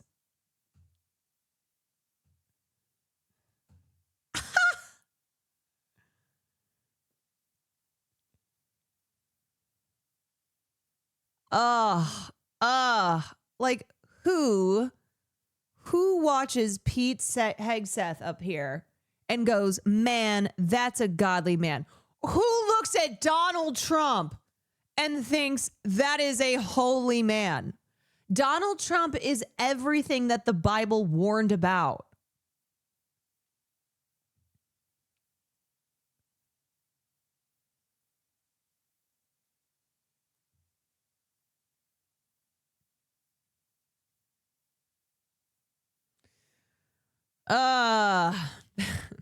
That is a holy man, sister. Yeah, Donald Trump even says he isn't getting into heaven. Yeah.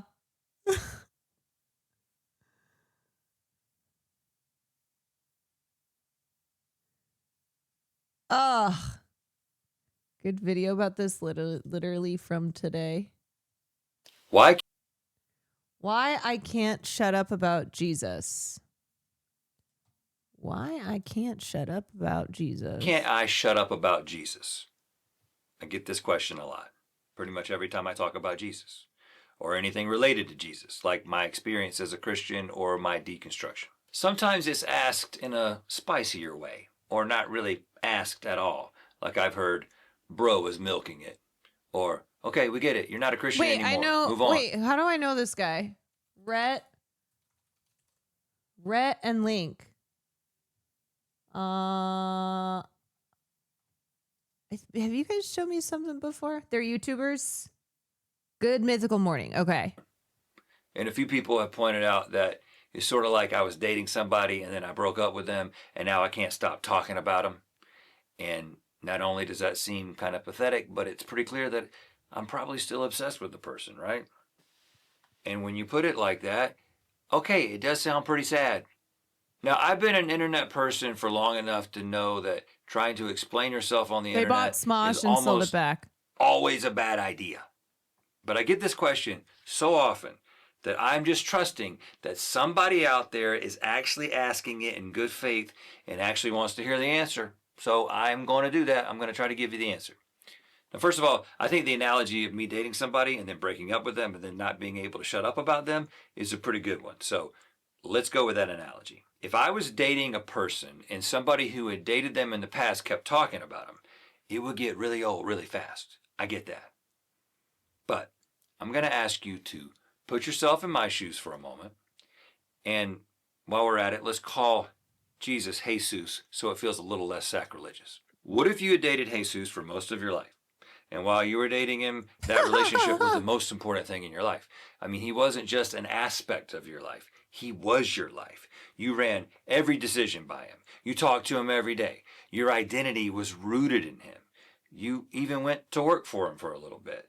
And between you and me, he didn't pay that well. But cheap ass. What if you went through a long, complicated breakup with Jesus and it took you years to sort through your feelings about him and to figure out who you were apart from him? And what if most of the people that you loved and loved you were still dating him? They talked about him all the time.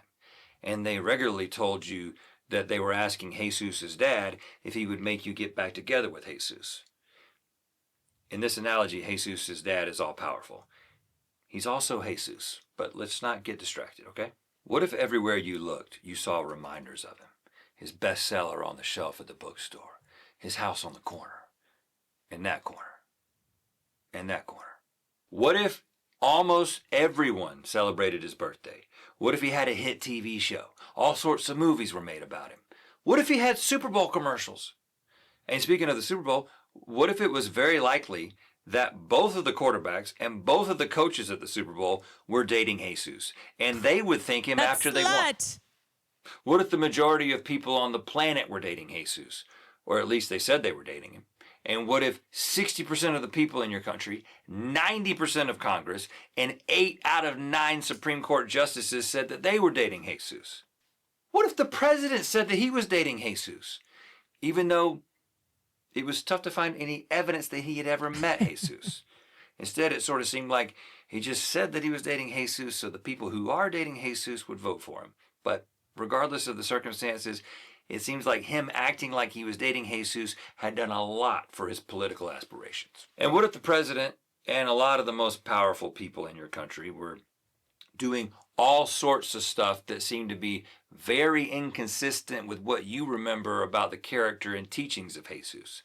So much so that you found yourself almost compelled to defend Jesus's reputation against these people.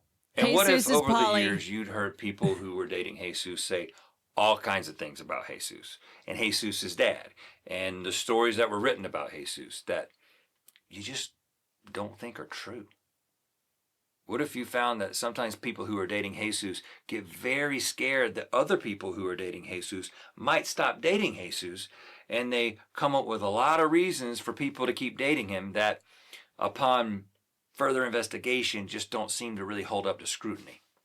What if the people who were dating Jesus had a tendency to say all sorts of things about people like you who had broken up with Jesus that you thought were untrue, things that you felt were unfair, misinformed misrepresentations that were intended to discredit you, to malign you? What if you felt like the people who were still dating Jesus were less interested in listening to what you were actually saying or the questions you were actually asking, and instead they were most interested in questioning your character and your motivations? What if the people who were dating Jesus confidently declared that you were clearly never actually in a relationship with Jesus? And those who didn't tell you that you never actually dated Jesus, they were quick to tell you that it's obvious that Jesus's dad was drawing you back into a relationship with Jesus, and that it was only a matter of time before you were dating him again. And by the way, if you didn't get back into a relationship with Jesus, Jesus's dad would be pretty pissed, and he would lock you in a dark, hot dungeon for all of eternity. And what if, after all that, you still kind of liked Jesus? What if in a lot of ways you still loved him? What if you still thought that Jesus's message of radical love was exactly what the world needed to hear right now? What if you still believed in Jesus's teaching for us to love our enemies, to put the needs of others before our own, to care for the less fortunate, that the last shall be first and the first shall be last, that real value is not found in worldly possessions or power, but in service and sacrifice? What if, even though you weren't dating him anymore, your relationship with Jesus had shaped you to such a degree that in a lot of ways, even today, you are largely who you are because of the time that you spent with Jesus? If all that were true, maybe you choose to still talk about Jesus. And maybe if you did, you'd still get all the same criticism from the people who are dating Jesus that you get every time. You know, the people who seem to know your heart and your experience and your intentions better than you do. But what if you found that every time you decided to talk about Jesus, a lot of people who used to date Jesus or were working through their own complicated breakups with Jesus, they let you know how much they appreciated you talking about your experience? What if they said they appreciated it because sometimes they felt like they were going through their own breakup with Jesus all alone? They're facing many of the same challenges you did when you broke up with Jesus, the same questions, the same criticisms, and hearing somebody talk about it made them feel less alone. I don't know, but if all that were true, maybe, just maybe, you find yourself talking about Jesus too. He's super rad. I just kept thinking how funny it would be if he was like, let's call him Gary. You know what? Just to not be sacrilegious or whatever, let's call him Gary. Or you know what? Let's call him Greg. We're all dating Greg. Everybody's dating Greg. Some people are dating him in the wrong way.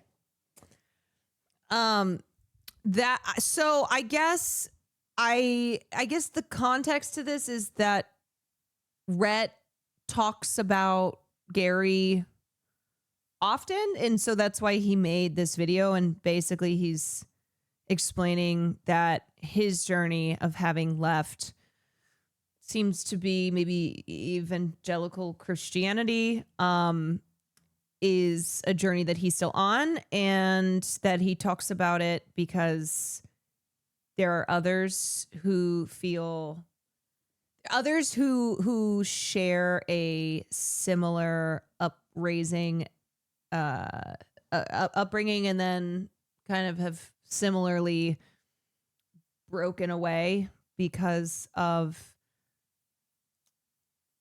it just feels like the way that Gary's name and being is used is in a way that's so far from the actual teachings, what Gary's own words were.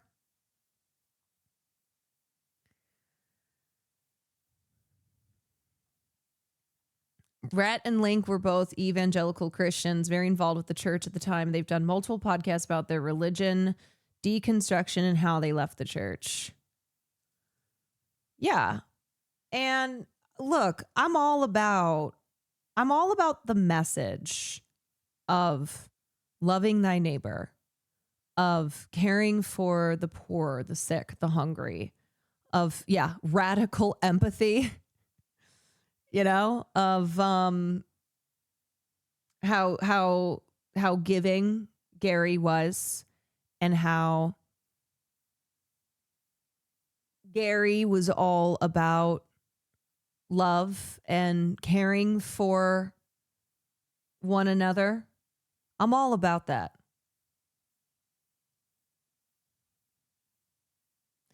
The ultimate deconstruction. Once you can question that, you can question all systems you're raised to believe were infallible. Yeah, I will say, I do think my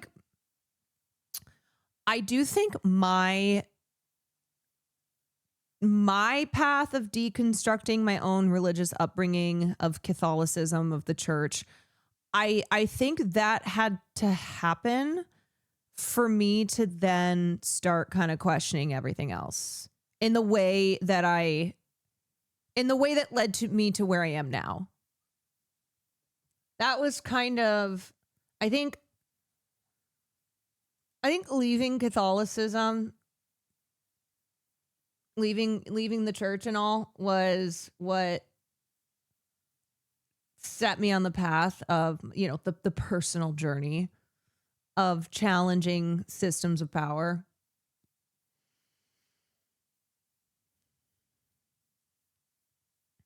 The thing is, you can and should have good morals and ethics, whether or not you believe in a God, and many religious folk are deeply immoral people. Yes, and many non-religious folk are very moral. Like, you have both religious and non-religious who can either be deeply immoral or greatly moral, but it has to do with it has to do with choosing to adhere to good values and be a morally good person to the best of your ability. And I don't know.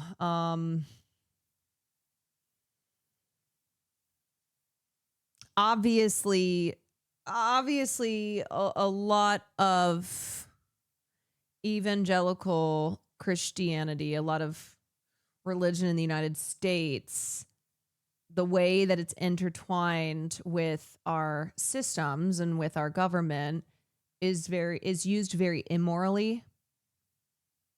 And I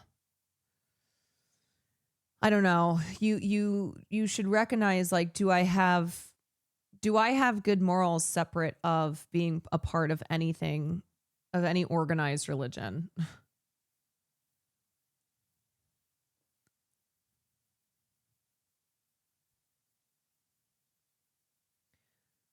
There's a good short video on them talking about how they left the church. He kind of I have to spearheaded pee this so badly. The questions and the quest of, okay, I'm not satisfied with some answers I'm getting. I was his sounding board for his spiritual deconstruction. And so I think that I was, just kind of along for the ride, honestly, because my brain doesn't work in the same way. I was much more comfortable because I thought it was working for me. I thought that how I conducted my faith was more helpful than harmful. Actually, now I've started to realize over the past decade that there were a lot of things that were healthy for me to shed in terms of judgment and shame and how I processed that. But as a sounding board, I was pretty much just kind of like a step or two behind him in terms of my evolving beliefs. Because as we said, you're the Wait, I'm sorry, Howie? Personally. This is on Howie Mandel's the podcast? decision to make a change in a direction of thought and how you operate your life is a real personal thing. That could have been a huge wedge and maybe the end of this partnership. Well, and it started with the first person I kind of confided in was my wife, and I've seen this so many times. It's very unusual for a married couple that are both in a particular faith and one person says adios. Most of the time, those end in divorce. Right. The first time I told her, I mean, listen, we didn't believe that evolution happened. We believed that Adam and Eve were real. We believed that what is in the book of Genesis was like history. It's not Adam and Eve. And it's so Adam and Steve. Was there a moment where this came, where you had a flash and you went, wait? It was like I started reading about this in my early 20s, but mostly what I would do is I would go and I would be like, there's all these people saying that the Earth is, 10,000 years old, but like every time I go to a museum, they're like, this thing lived millions of years ago. It's fake. I never looked into this, but I started reading about it. And actually I started reading from I would go to Christian sources, right? And there's a lot of Christians who It's actually don't Greg and believe Gary. there's a lot of Christians who believe in evolution, right? There's a lot of Christians who believe that the world is old or whatever and kind of accept the established science. And so I would slowly read these sources and kind of my view was changing. But then when it was like, I don't know how to reconcile this particular thing about, well, if we have this common ancestor with chimpanzees and apes and Adam and Eve, how do you explain that?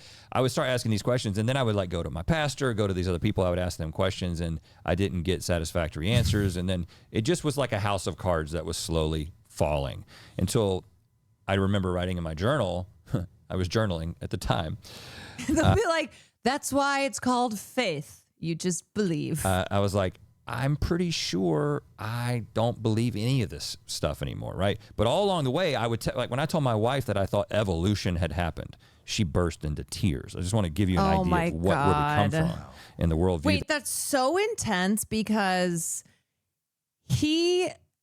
and it kind of sounds like he thought this, but he had to have thought me being honest about how my beliefs have changed and that I'm questioning things will most likely end in the dissolving of my marriage. Like I love my wife and I do not want my marriage to end, but more importantly, I have to honor this self journey of mine, and I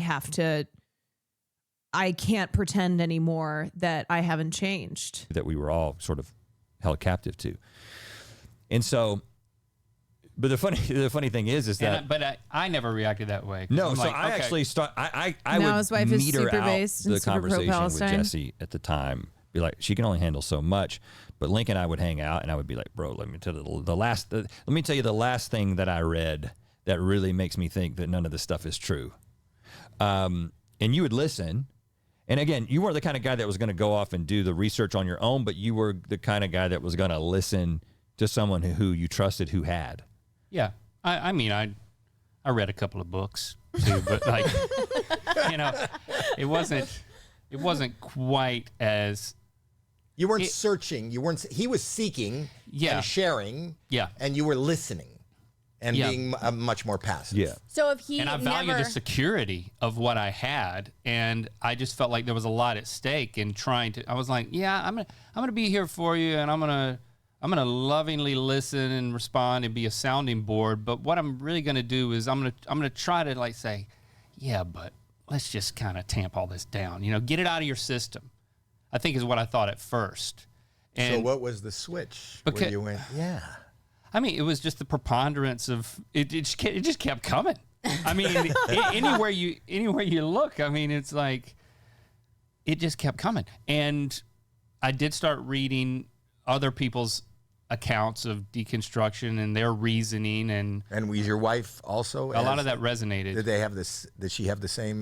She was yes, because it was. We believed that it would split us up. Yeah. That like the biblical teaching that we adhered to was, okay, you're not going to stay together. You can't do this without Jesus. You're not, basically, you know, Jesus is holding you together anyway. So Gary. So interesting. Sick. Thank you for the 10 months. How do you go from hardcore religious to hardcore atheists? I don't know if they are atheists. Maybe they're agnostic. Maybe they're just nothing. But it begins with questioning. You know, it begins with questioning everything that you have been indoctrinated towards believing. It's the process of deconstructing. And you can apply that to, you know, you can apply that to other things as well. You look at how does somebody go from being raised to revere Israel and to adhere to Zionism and then become an anti-Zionist. And it's deconstructing. It is de-indoctrinating. It's when you are you're introduced to a different perspective. You're introduced to something that just makes you start to question. And once you start questioning, you start pulling on that thread, and that curiosity, those questions don't stop. It's just a matter of if you keep pulling the thread.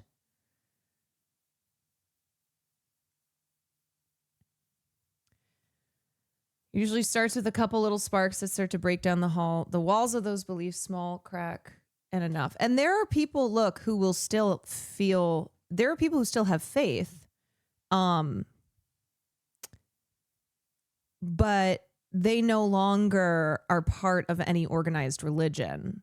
They have rejected that aspect of their faith. And instead, it's usually something that's probably more, it's just singular, and it's something that they've chosen for themselves, but they don't participate in any, type of organized religion anymore. And it might also be something that morphs more into the just kind of morals that you hold and your general worldview, but kind of ditching the religious labels.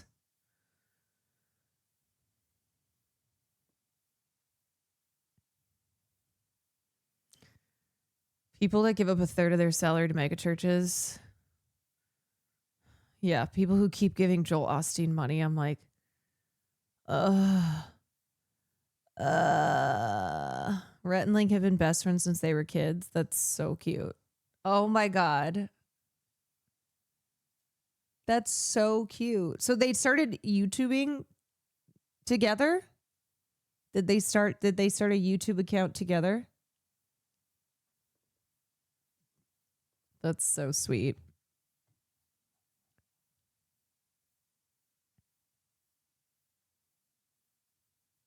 They were OGs. They were OGs. Anyway, I think a lot of people in here have probably had an experience one way or another that involved deconstruction, that involved kind of a reordering of what you believe. I mean, I think that's why too, it's often to your benefit to like leave where you're from, to go out and experience the world and people that and ideas and philosophies and beliefs that you may not have been exposed to growing up. And so leaving the bubble that you are raised in will help on that journey of self. This is why conservatives attack universities. Yes, why they've attacked higher education forever. They had a third childhood best friend who was not a hardcore Christian. He died in their adulthood, and Reddit's talked about trying to convert him before he died, which he had just hung out with his friend. Oh my God, that is so sad. Man, I haven't really watched any Rhett and Link before, but I do understand why. Oh my God. What the heckaroni? I'm like, that's so sad. And then Sick just gifted 50 subs. And now I'm happy. Thank you so much. That's so kind, Sick. Thank you. Thank you. And Italic Man, thank you for the 22 months. I did not know Rhett and Link. I think that's maybe the first stuff of theirs I've watched, but I get why people like them. They seem relatable. They seem genuine. They seem like cool dudes. I gotta check their stuff out more. I always say that. You guys introduced me to, right after I have this whole rant about how much I'm embarrassed to be a live streamer. Like, I don't want to associate with live streaming. But there's cool ass content creators out there. There really are. Do you know Smosh? I only knew Smosh because of the Palestine fundraiser that we did. That was when I had first learned of Smosh, and everyone was like, "Oh my God, Smosh! Smosh is so cool." I was like, "Yeah." I mean, they participate in this fundraiser. They gotta be hella cool. Rhett and Link are like a diluted version of Miss Rachel, but more for grown-up kids. Grown-up kids. I like that. We're all just grown-up kids. Well, anyway, I will check out more of their stuff. Matt Lieb. Oh yeah, Matt Lieb works at Good Mythical Morning. That's also why I know that connection, because I know Matt Lieb.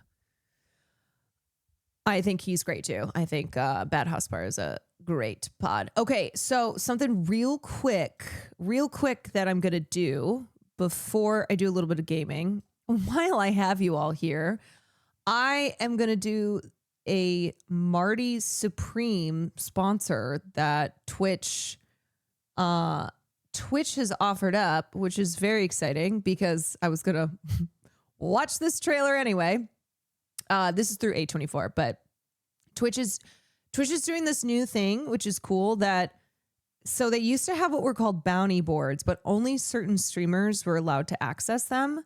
And now they've opened it up, so it's a first come, first serve. So I saw the Marty Supreme by A24 thing, and I was like, boop, boop, which is exciting because I never had access to the bounties before, but now they've opened it up. So we're going to start off. I'm going to enable this. Hold on. Okay, cool. Is that on? Should be on. Okay. All right. And then step two. First, actually, let me pull up the trailer. Okay.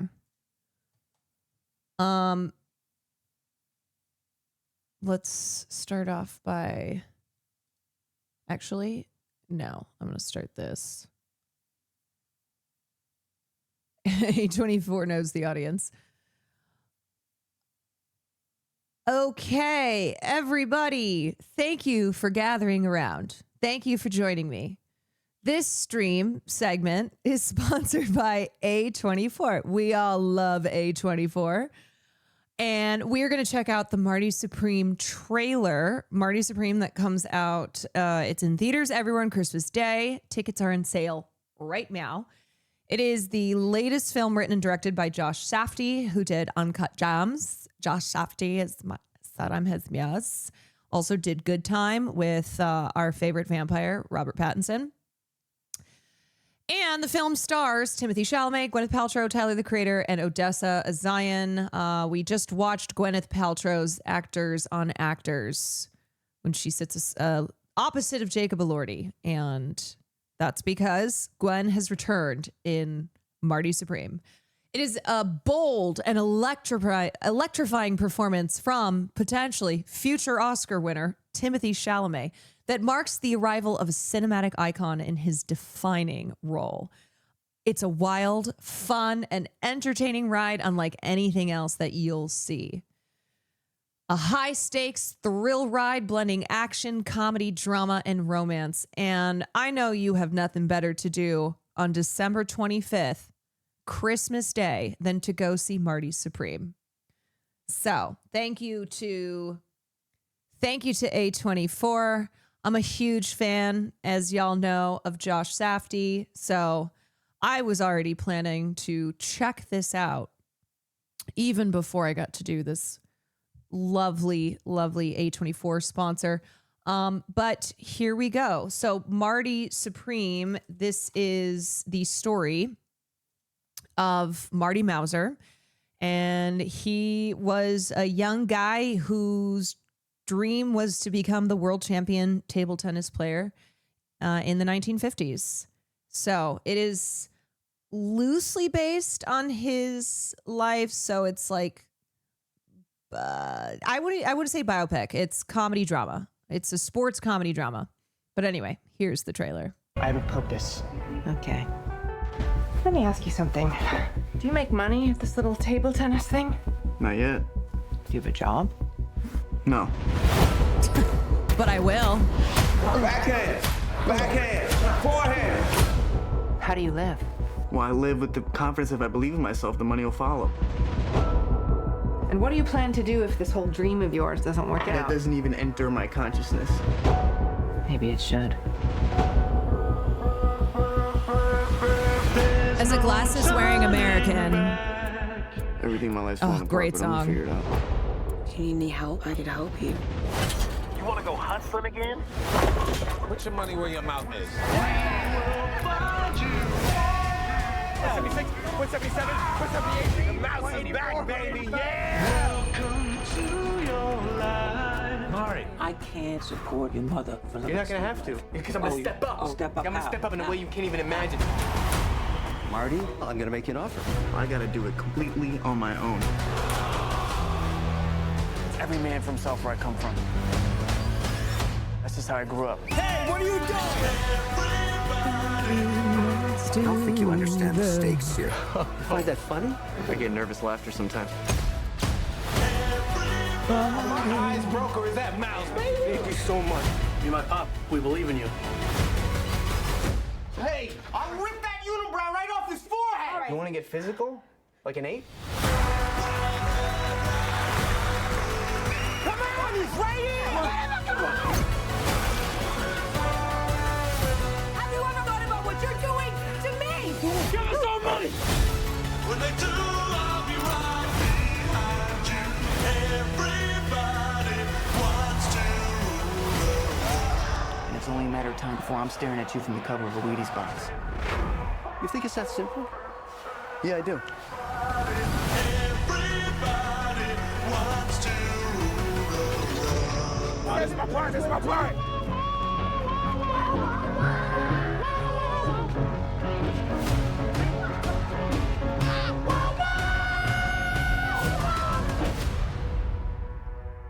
Everybody wants to rule the world, but only one can be the tabletop global champion. Never has tabletop tennis been this exciting on screen. Thank you, Caroline Kwan, for showing us the trailer for Marty Supreme, and produced by A24 and directed by Josh Safdie. I'm going to buy a ticket and recommend more people to see it. That's right. Get your moms, get your grandpas, get your drunk aunts and your racist uncles. Bring them all. Bring the whole family.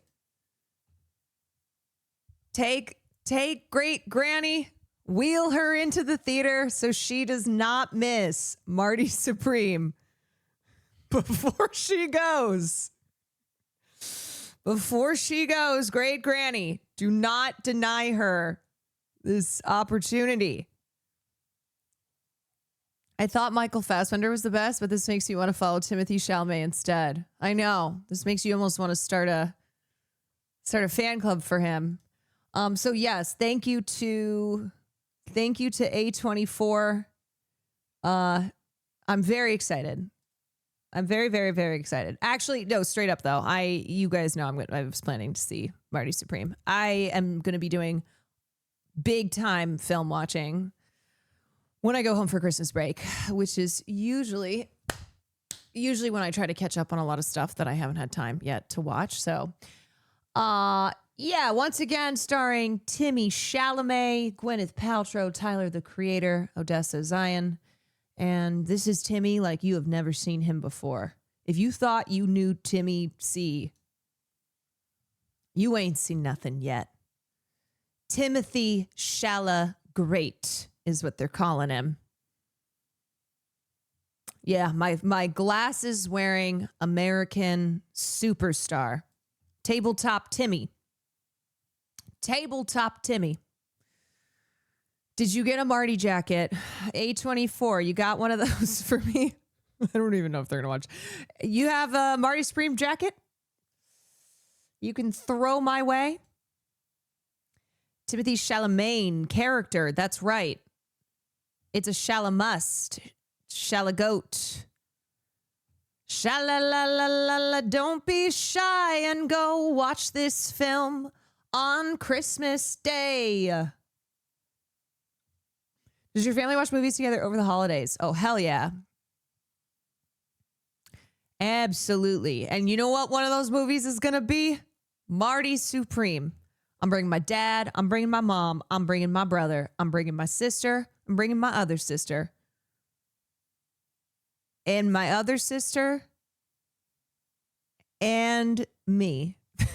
That's 7, right? Yep, that's all 7 of us.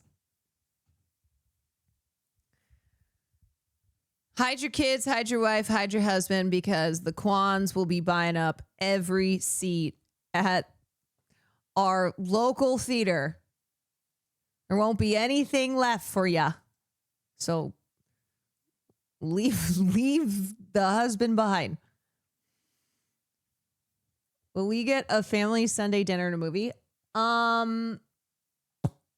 Maybe it depends. I've never been able to do dinner and a movie from like when I'm traveling, just because the tech setup, but certainly a cooking stream. Certainly a cooking stream. And as I said, you will also get potentially unbanned requests with the Kwan fam. Also, for all those for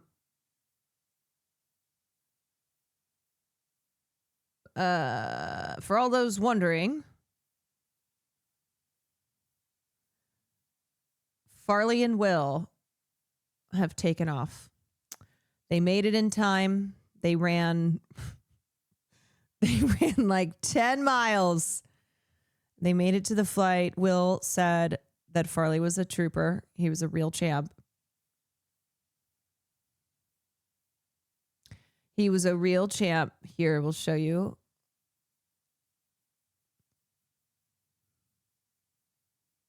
Here he is. Here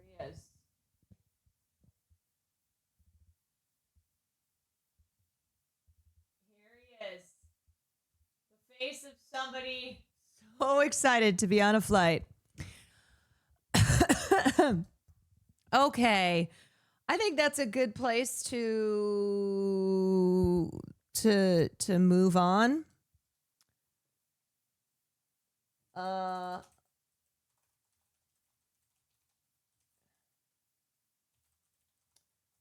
little gaming cap, a little game cap, a little nightcap of gaming, as I like to do after we talk about stuff. So, okay, couple things actually before people fly away. Couple things. Tomorrow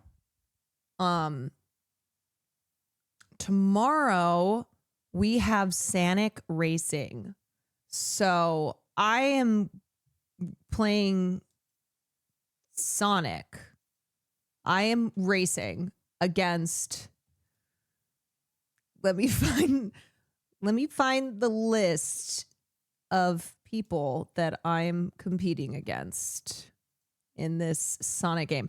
Participants: Chibidoki, Camilla, Coney, Agent 00, KDB, Will Neff, Caroline Kwan, that's me, Poke, Sear, Burke Black, Simcopter, and GT Live. So tomorrow at 1 p.m. 1 p.m. Pacific time. Do you know what's funny? I didn't know that I was one of the participants. I thought for some reason I was like commentating.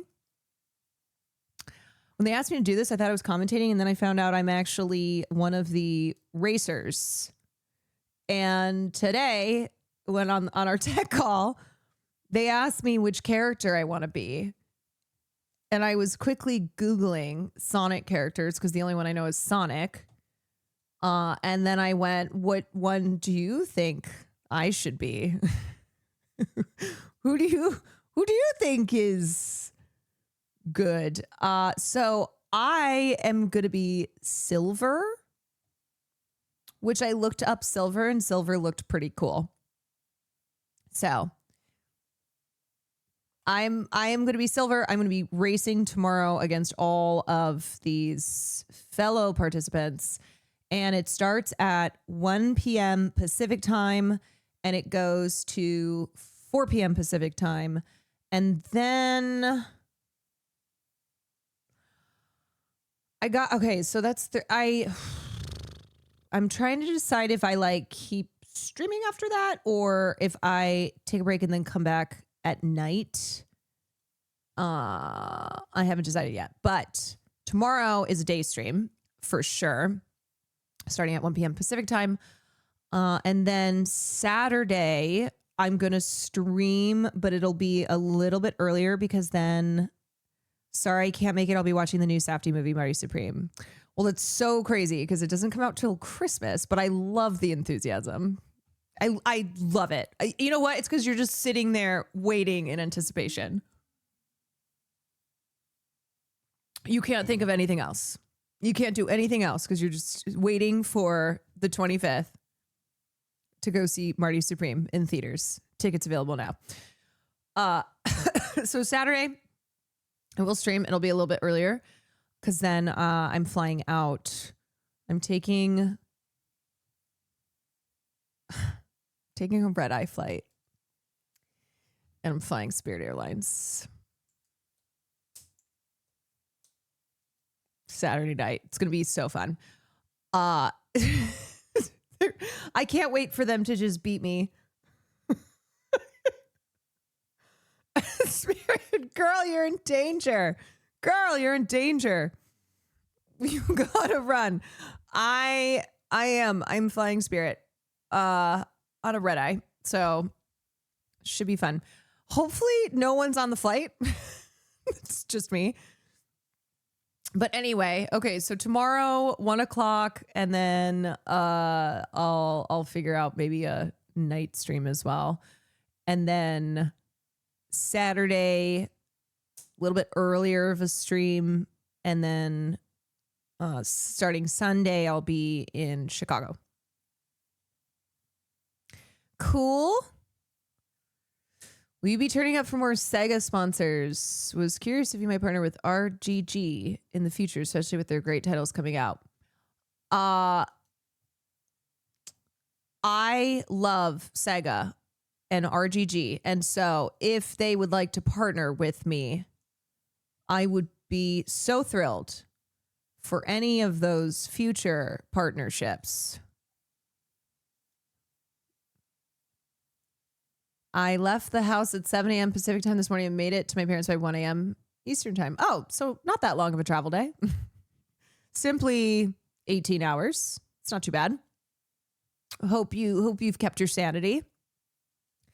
And then the other thing is that Sam has been nonstop raving about this game that came out, which I don't want to start until after I come back.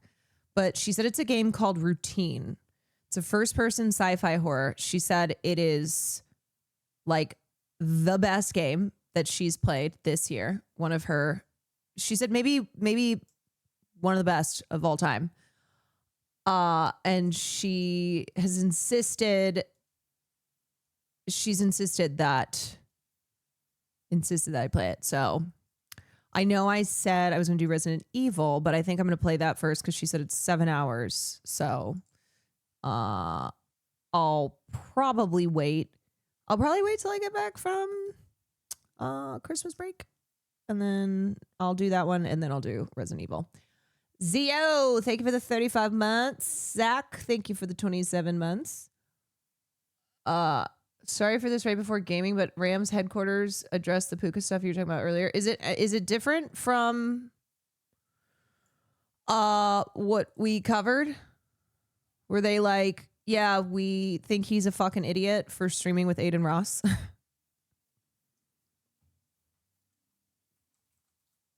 Not really. Or was it just like the kind of, we don't condone anti-Semitism? Puka used to be my goat man. I mean, I gotta be so for real. I think a lot of athletes are just kind of dumb. They just do dumbass shit. They do some real dumbass shit. So you can still like them as an athlete, but I don't think if you're holding out for athletes to be like the great moral paragons. Your sponsor's still running? Oh yeah, have I? I've probably violated the. Let's see. Hold on.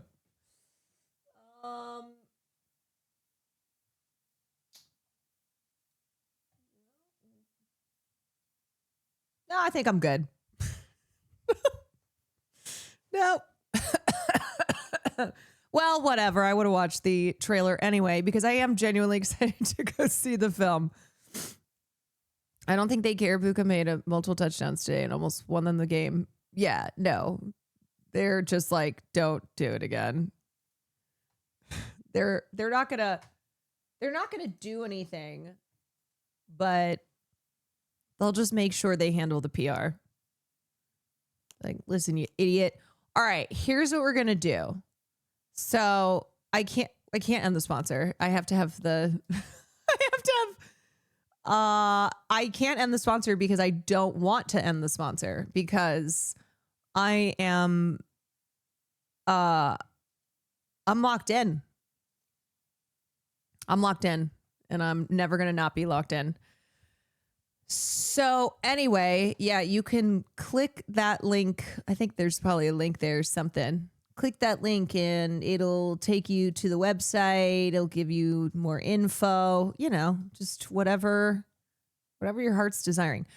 All right. So here's what we're going to do. We're going to go back and try and do more of chapter 3 of Poppy Playtime. I will say, if you missed out on this, I did crash out the last time I played this game because the section I was on was annoyingly designed, but also because it kept bugging.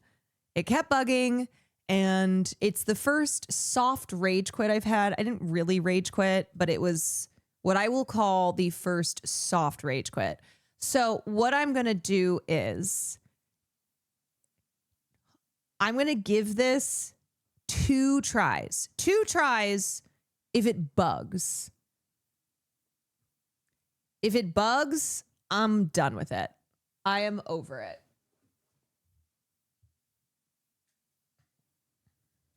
Let me turn the lights off. Okay.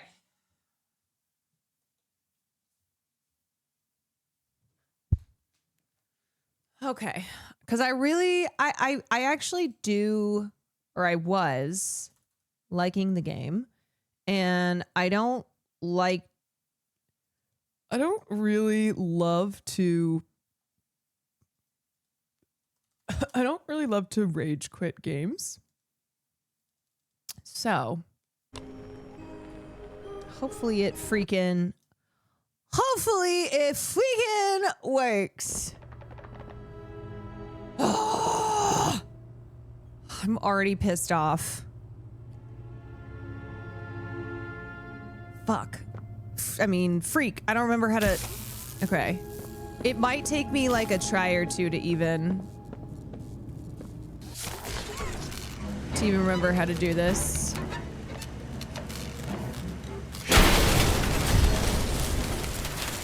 Hey, boy! Ah!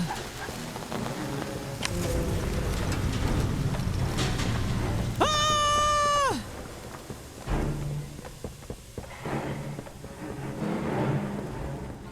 Oh, shoot! I already messed up.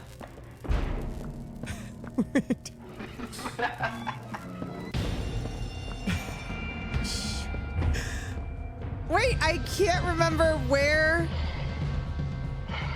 Oh, yeah.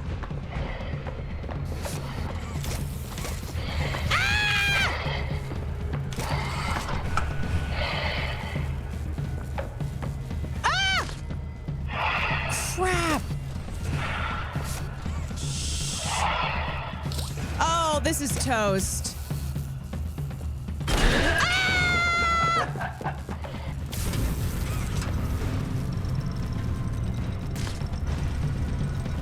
Okay, we're still alive. Oh, God.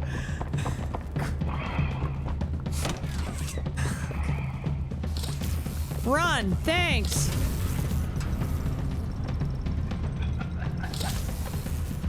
Ah!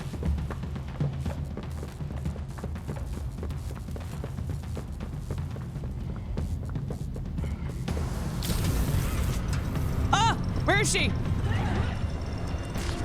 Okay, and now I see you. Stop moving! Okay, this is the hard one.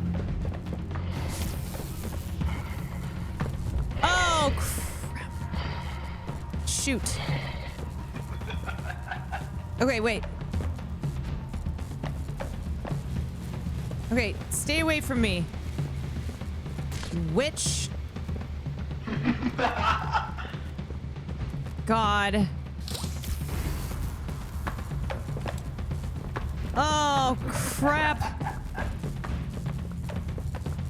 Oh my God, I'm lost. Oh no!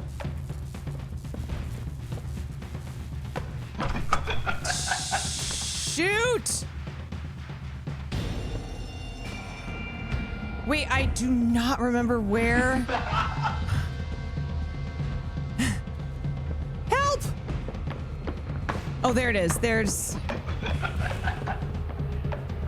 Oh, you demon woman. I think it's too far from...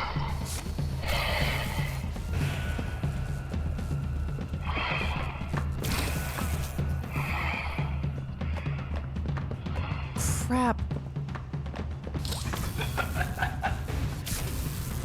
Oh my God. Okay. Okay. So, woo! Woo, we're gaming. Oh boy. Okay, and now we have to go this. Stay away! Ah! Ah! Oh God. Oh no. Oh no. Oh no. Oh Jesus. Oh. Okay, I'm gonna turn around and then she's gonna run again. Okay. Hey, huh? Huh? Okay.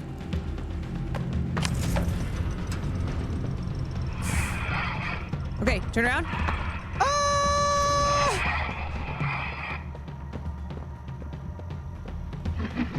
Sprint.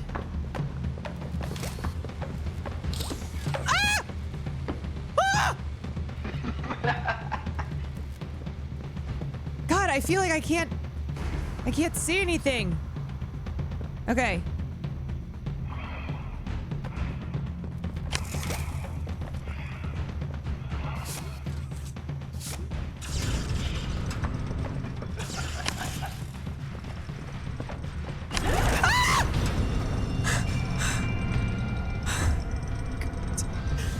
Okay, so now I have to get... Oh, crap. God. She's gonna figure out how to get in. Yeah. Boy. Okay. Okay, I need to turn around. And then I need to run near me. And then I back away slowly. Okay. Yup. And then I go, nope, you stay over there, you witch. Where's the freaking door? Okay. And then I'm gonna go here. Okay. Nope. Nope, nope, nope, nope, nope.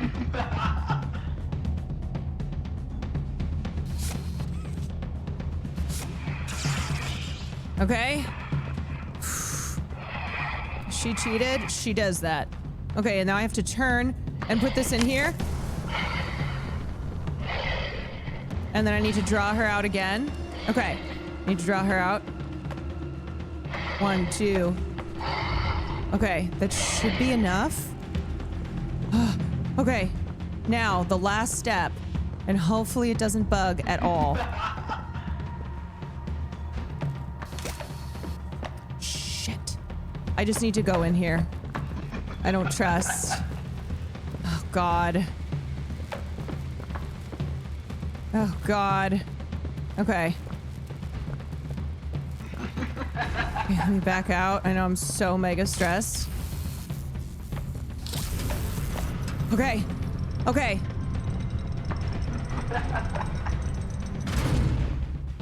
Why is it not opening? Yes. Oh my God, okay. Now! Run! Run!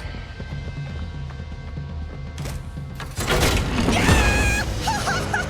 Oh my God! Oh my fucking freaking!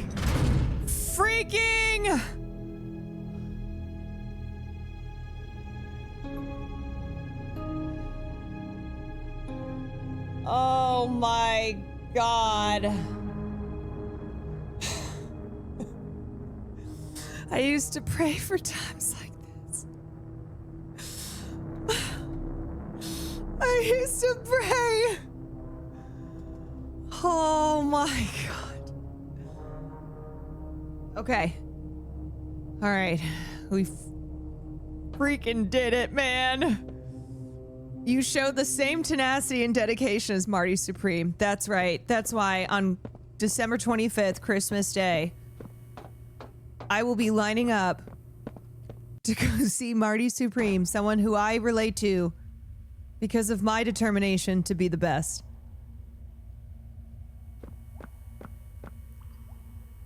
What the Willis? Thank you for the prime. I'm Hoppy Hopscotch. Wanna try hopping to the moon with me? You know what, Hoppy Hopscotch? I would do anything at this point. On 3 with me. 1, 2, 3. Heh. Didn't get very far, did we? No, I made it to the moon. Again. 1, 2, 3. I don't know about you, Hoppy Hopscotch. Still didn't make it. But I made it. Oh, press... What? Excuse me. What is this? Listen, this won't stop until we make it to the moon. Okay, I have a flare. I have a gun. Finally. It's about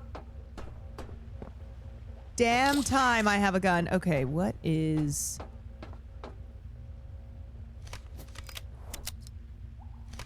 Okay, I have 4 different hands now.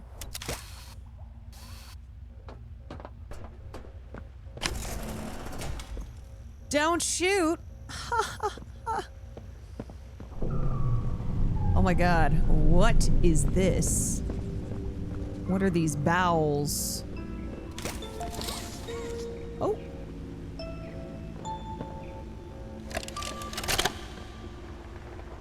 It's Underworld. Yes. Yeah, thanks for giving me a gun after that encounter. What was that, Richie? Nothing. Let's just get this shipment dropped and go.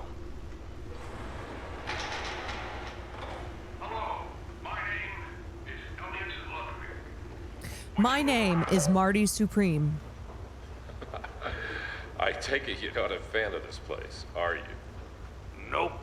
Never liked the feel of it. How big is this place? Don't you think these kids deserve It's pretty some big. real sunlight instead of floodlights and painted skies?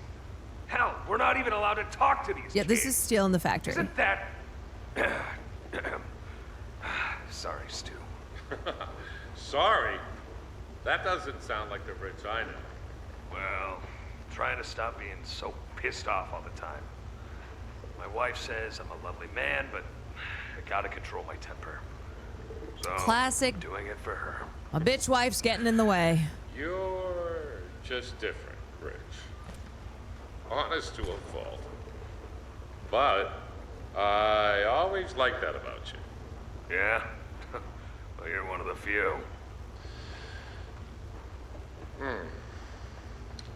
You know, Richie, with This my is like a combo of Westworld and Jurassic Park. they've been Put 'em pushing together. hard for me to choose my replacement. I'm actually thinking about giving the role to you. Really? Yeah, really. Nothing official yet, but Damn it, I Brenda! think there's a decent guy beneath all that grit. You're my wife, not a person. An honest, hardworking man. You prove me right? I'd say your chances are pretty good. Wow. Geez, I don't know what to say. I'm just glad to see not everyone in this place has it out for me. Not everybody, Rich. Not everybody.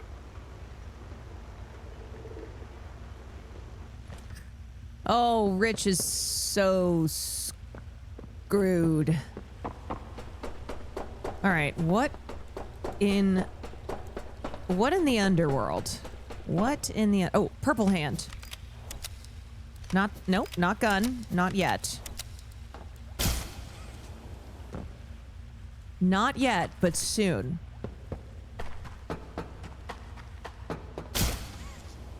Woo!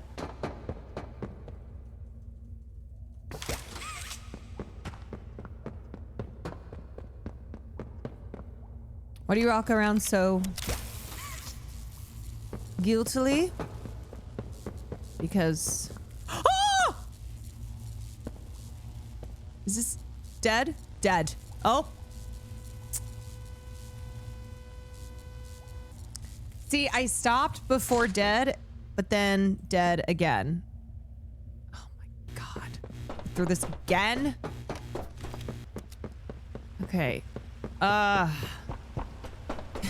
I stopped right before the pit, and then I went, no, actually, I think it's okay. Oh, I think it'll be fine. Okay, honestly, the purple hand rules. It's so fun. Okay, nope.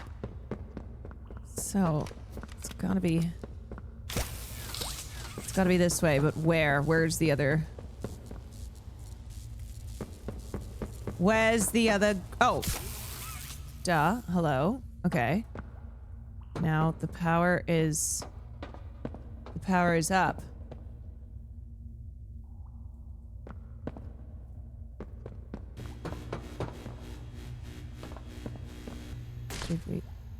Did we get her done though?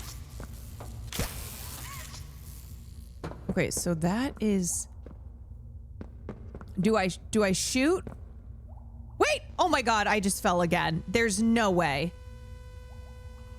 There. Okay, so I think in this instance, it's not ABCTC. I think it's ABCTF. Always be checking the floor.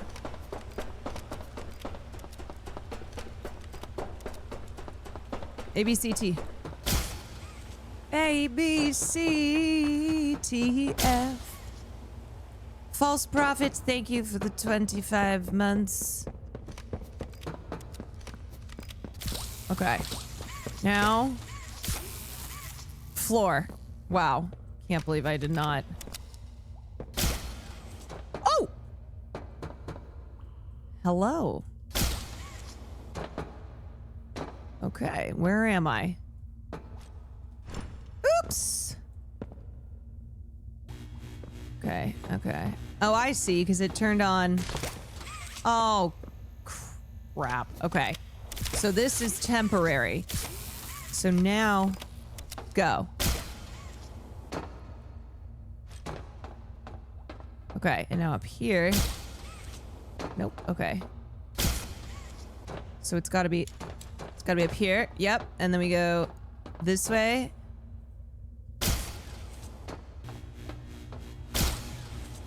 Where am I? Okay, that was... So, I'm not in a good place. Crap. You're kidding me! How do I get... No. Oh, no.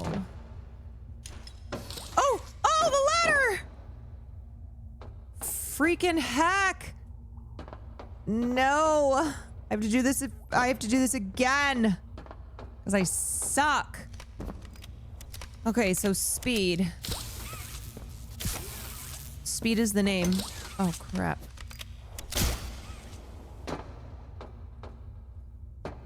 Okay, go, go, go, go, go. Go, go, go, go, go. Go, go, go. Fast, fast.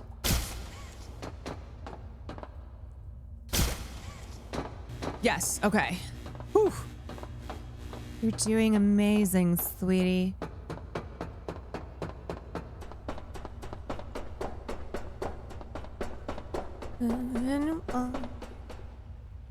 Oh.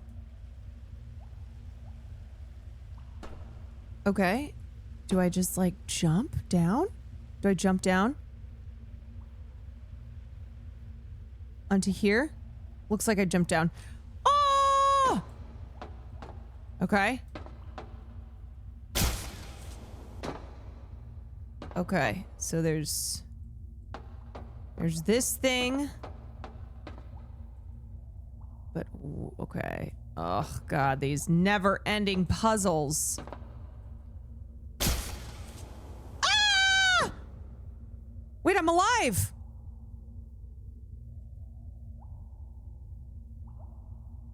Oh, no. Where? Oh, no, I think I have to die. I hate when you land in a spot that you can't do anything about. Also, do I have to start all the way at the beginning? Because I'm gonna... No, thank God. Okay. What the heck is this puzzle? Oh, it's one of these.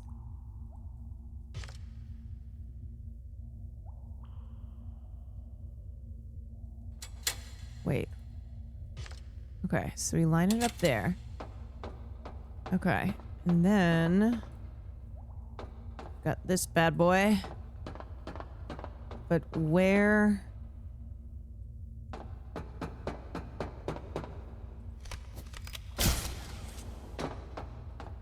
Okay. Woo! Okay, and then we've got this bad boy. But I don't know where is there. Okay, let me just get a sense here. There's number 2. Where is number 1? Where's number 1?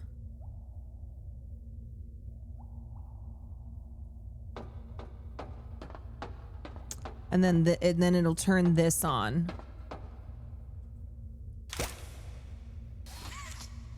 Okay. Shit. Oh.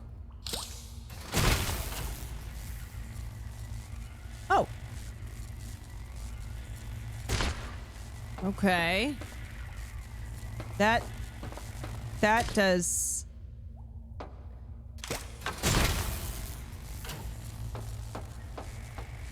That does that.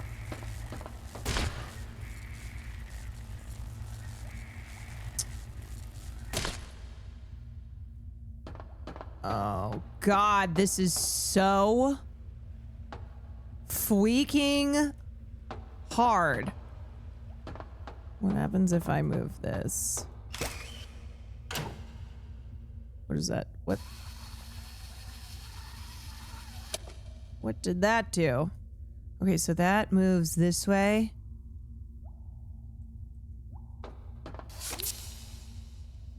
Okay, and then... Oh, okay. So I think that's gotta go like that. Right? Let me check this.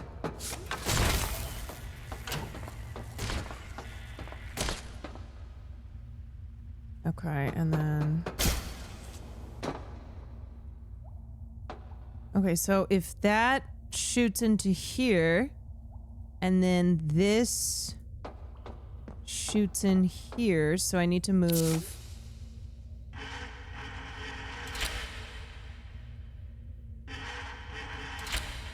Right? Okay. Yeah? I think so. And then this one...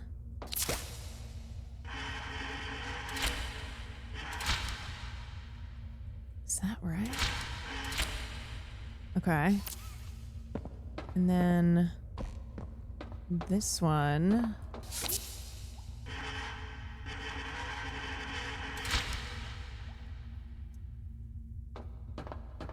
Is that not going to be high enough? Okay, so what happens now?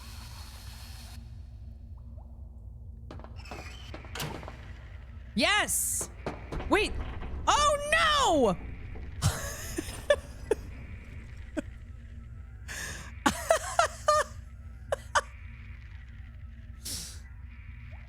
Okay. Sick.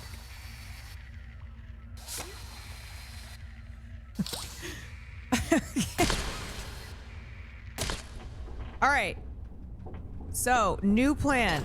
I have to be on the thing, and then I do it. Now I got it.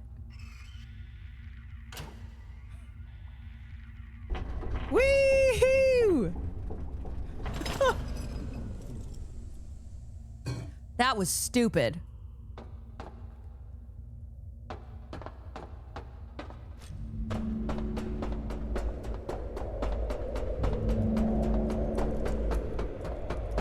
Whoa.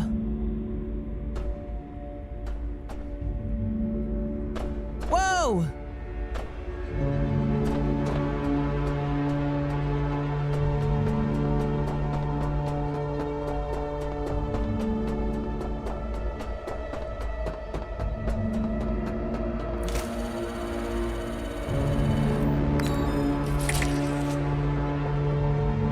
The accursed horns. I will say the soundtrack in this game's pretty spooky.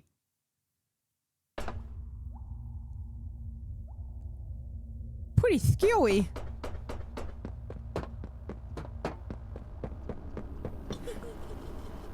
Uh-oh. Don't like that noise. Nope! What are you?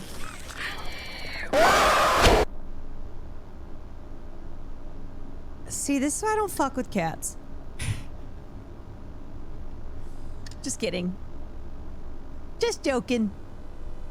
I'm just joking. You had no reaction? Because I already knew I was dead. Alright, what the hell is this thing?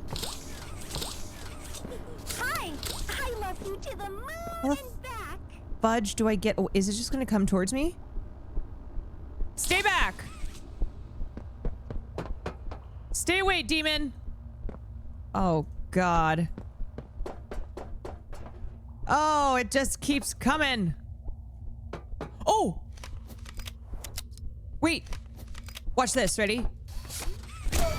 Oh! I forgot I had a gun! Yeah, that's right. Run back into your little hole. He's just a little... It's just a baby. Nah, he's an evil baby! What? Where am I?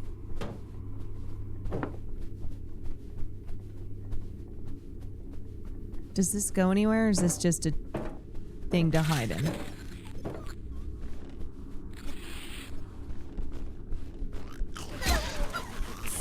Frick. How do I get the heck out of here? Where am I? Why am I in hell? Oh God, there's so many of them.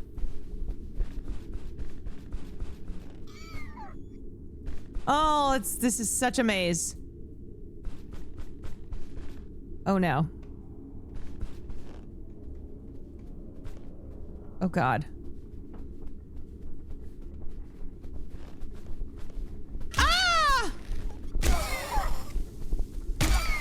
Oh, Jesus!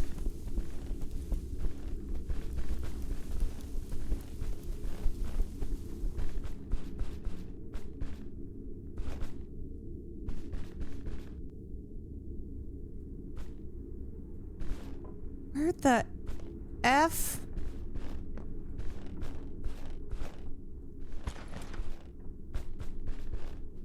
No, I hate these little things.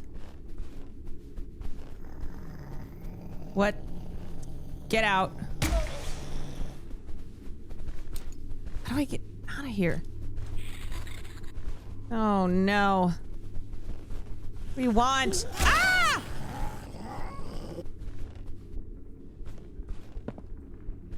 How do I get out of this? Ah!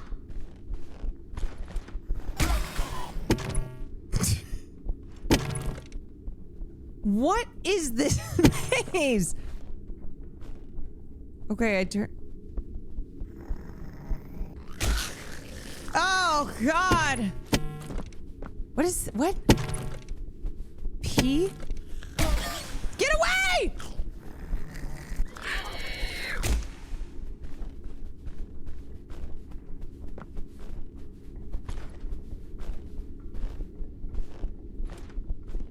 Is this where I want to be? I don't know. Is this where I started? Why are there so many of them? Stop it! God, you little demons!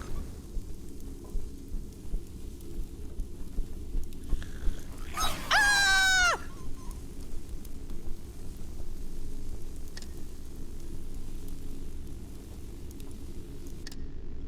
There's so many of them. Game is still just chatting. I know, for some reason I could not change the category. Okay, how do I...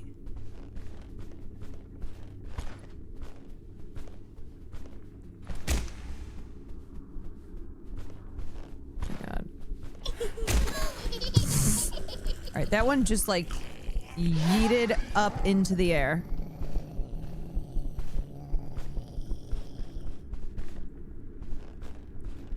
Where am I? Oh my God.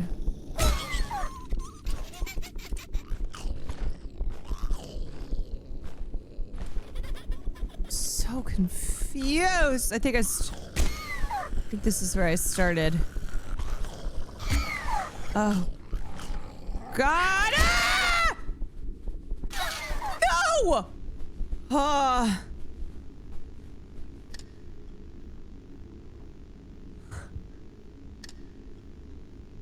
Oh no. I know. I think I need to brighten it a little bit too, because I genuinely... Okay, I'm just gonna go display. We'll just turn up controls. No. Wait, where was the...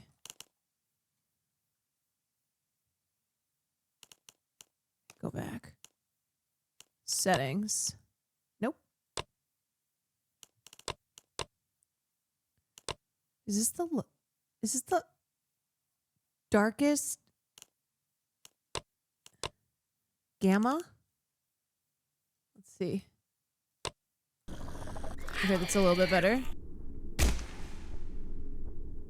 Oh my god. Okay, that one genuinely got me. Okay. All right. I got jump scared.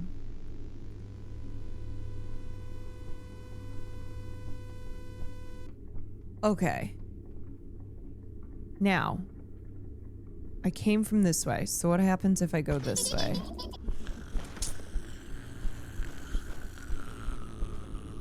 I hear these little fucks. I feel like they're everywhere.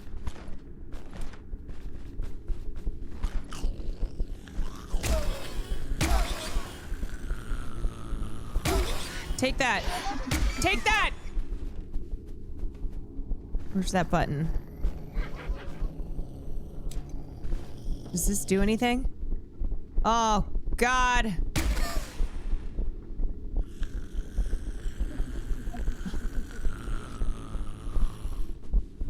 Oh, Jesus. Okay, what is this little hidey hole? Okay, I need to clearly I need to put something on this. Where? Is there a box somewhere? Oh, these guys just never go away. Oh my god, I think I'm almost out of bullets. Crap. This is so hard. Oh wait, I know I have more.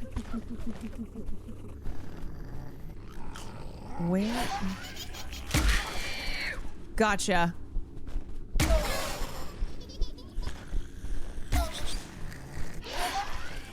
I feel like I'm in the heart of their bullshit.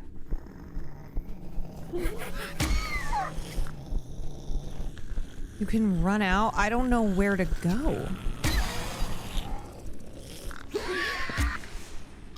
No! Ah! This is so hard! This is so difficult. Okay, I need to put something on. I don't even... It's always because it's... Okay. It's always a maze, and then it's a bunch of puzzles. What? Should I go this way? No, it's like the same thing. I need to get to high ground.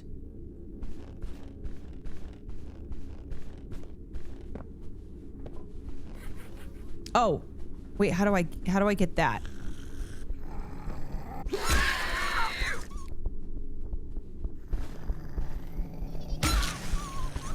How do I get that box?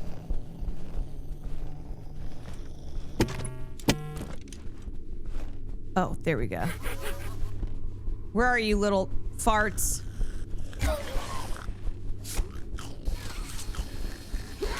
No! I shot you! Catnap is coming? I know Catnap is coming. I know Catnap is coming. Okay, jeez. Criminy. Criminy yikes.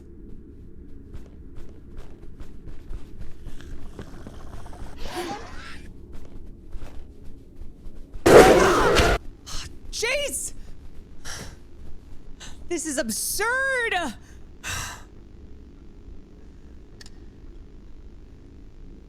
This is absurd.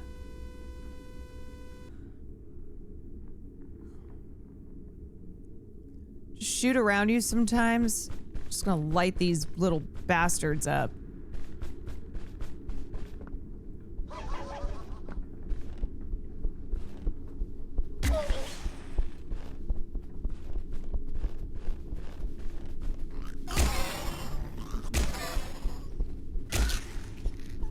Where are you?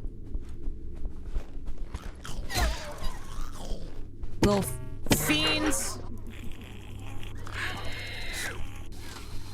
Oh my God! Why doesn't this... Why are there so many of them? Oh my God, am I doing this wrong? I feel like I'm doing this wrong. This cannot. Right in the eyeball.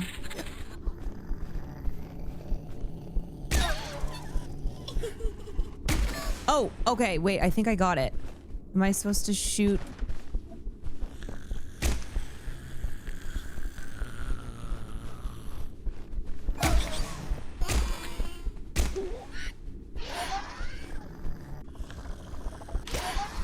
Whoa! What the?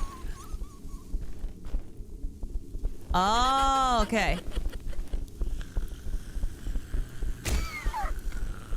Okay. So now what does this do?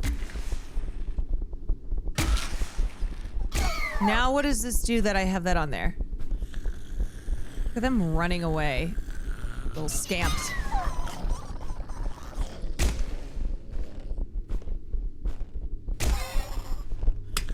Oh. Oh no. Follow the cable. How do I... Oh God.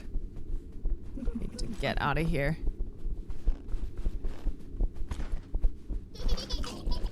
Ah.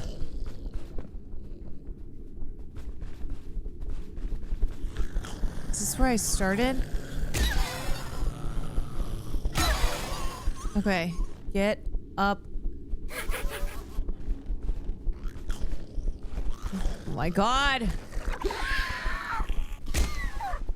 Oh.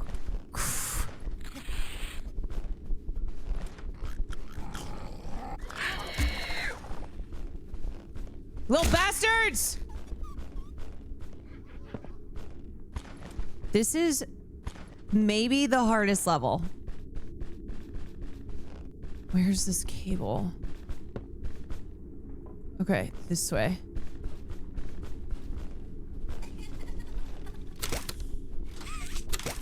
Does that do anything? Oh, there's another button over there. Okay. So it's on the other side.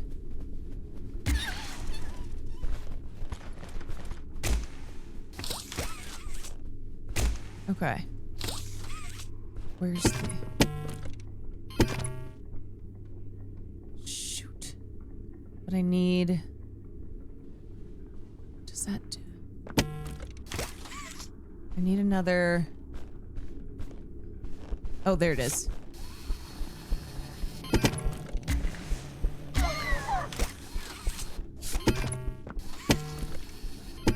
Okay. Now, I have to get back up onto that thing. How? Mm-mm.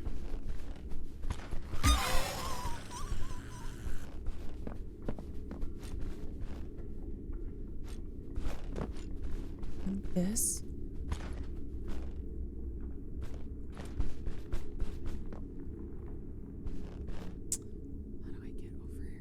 I get into that thing. Oh, I have to get over.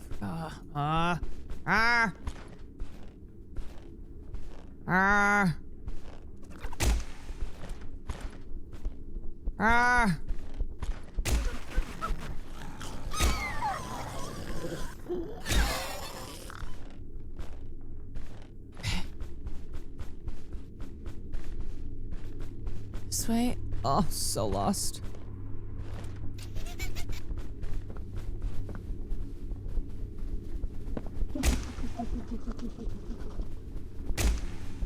Nope. Nope. This way. This way, this way. Wait, what? Yes. Yes. Okay, what did that open? These little fuckers! What did that just do? This.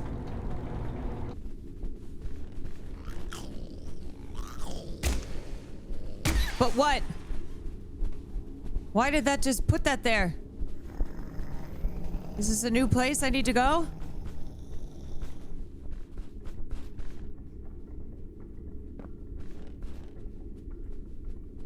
Do it again and... I don't know. Fuck, how do I get back? Fuck. Where am I going? I have no idea.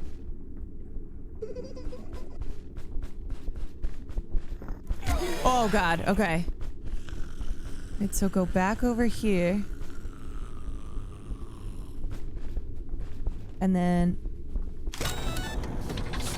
Okay, like this. Like here? Uh-oh.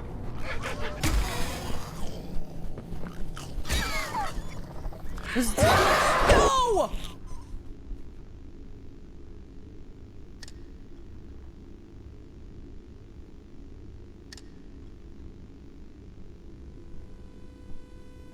Why didn't that door open? I tried to open it. Wait. No way. Where am I? Where am I? What the heck?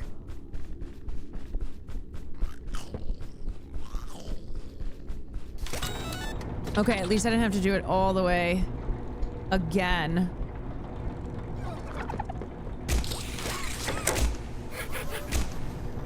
Okay. Oh, these little skeezy mofo. What the?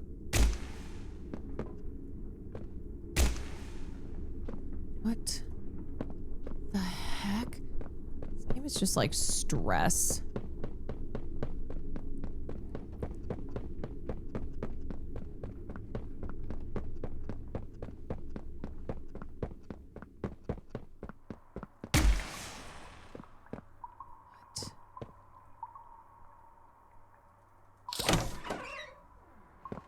Okay. Okay. Next level. Whew. Oh, an abandoned pool. That's sick.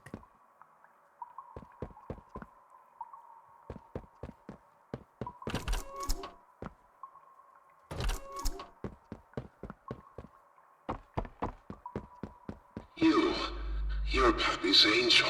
It's Peggy. Come to save us. Mort, thank you for the 21 months. Not here. Bird catnaps home angel. Their home. A myriad pairs of eyes are on you now.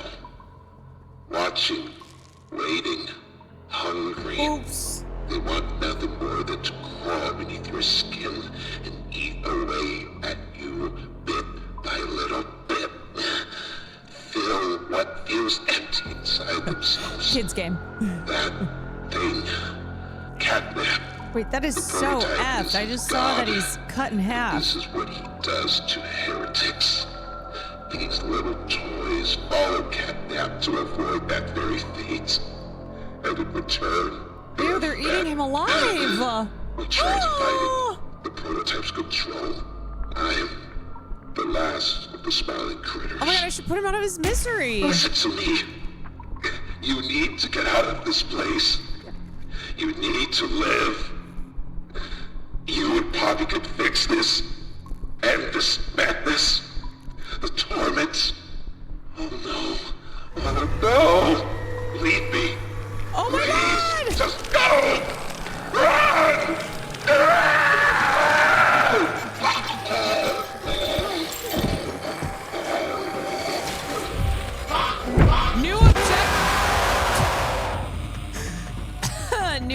objective is to run. Okay, got it. He said run. I know, but I kind of wanted to see what was going to happen to him. That's why I went towards him. Shoot. I'm gonna go all the way freaking down here again? Yeah, I'll admit, it was a bit of morbid curiosity. I didn't know what was good. I just need to be better informed, you know? So, for research, I was like, oh, what's gonna happen to this guy? Do I have to listen to his whole speech again? No! Leave me. Please. No, okay. Just go! How do I get out of here? Oh my god, what?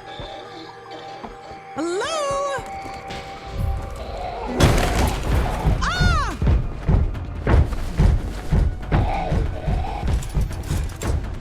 Ah!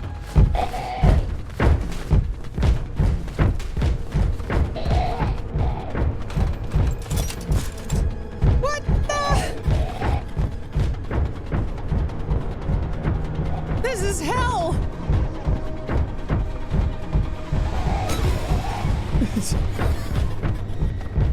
How do I know where I'm going?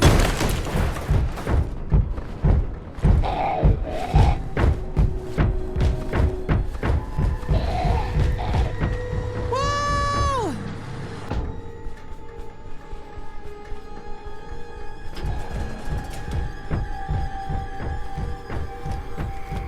No! Shoot!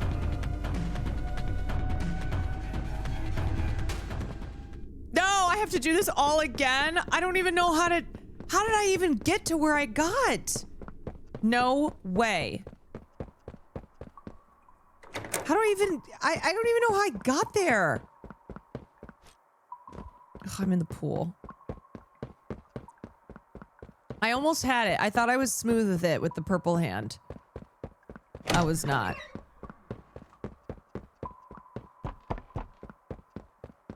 No! Leave me! Leave me.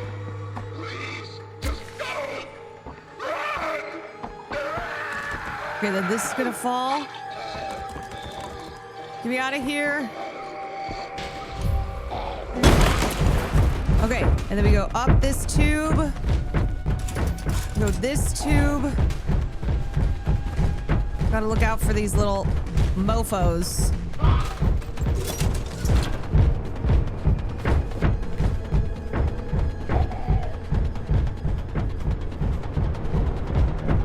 One of them's gonna...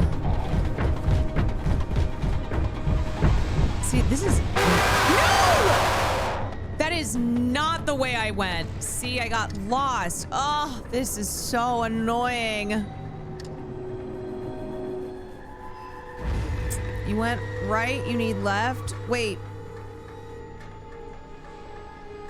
At which point? I can't believe I have to go all the way back down there and watch this guy get consumed by these little evil...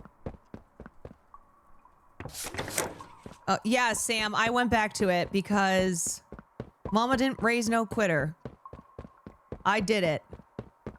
And now I'm back in hell. Now it never lets up. Please, just go! Run! Nevertheless, she persisted.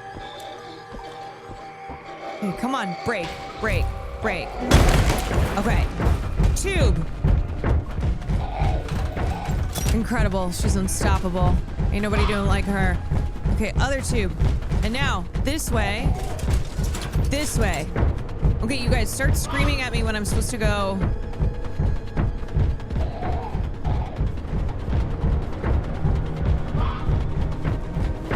Crap! I can't remember!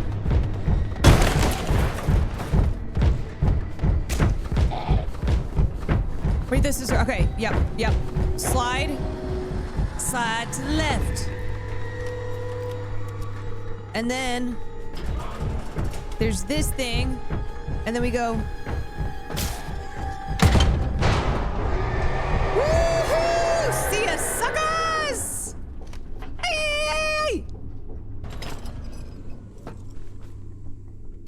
birthday says, fetch. Suck my dirt. Woohoo! She's a gamer, folks. She's a real goddamn gamer. Hey, are you all right? Yeah, you know, Ollie, I'm actually not, but... I'm really glad you're okay. Yeah, I don't thanks. want to lose any more friends to this place. Hey, did you see the shrine? Catnap made it for the prototype. See, before Catnap turned into Catnap, I guess there was some pretty serious accident. He almost died, but they say that the prototype saved his life, giving up his own freedom in the process. In Catnap's eyes, the prototype is a superhero and has saved this place. So Catnap treats him like a god, killing everyone that opposes him, us included, if we're not careful. That shrine... I'm gonna turn this gun around on myself. If you thought that was terrifying... I'm so over. Ollie, is this oil? Blow me up. Anyways, we're really close to the end. I sent you a new key. You're going to the counselor's office instead. It's not ideal, but it should have enough juice. If you can get that generator going and plug it in, I think we'll be done. And keep your eyes open for Catnap. Every shadow and every flickering light is a hiding spot. He always stalks his prey first. Ollie, what is it that you say you do here? Defend yourself. And when you're at your most vulnerable, he'll kill you. Okay. Catnap lives for the hunt. Thanks for the helpful info, you piece of sh...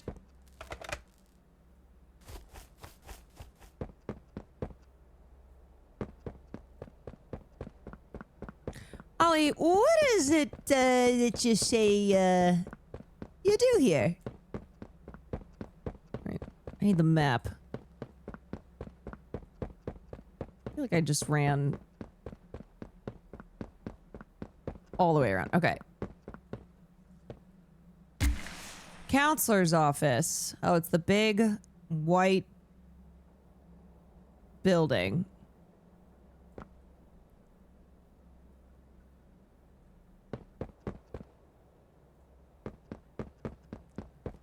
Right here. How does Ollie know so much lore? It is pretty suspect.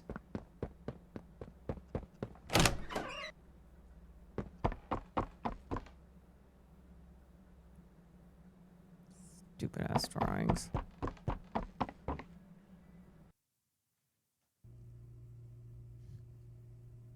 Okay.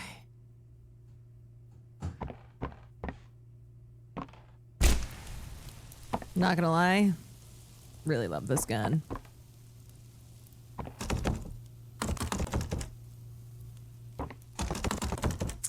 Okay.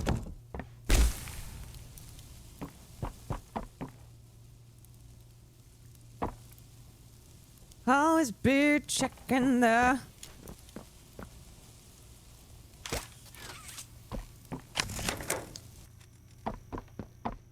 Always be checking the vents.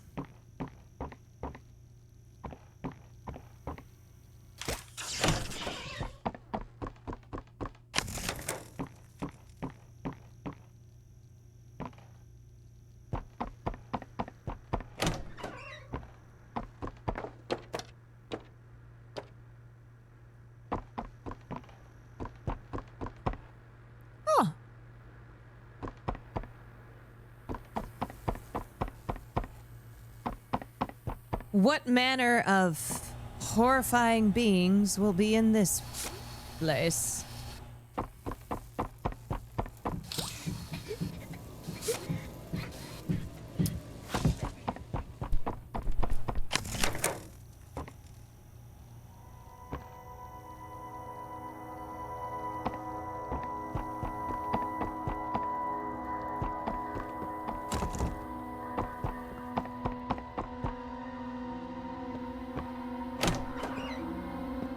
Better not be some BS like the last one. like the last 10. Okay, Mommy's kind of a baddie, though. She is like evil Mrs. Incredible.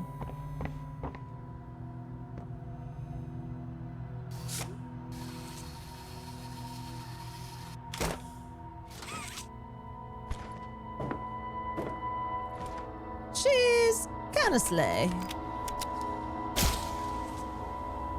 Okay.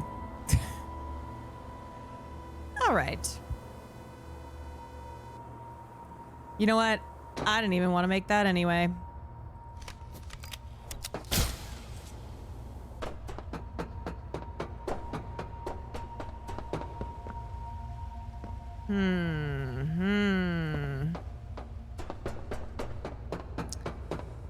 Anonymous user.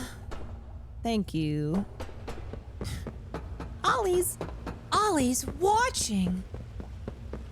If you don't look out, he'll probably kill you. Thanks, Ollie.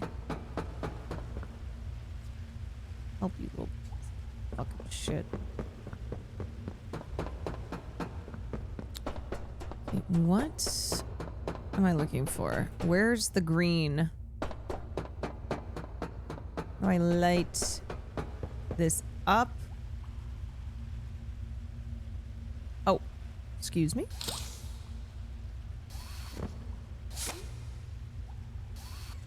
This is not a thing.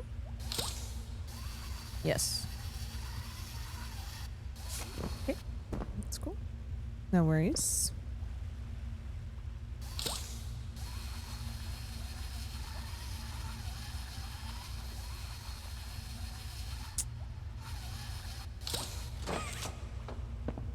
Okay, nothing.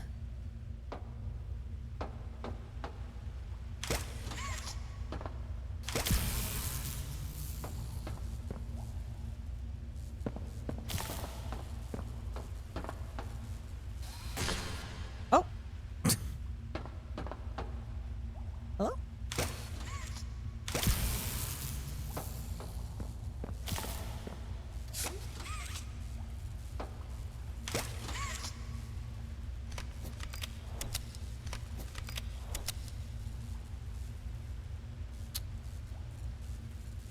Okay.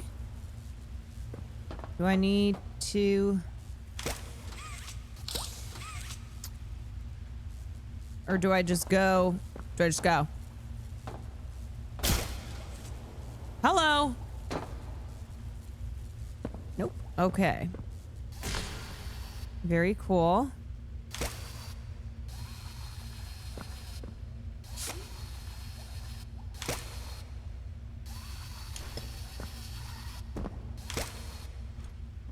Okay.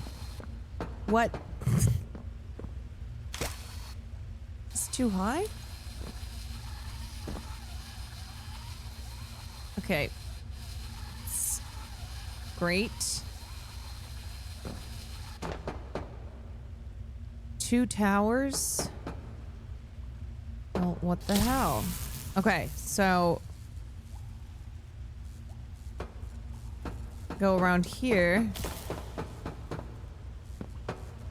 So I have to go over to this one. Woo!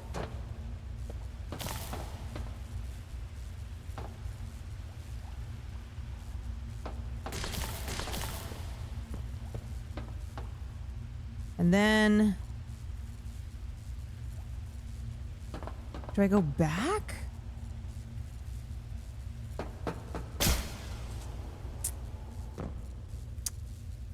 Okay. It's fine.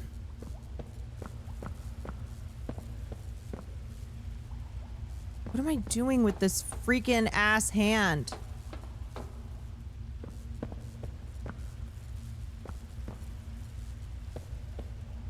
Stendo arms. How do I get up? Oh my god, this is so... this is not right. This cannot be correct. Okay. Oh!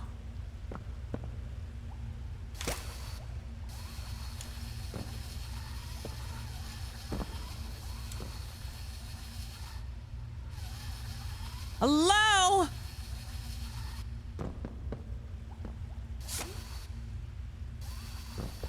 How do I get not stuck in this thing?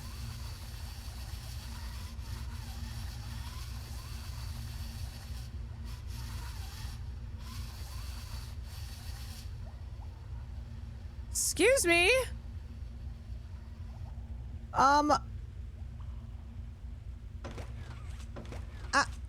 Hello? Am I in the wall? Okay. I don't know. I don't freaking know. All right, what is the deal here? So we go this, but it won't let me connect to that.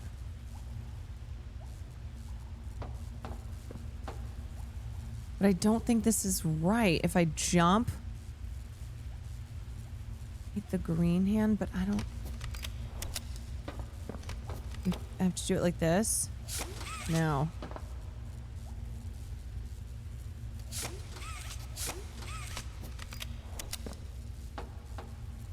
Won't let me. It won't let me connect to Reno.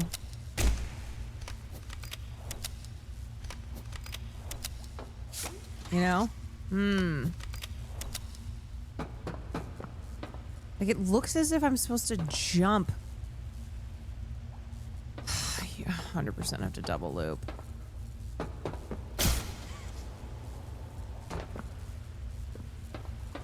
then how do I get back?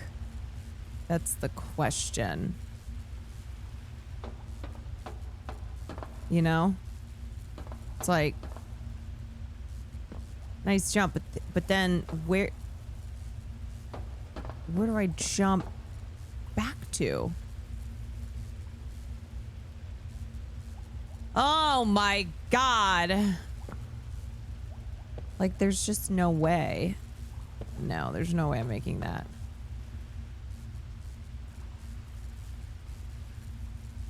Use the ladder. I don't know if I can grab it.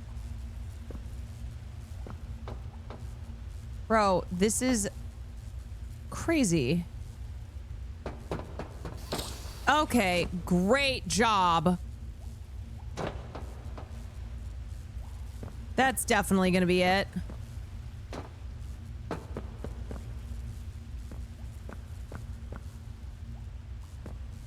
How do I grab this fucking ladder? Walk up the ramp. I've tried. It's not really. Just kind of twists me around.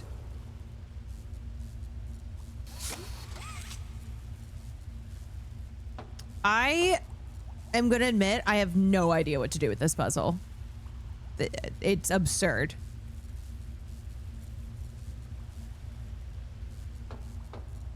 Do one.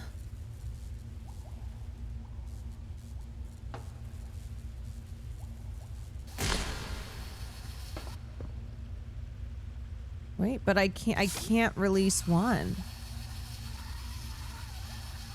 I can't,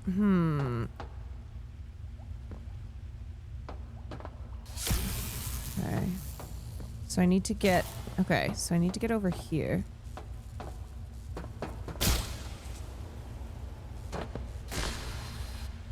Okay, and then I can go here. Okay.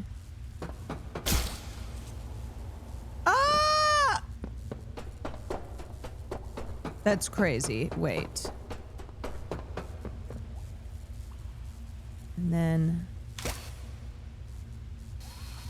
Okay, maybe this will work still.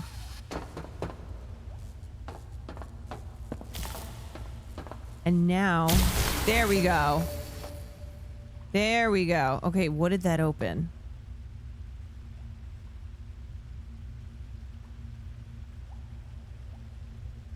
Oh.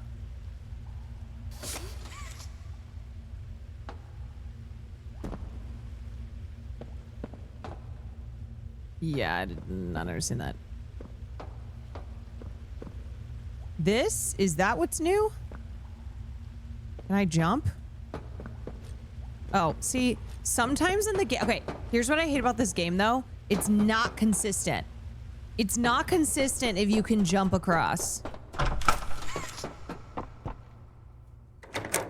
Yo, J Dilla. Thank you for the raid. Thank you for the raid. What up, everybody? I am malding my way through Poppy Playtime. Chapter 3. Chapter 3.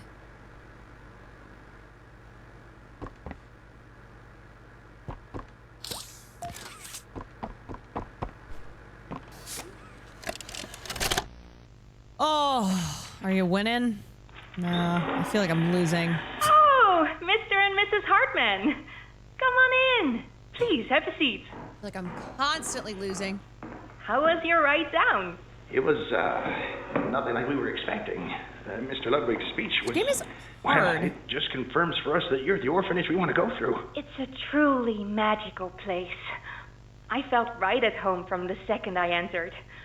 You open that door the first time and you just know. You're never going to leave. Kind of like finding a home as a child and always thinking of it when you want to feel comforted. I understand you want to give Jeremy that home? Yes, and we would like to adopt. Never played, heard good things. Amazing. There were some bugs for... in the last section that made me almost quit. What? Well, I like this game though, as frustrating as it is. Some complications. Complications? What kind of complications? I don't know. The form says testing. What does that mean? What does testing mean? Miss Graper, we deserve a better explanation than that. Don't you think? You're in charge of all this. How could you not know? And why are we only finding out about this now? I don't. I'm sorry.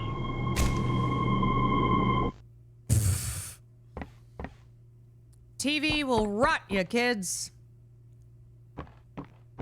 Okay, is that where I come in here? Anything else in there?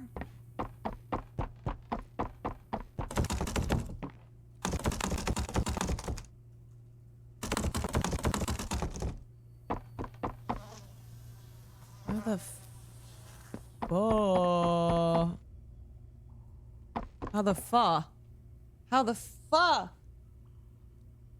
Brett, thank you for the 3 months. No, it's got to be back in that room. There's got to be something more than just the videotape. But what?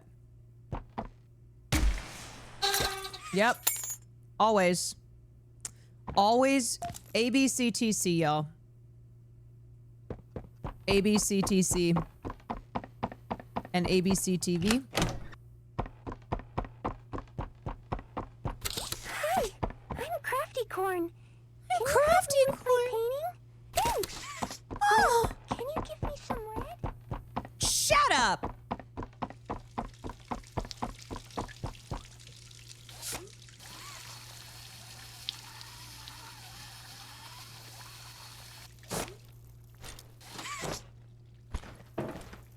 Sorry, Crafty Corn, but there's not enough craft in this corn.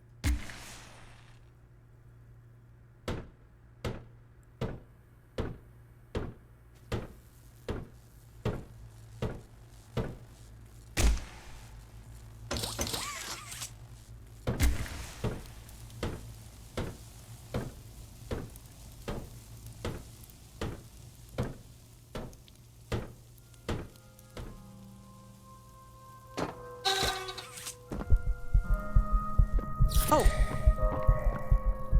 What? Why? Oh, okay. Forgot about my gas mask. Because everything in this place will kill you.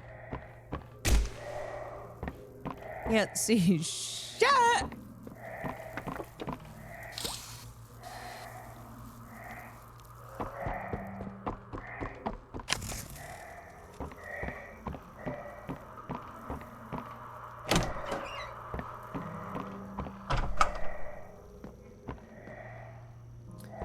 keep locked.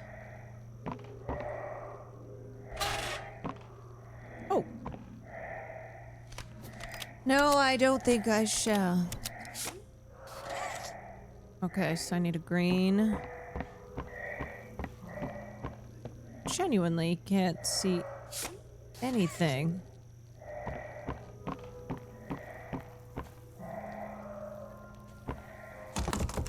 Okay, that's locked. Okay, 1, 2. Got it. Can't see anything with this mask on. Why are there so many of these?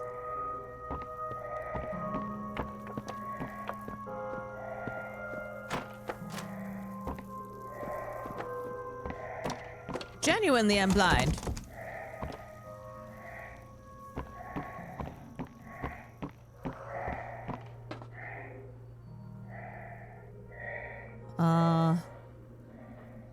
All the cable. I can't see anything though. Hold on. Where? No, because I gotta get in there. I need a green.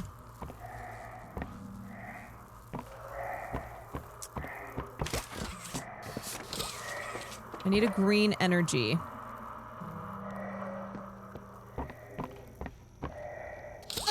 There we go.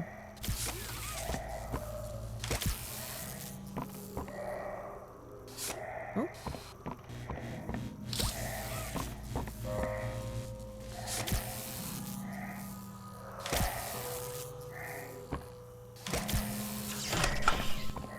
There we go. Oh, thank the Lord. Apricot, thank you for the 38 months. Okay. All right.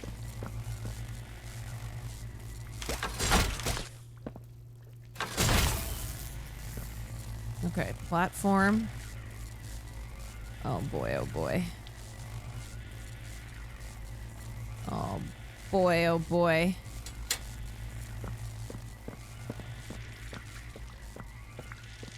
Have fun? Oh no. I simply can't. Okay, so if I press that, then it lifts that thing up. But if I turn it off, then it lowers it down. Are you? Me too. What? Chatter? What does that mean?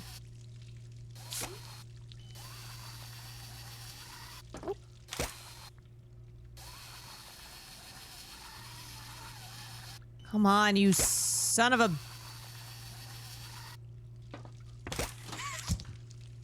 Oh.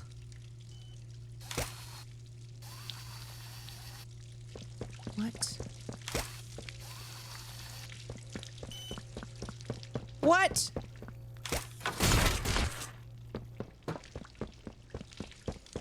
Wait a second. Why is that not going?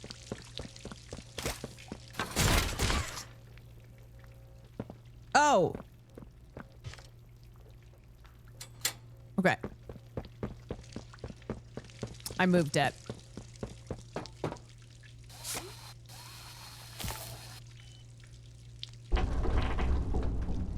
Okay. Shoot.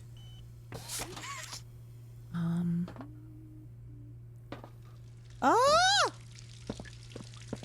Okay, clearly there's got to be something else I'm missing.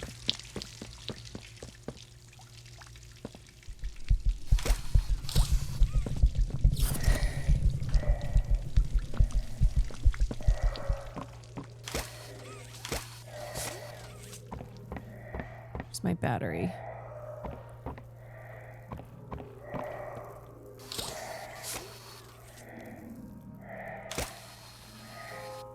Freaking heck. I know, but I thought there was a green battery in there that I could get. Thought I was being clever.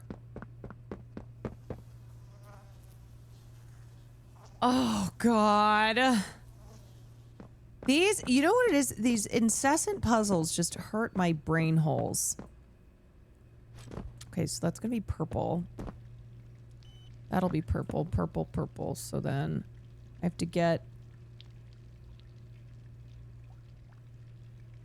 Say my bird. It just is, it's relentless.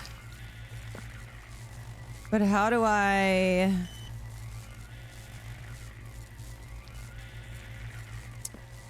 It's gotta be with this, but I don't know how. Okay.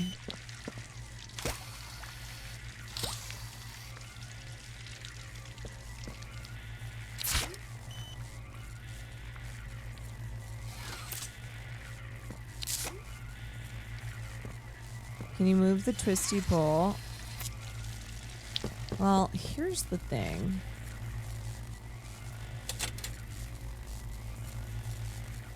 Wait. Hold on a second. Wait.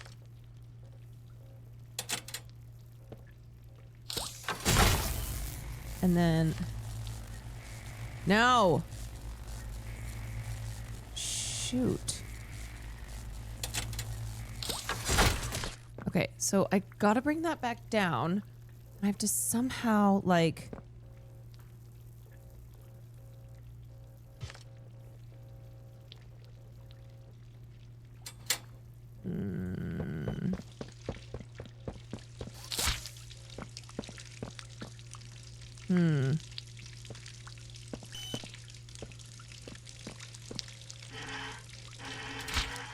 Oh. Oh.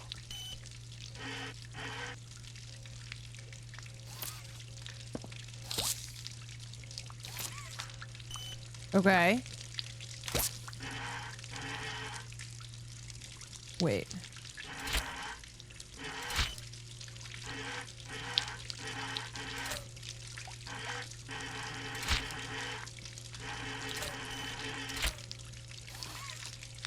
Then...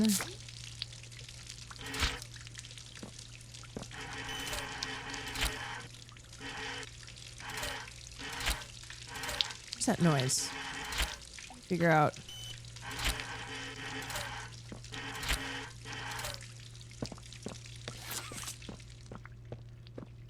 Then if I send it over there...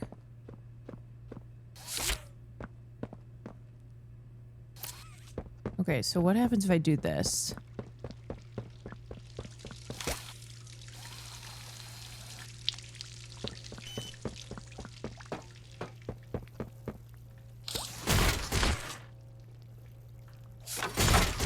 Wait, I don't understand.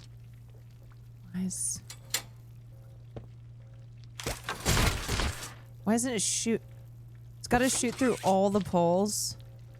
Okay, so if I put that there, but then how do I shoot it?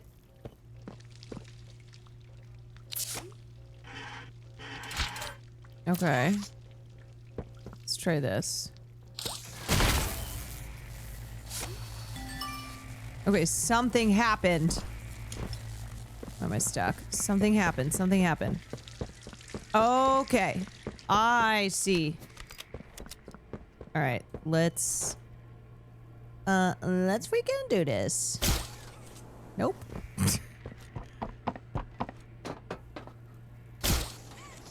Okay. I keep just keep going up. Okay. Okay. Now, what?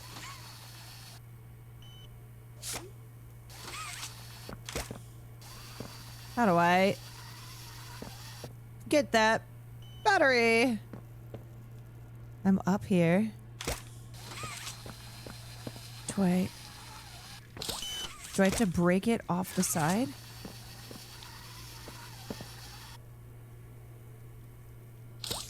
Oh, I have an idea. Nope.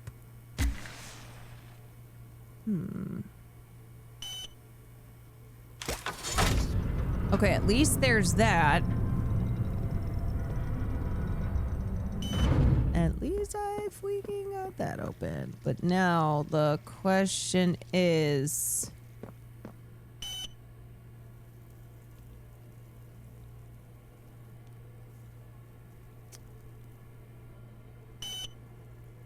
Beep, beep.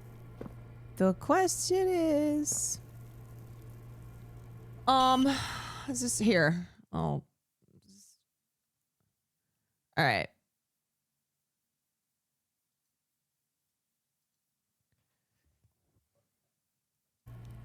Not the vibe.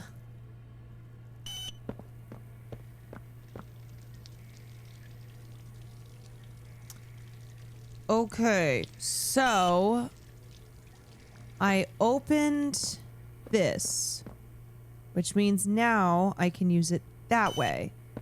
But my question is, am I supposed to drag this? Yes. Perfect. Okay. Yes. Okay, but where is the other one? That's kind of the question. Okay, so what happens if I jump down? So I got what I needed up there, but I need to put the second one. But where is this freaking second one? And then there's that. Where's number one?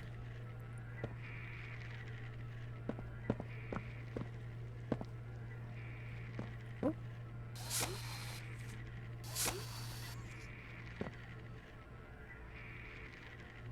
Okay.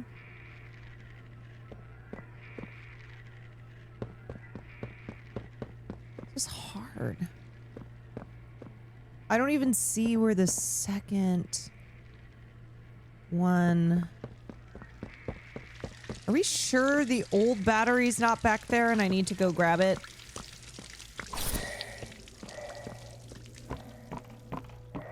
We're pause.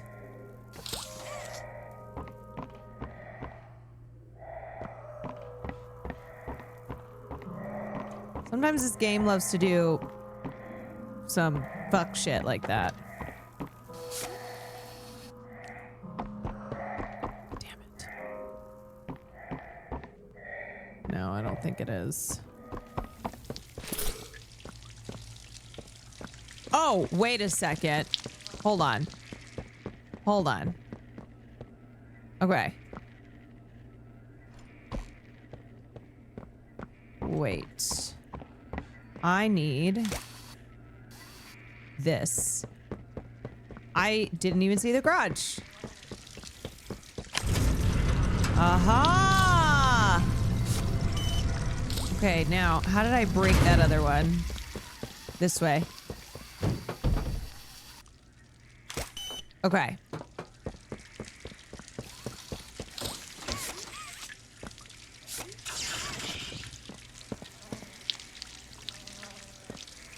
So I gotta go up here. She's gaming. Yeah, folks.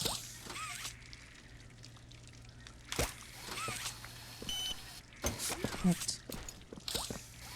Come on, you piece of shit.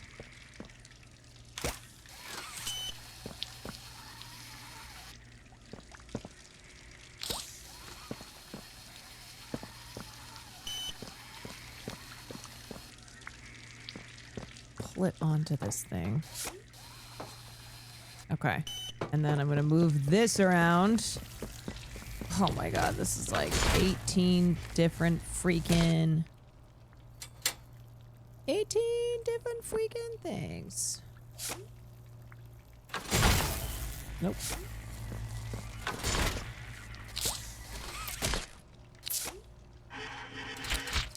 Okay.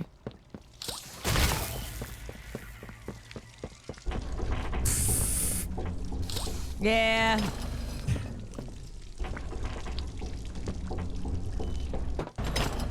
You know what? It's fine. I didn't even want to go up.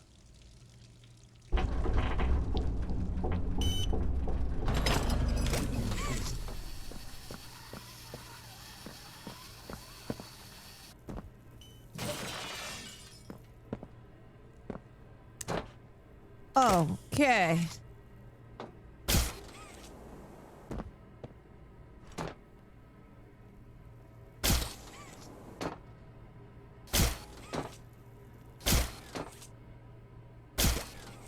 Aha!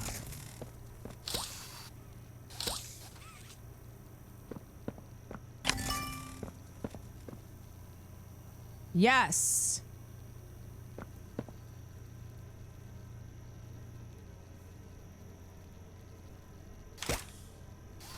Oh. Okay.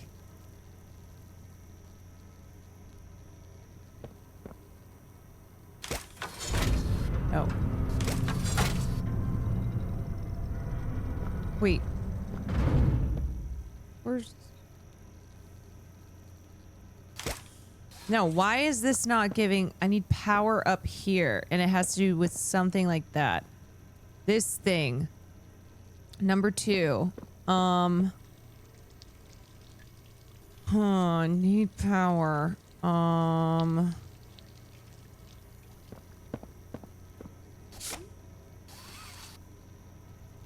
Maybe I gotta do the lasers again. Let me see.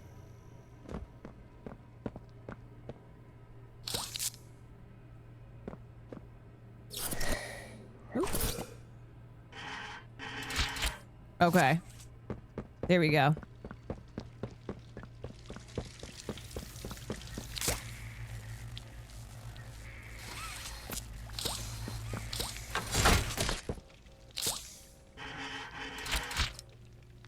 Okay.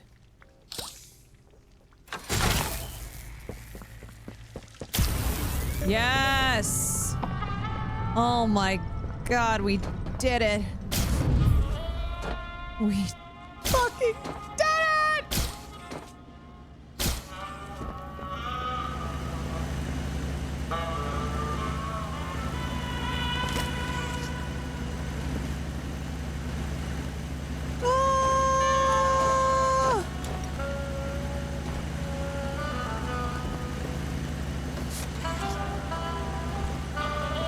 Hello?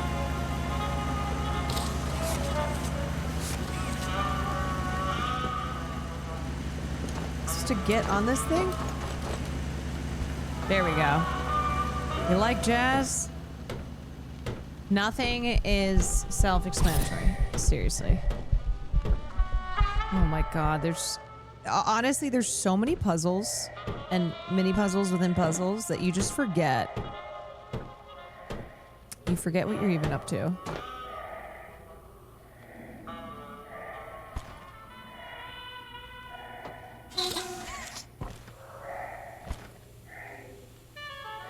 Okay.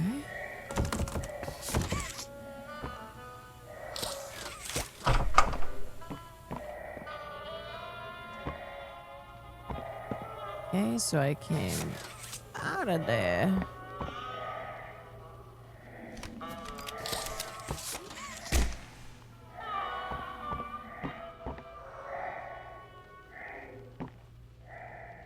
This is so...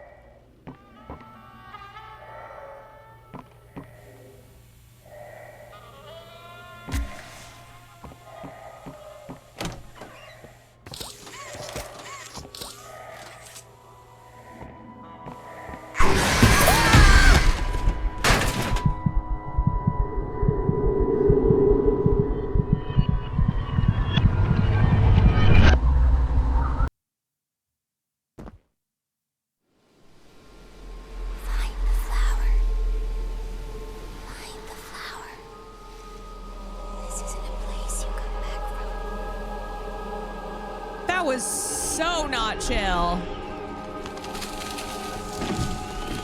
Find the flower? Do you have any idea what you're doing?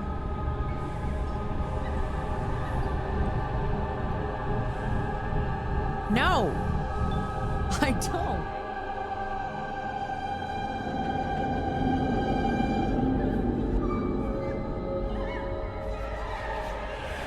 Do you know what's happened here? No.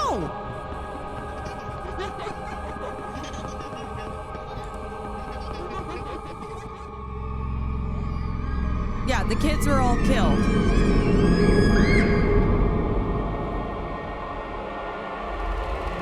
know who we once were?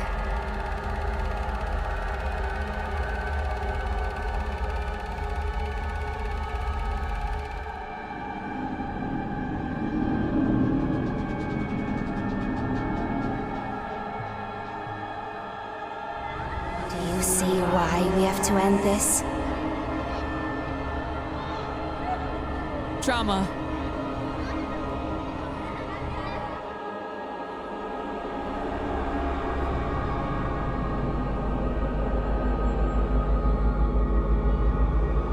Do you even know what's real?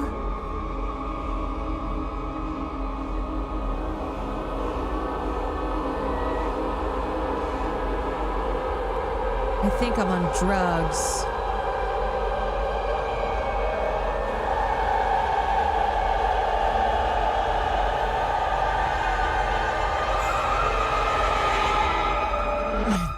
No, you don't. Too many fucking puzzles and you start hallucinating.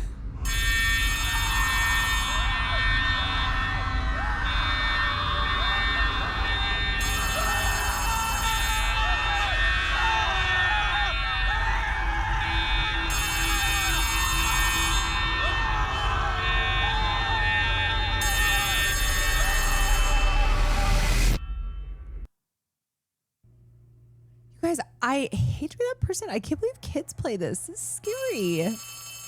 Oh, it's freaking Ollie again.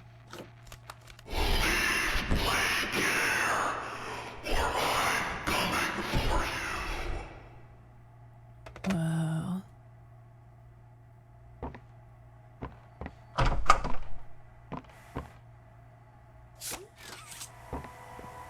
That was crazy, huh?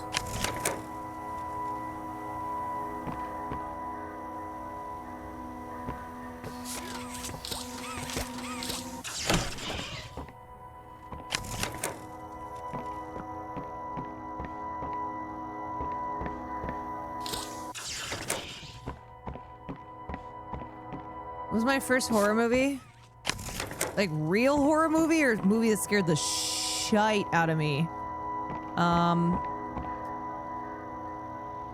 Psycho was technically my first horror movie, but Return to Oz I saw. It was one of the few movies I remember watching as a kid. Scary as hell.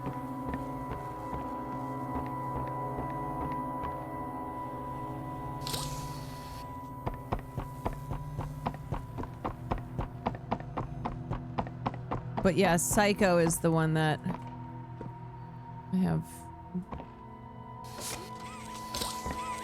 I need that. What is that? Shoot.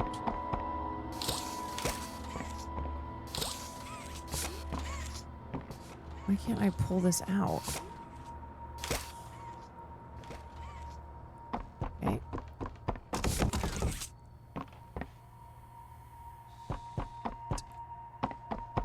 I feel like there's a battery up in there that I need to get, but it's not letting me take anything.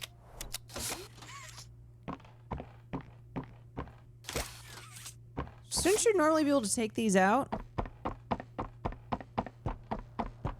You might have reused it. Oh. Uh-oh. Did I soft lock?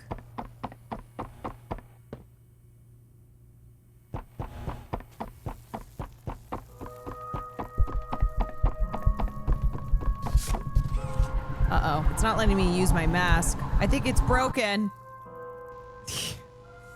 Yeah, I think it bugged. All right. It's almost 1. It's almost 1. I'm gonna stop here. I'll play more tomorrow night. Yeah, when it starts to bug, I'm like, did Catnap steal my mask? No, I don't think so. I think it just like... I think it just started bugging. It's okay though.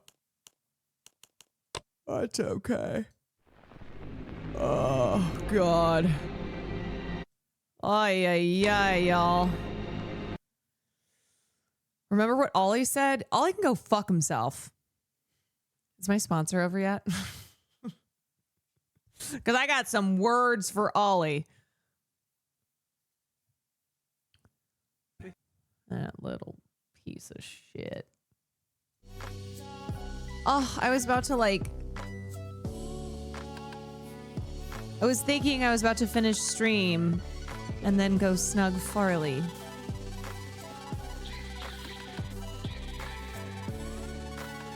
But he's not here. He's on his way to North Carolina.